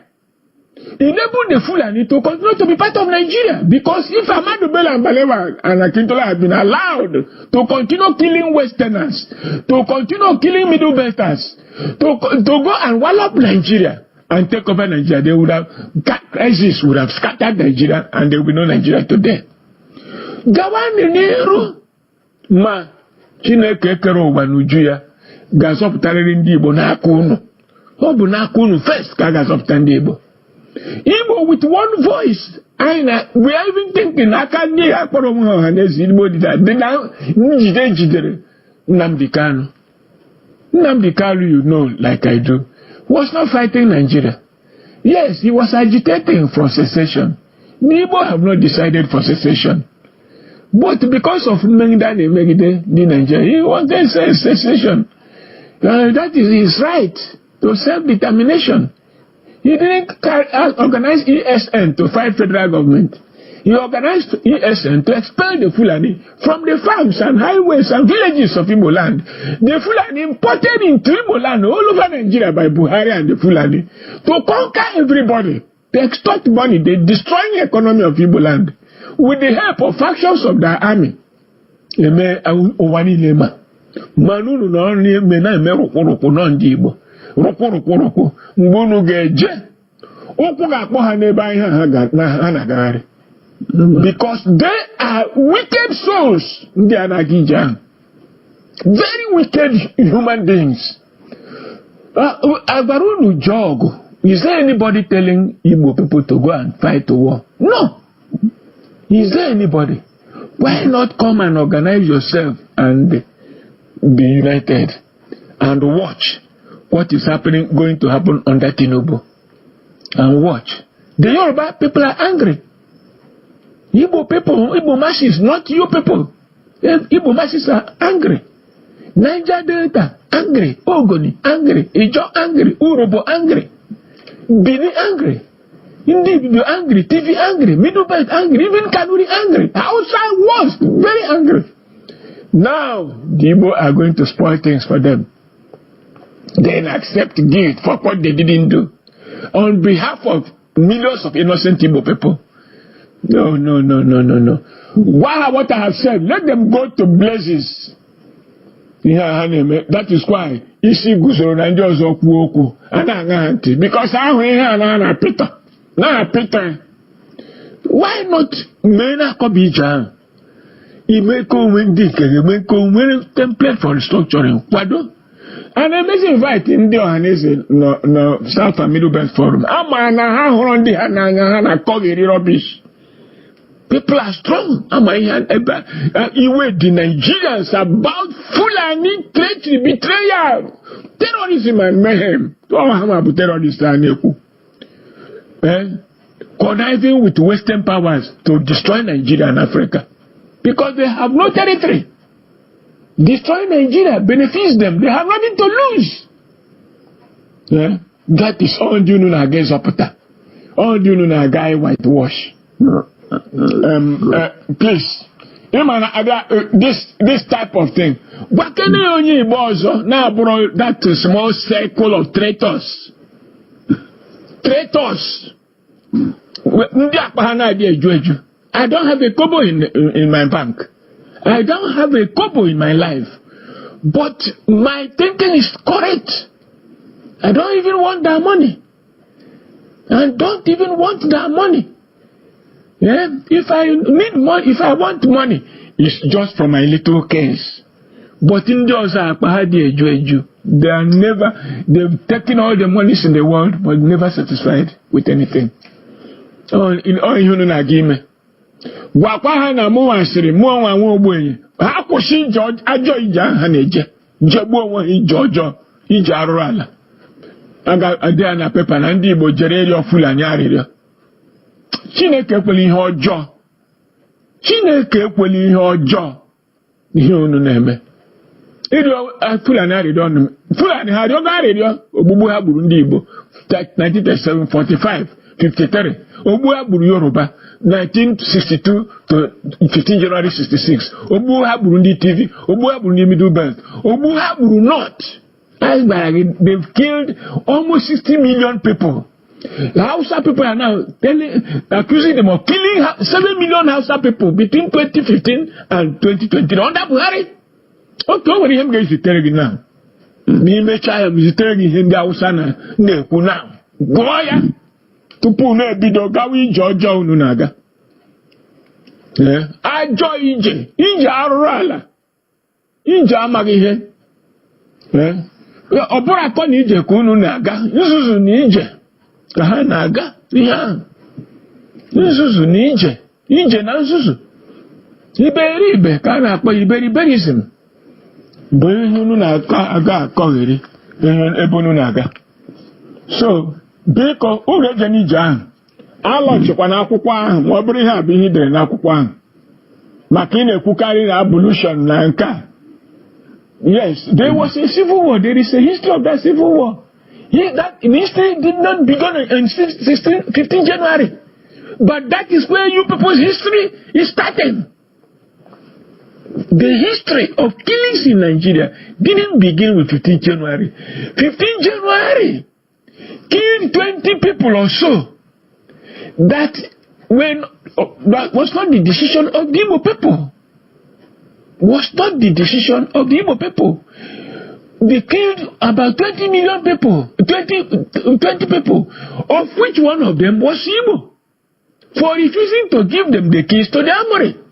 If an Igbo high-ranking officer refused to give keys to the armory, does it show the Igbo knew about that coup d'etat? You may accept responsibility for what you did on behalf of others, for what you didn't do. When powder ndị Fulani bụ ọbara ọbara n'iru were inyere na-ete ndị Igbo na-enwere ha mere na n'iru. 20 people were killed or so. What about the millions, almost 60 million people killed by the Fulani? Okay, if you object to the estimate, what about those they killed 1937, 45, 53, 62 to 66, and then in Yoruba land, Middle Belt, and so on, and Hausa land? Ije beribe. Nzuzu ni ije unu kpara kobi ije. Le na akọ onye nzuzu na akọ. So I don't accept that thing. Where this voicemail? Yeah, I jebo onwe ha n'ije ọjọọ. No prof. I jebo onwe ha n'ije ekwensu. No prof, ọkwefu time na mgbe nje fụ ha ọkwa Chukwu na anụ ya bụ ọlụ a. This discussion, this conversation here is recorded. You have done a great review. Oh, when Emily Mother invite.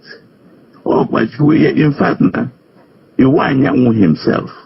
Nijani Jen and Bosnia Chohu or Hannes the chairman eventually pressure Tinye there. But I have not told you. He presented me to Hannes the Neck, some organic ancho. Hannes the Neck, Melum, say nothing. And say, I don't mind the wage, but I'm no cha. Now, what God desires to see you for the legacy you leave at your exit. And that is what exactly you're talking about. It does not matter and say no matter if the pattern will change, it matter about the legacy you're going to leave. And this book is going to guide. So now, but to at least to be part of this information in the and the documents have may circulate, Buna, and a how you ever going to say, okay? So now, in-depth knowledge, do a great review. No name will need your name will have with not indeed. So you have given me an in-depth analysis. So and it's a shame. It's a shame. Now I one unity and the Abunde and one agent and a sponsor to split in the Igbo. He's going ahead to split. Okay, if Bola listen, he will invite all the governors. None came. Also, when you can on Enugu because I name on whose behalf are they going to beg the Fulani? Oh yeah. On whose behalf are those traitors, criminals, going to beg the Fulani? On whose behalf? Oh, a danger signal. Are they going to beg the Fulani? That is thanking the Fulani for killing the Igbo. Thanking the Fulani for killing the Yoruba. Thanking the Fulani for killing the TV. Thanking the Fulani for killing the Hausa. Thanking the Fulani for wiping out the Hausa. Thanking the Fulani for wiping out the Middle Belt. Thanking the Fulani for the atrocities, unknown gunmen, terrorism they impose on Igbo land, the east, the south, the middle belt, Nigeria as a whole. It's Bije.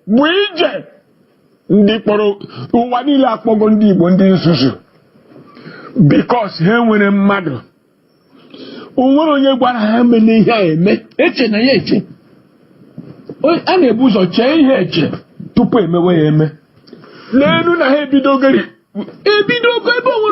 Meeting. Kedisonye gwara ha je eme ya. Kedi onye ha na-emezi ya maka ya. Ihe abozi ndị Fulani na-edunye ha na-ejesi bịa rịọ ha. Ha rịọgbuo onwe ha. God will punish all of them. Devil will punish all of them individually and collectively. Dị na-ejije arụrụ ala. Lenu. Kedu who knows? Kedu mgbe debate? Kedu mgbe enwere ezigbo ime obi?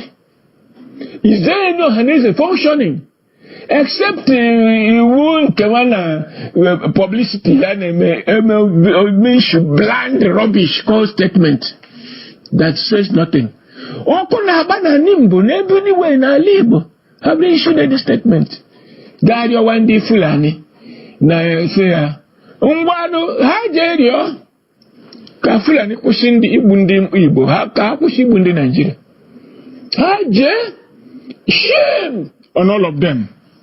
Shame on the so-called Ohanese of Iwanya faction. Obonia faction. Shame on all of them. Only God will deal with this wickedness on the Igbo people. And I get you. Who told them to go and do such a thing? Such a dirty job. When the Fulani should be going all around Nigeria pleading for forgiveness. Pleading for forgiveness. For the Igbo to forgive them. For the Yoruba to forgive them. For the Hausa to forgive them. For the TV Middle Belt to forgive them. For the Niger Delta to forgive them. People expelled from Nigeria in April 1990. Oh, you have a Nigeria. Or for the people now expelled by the Hausa, they've been given notice of expulsion by the Hausa last week, 29th April. Bundunu Nigeria. Hey, continue. Unu gawaniru anaru alunu. Unu na rusandibo. So onye Igbo pụtaziri n'ahịa na north ma west ebe niile. We read the news na ndị Igbo na Nigeria ndị Fulani arịrịọ. Oh, many take you vaccine. Yeah. Agụ amụ atụrụ anụ ọfịa. Igbo bụ agụ lee ndị na-achị ha. Ụdị ndị a bụ ndị a chọrọ ka ha bụrụ ndị isi ọha na eze. Onwebe oge a na-etinye. Lee ihe George Obi ọsọ bịara Peter Chap, not a single day he made a statement condemning the killings in Igbo land by Buhari and his terrorist organization called federal government. Not one day. Now, these same people have never made any statement condemning unknown gunmen organized against Igbo people by Buhari. The remnants are still doing it. Only Tinubu has stopped it. We know he has stopped it. But those people that were entrenched by Buhari, the remnants are still, from time to time, going to kill, say, unknown gunmen. They're still doing it. Not by the orders of Tinubu. Because they are now also against Tinubu. They don't want anything good for Nigeria. The peace and stability is alien to their culture. It's iconoclasm, destruction. Since Arab to Saudi Arabia, they are not Africa. Now, Nigeria, thinking Nigeria is now their chosen homeland. Oh, do you know Nigeria? And now, we will want to see the list of the clowns going to beg the Fulani. Clowns. They might have a clown. They're kidding beg Fulani. Then you are begging the Fulani for 20 dead men. When will Fulani beg you in return for 60 million people dead? That is, of which the Igbo account for a lot of it. Record spread to them animals in human clothing. Animals in human clothing. When he also hang with that, I have been this position, I have been minister, I have been with this thing, I have been this thing. All of it to whose benefit? Themselves. They never helped anybody. Never elevated anybody. His people he elevated that surrounded him. You dare not do him anything. Because he brought people from the gutter and made them human beings. The same thing Fulani are doing for their own people, the caliphate. The same thing other people are doing for their own people. Leaders. But if they see a talent in you, their first step is to destroy the talent. They are nothing to history. None of them will remember tomorrow. Obasiwe will be remembered till eternity. That's the thing. Because they have nothing to offer than betrayal of their people. If we were the thing, that they should apologize to the Igbo people and to the Hausa people, to Yoruba people, to Ijaw people, to Middle people, to TV people, for undertaking such a wicked journey that is an insult to the Igbo and Nigerian mentality. Broadcast this, that they are insulting the intelligence. Hey, what are you Nigeria? That wicked journey they have undertaken, paid for by the Fulani. Paid for by the Fulani. We know. They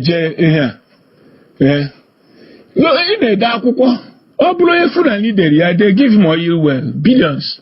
But I got lunch here. When we hear the regard put anything, because they know the truth. And they don't like the truth. So, when will you also fund the Amadu Bello na Balewa Buru? Yeah, that is the Ihembawa Obi. something you should clear yourself from. Let them be talking it. Inside them, they know that Malewa and Amadu Bello are murderers, villains. Inside them, they know there was no Igbo coup. The Igbo never made a meeting to go and kill anybody. Inside them, they know that one important Igbo general official, colonel, was killed in that coup for not supporting the so-called Igbo coup. Inside them, they know there was an Aburi agreement not to kill anybody, go to war. Inside them, they know that despite Aburi agreement, they came and started killing the Igbo. 3 to 4 million people. Inside them, they know all this. That they are not part of Nigeria, if we follow history. Inside them, they know they've wiped out the Hausa nation. Only the remnants have risen up to post these atrocities. Inside them, they know what they have done to the Middle Belt. Inside them, they know how many communities they have wiped out in the Middle Belt of today. I'm not saying of yesterday. Expelling the indigenous tribes to IDP camps. And renaming those communities for the Fulani to settle. These atrocities are what Igbo criminals are carrying on their heads to go and beg the Fulani that they are the people guilty. Yes, those people that are guilty, not the Igbo people, not Nigerians. Not Yoruba, not TV, not Middlebelt, not Hausa. Hajebu onwe ni Jojo. Ije arụrụ ala na ije ekwensu. Biko, thank you. Chineke ga-emere Igbo ebere, mere ndị Nigeria ebere. Prof, ihe anyị mere ebe a bụ a divinely induced review. And not one a disaster that should not have been allowed to come to light. Okay, if I didn't look at 220, 308. This lecture, this update you have done, I'm not going to tell them. The world will hear it because I will do the review and update. I say send the message around. I will do that. Send around Kahanuya. I will do it. Oh, Yamankabu, Akonije. Obri Kwesu Nija, Zuzu Nija Haneje. Harubo Hanarala. Rubo Hanarala. Each time I see Ohanese, who are this Ohanese doing this evil, committing these atrocities against the Igbo nation, against Nigeria, against the Yoruba, against the Niger Delta, who are committing these atrocities against the Ogoni people.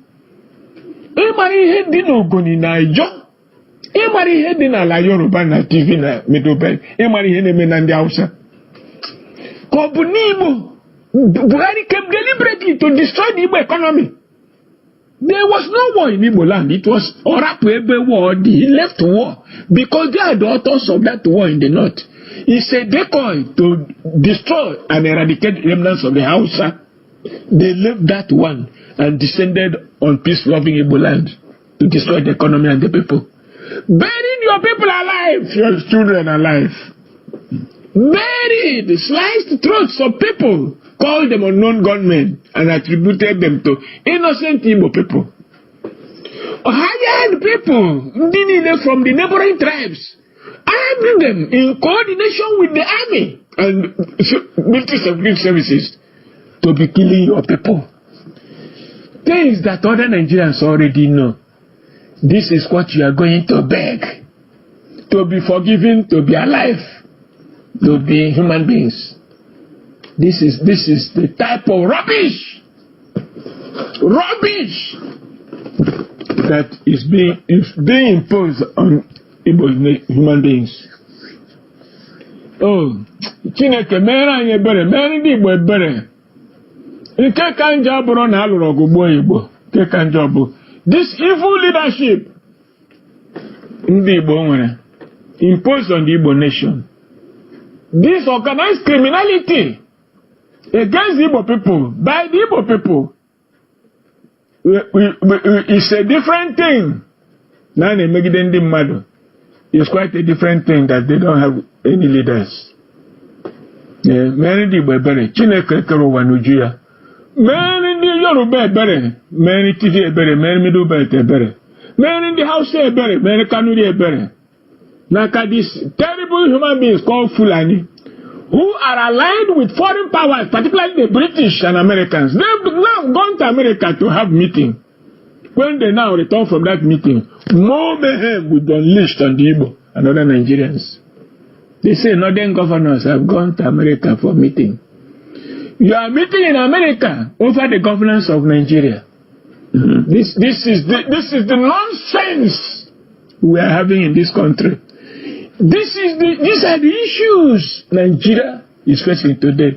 And lo and behold, to wipe out the face of these treacherous, bloodthirsty human beings called Fulani Caliphate, you are embarked on a journey, a forced journey, an annoying, cruel, evil journey, to go and misrepresent the Igbo people, misrepresent the Nigerian people, misrepresent God.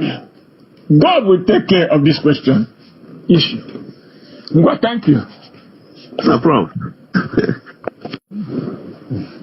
Igbo in destiny, there were the only active prof on issues of the moment. There were okay, madam.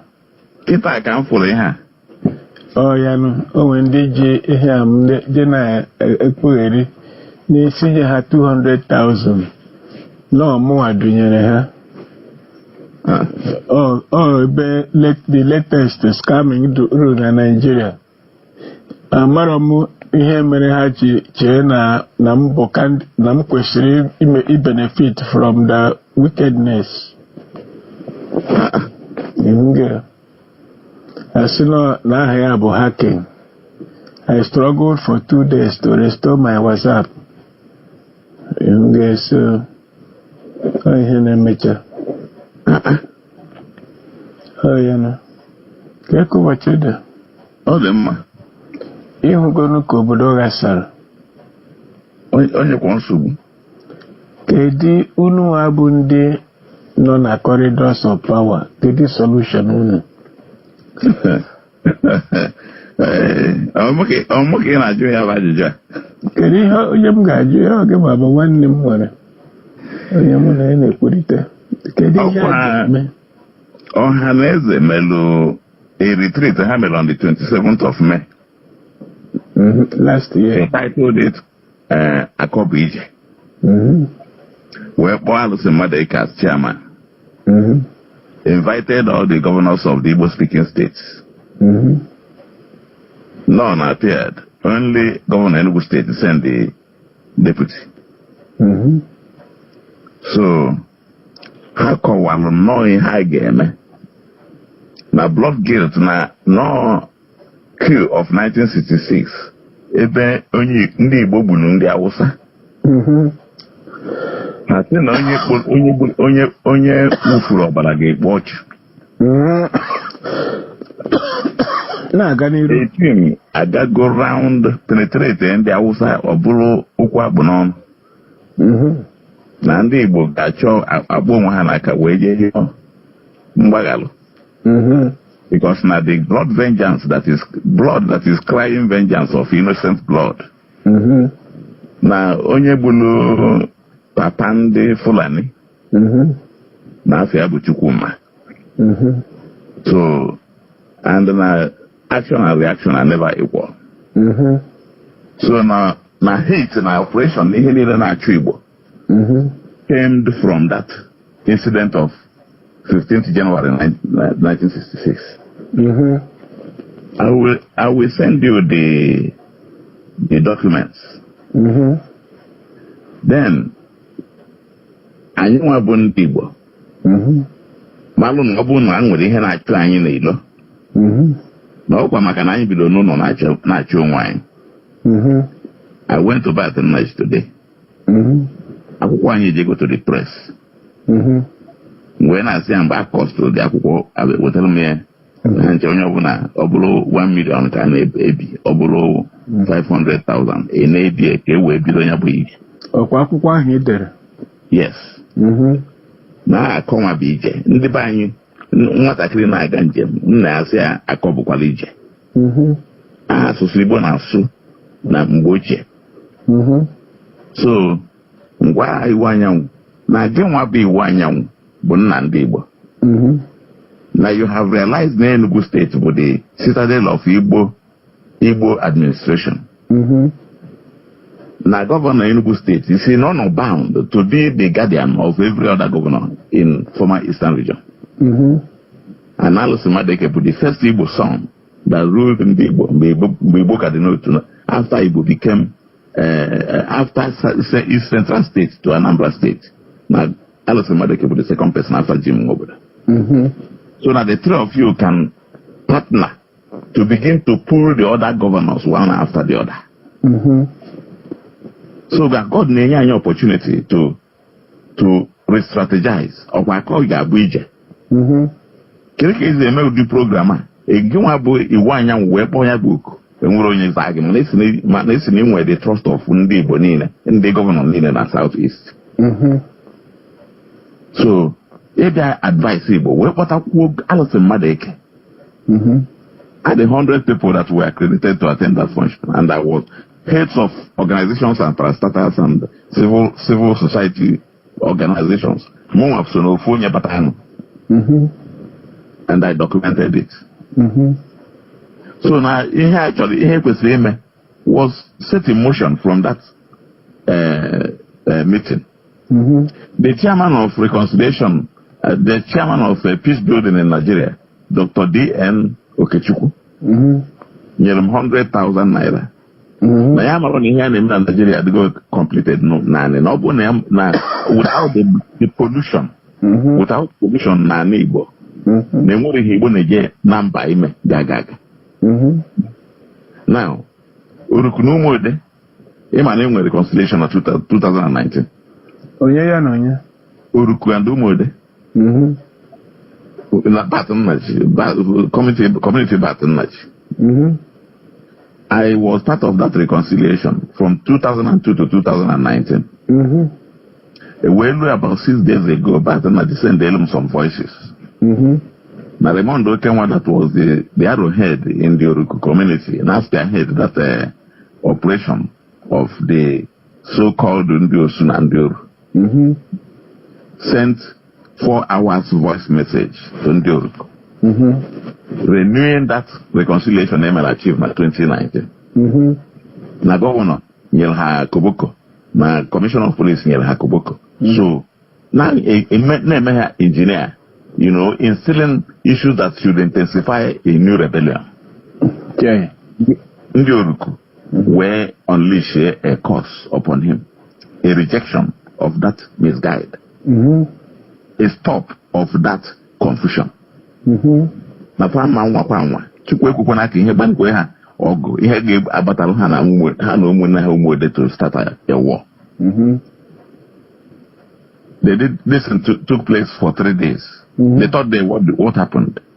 Raymond Kenwa while in Abuja died. Okay. Uruku busted into celebration. Okay. So Nakaji Igbo Arabaga Igbo.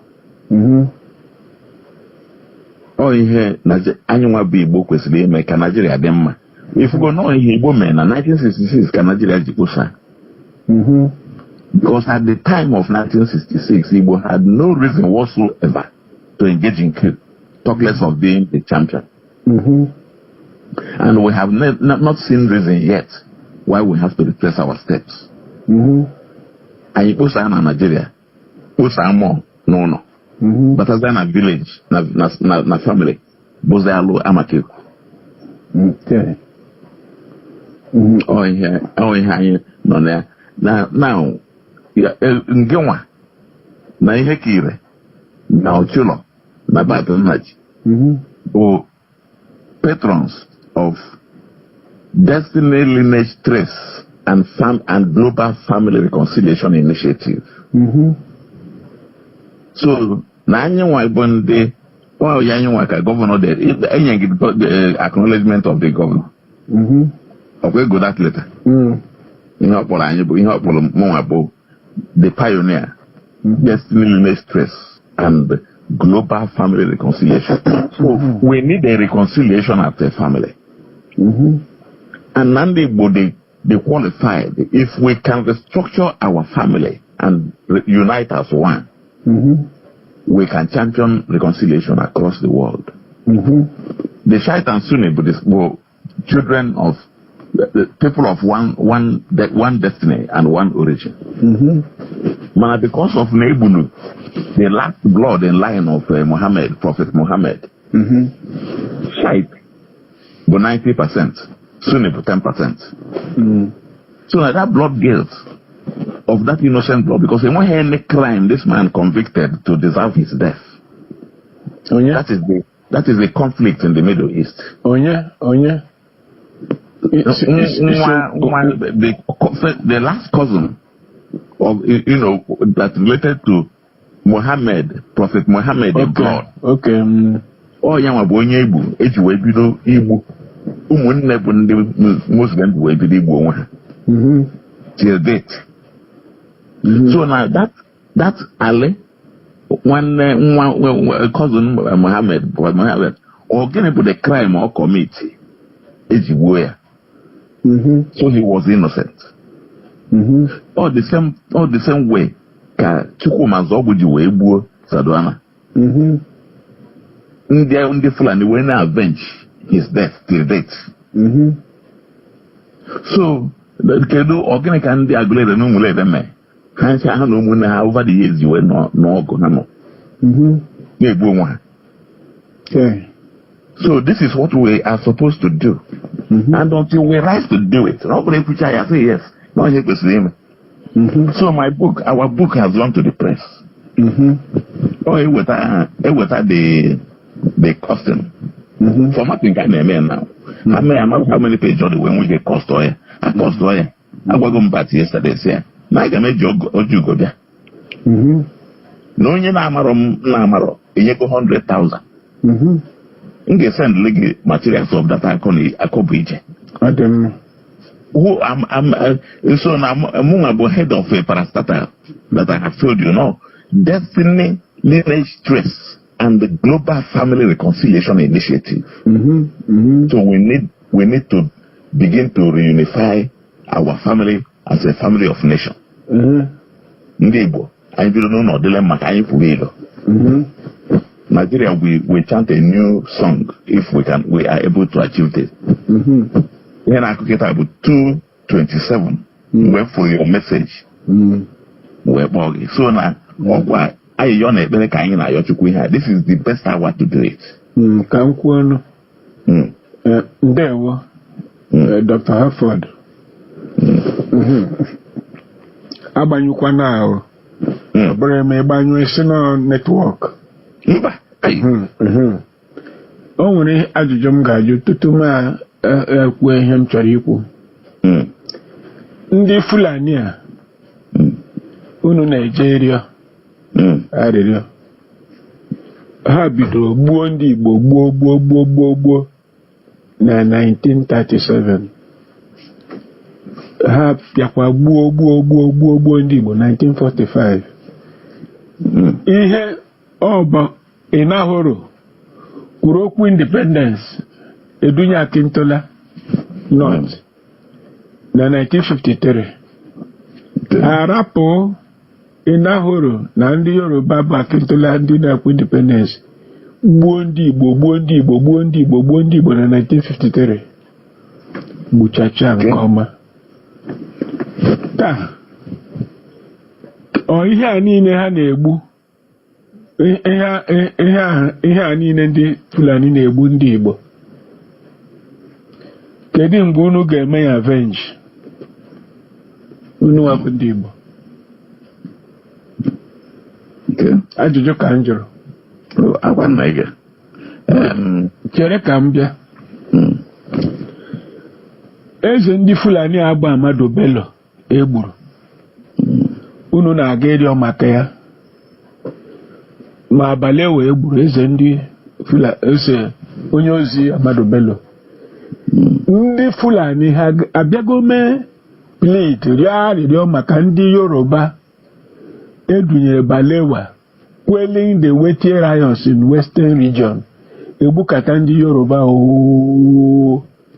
bụ ihe ogbugbu a na-egbu esi na ya bịa na-egbu ndị TV Muhammadu Bello gbukata ndị TV Middle Belt a na-egbu bụ ihe wetara ndị a niile mere ku anwa ma treasonable fellow na-eji tụọ agbolowo nga ọ na-egbu Ahmadu Bello a na Balewa a bụ ndị chọrọ igburu ọchịchị Nigeria by force na 17 January ebe Ademoye ga ma Nzogwu ha ma ndị chọpụtara kwụsị mee precipitate coup d'etat na January 15th to stop them taking over Nigeria finally. Mere Nigeria may survive today. More coup of 15 January, there will be no Nigeria by this time. If Ahmadu Bello and Balewa have been allowed to carry out their own coup, that was to take place after Ahmadu Bello had returned from Lesser Hajj. So, unu emego ndị a niile avenge. Unu wabụ ndị Igbo ma ọhaneze. Lee ihe m na-agwa gị. Ị ga-agwa ka unu dị bụrụ ọhaneze ahụ na ndị na-eme ndị. Unu gaa n'iru were inyere chakolu na-ete ndị Igbo n'iru. Unu gaa n'iru tewe ndị Igbo. Unu gaa n'iru. Ọkwụrụ na ha eme meeting. O nwere esoro unu na-eme meeting. O nwere onye na-eso unu. But na jama mnyamu na lazo no. Hello. Yeah, so you wanna a message you send him. Have we dealt with it? Hacking. I don't think hacking. Yes, that's right. I've corrected it. I spent the 2 days to correct it. Good. I've corrected it. I send them. I'm in my computer now. I am in my computer now, and I'm going to send it to the Igbo all over the world. Yes. Before Igbo Mara Igbo is more afford. Igbo money here. If that news comes out, now when the Igbo Jerry here worldwide forever, Igbo will can't send here, can't stop one day. The chairman of that move, I have his contact. Yes, Yawa go to first. No, Yawa do yes na ye jenka. Send the query here. Yawa go the main person. Yawa be the main person who said he started on it before even Ohaneze came and took over. Jepagwaya. No, Yakushia. Yakushia. Ija honeja abro from the Igbo. Only him gwara gị n'ebe a bụ si ndị Igbo jewe ọgụ. Only him gwara gị n'ebe a si ndị Igbo jewe lụsịwa ndị ọbụla ọgụ. Ọgụ niile a na-ajụ na Nigeria ha ma na-akwakọba ịlụsị imegide ndị Igbo. Igbo have never lifted a sword against the Fulani or anybody. Yes. Igbo have been fighting only in self-defense. Fighting in self-defense even in their farms, in their footpaths, in their highways, in their markets, in their schools, in their villages.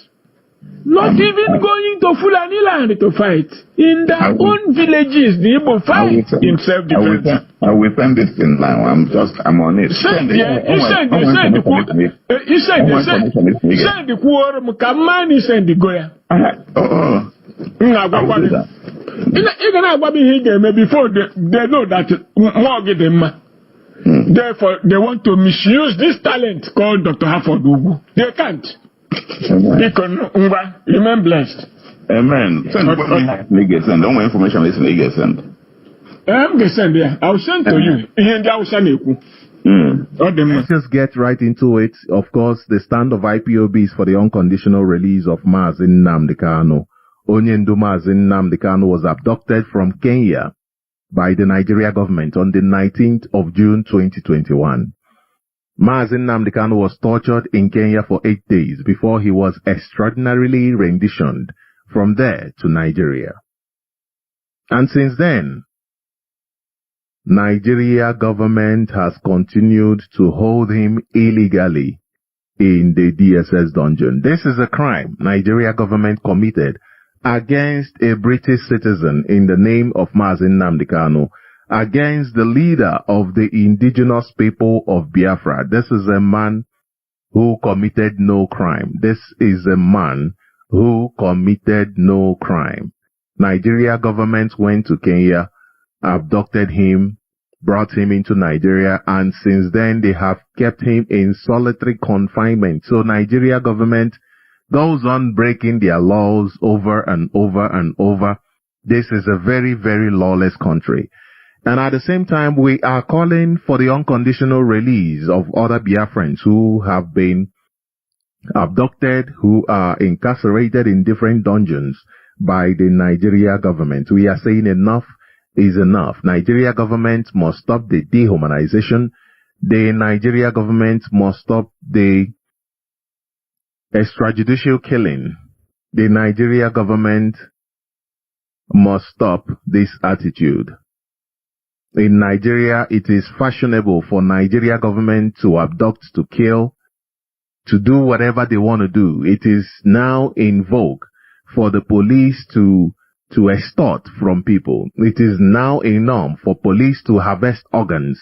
In Nigeria, everything has been turned upside down, and we are saying enough is enough. Release Biafrans, release Mazi Nnamdi Kanu, release other Biafrans who you have abducted. And yesterday, actually, so many people witnessed some sort of change in the way that the international community has been aligned for a couple of years now.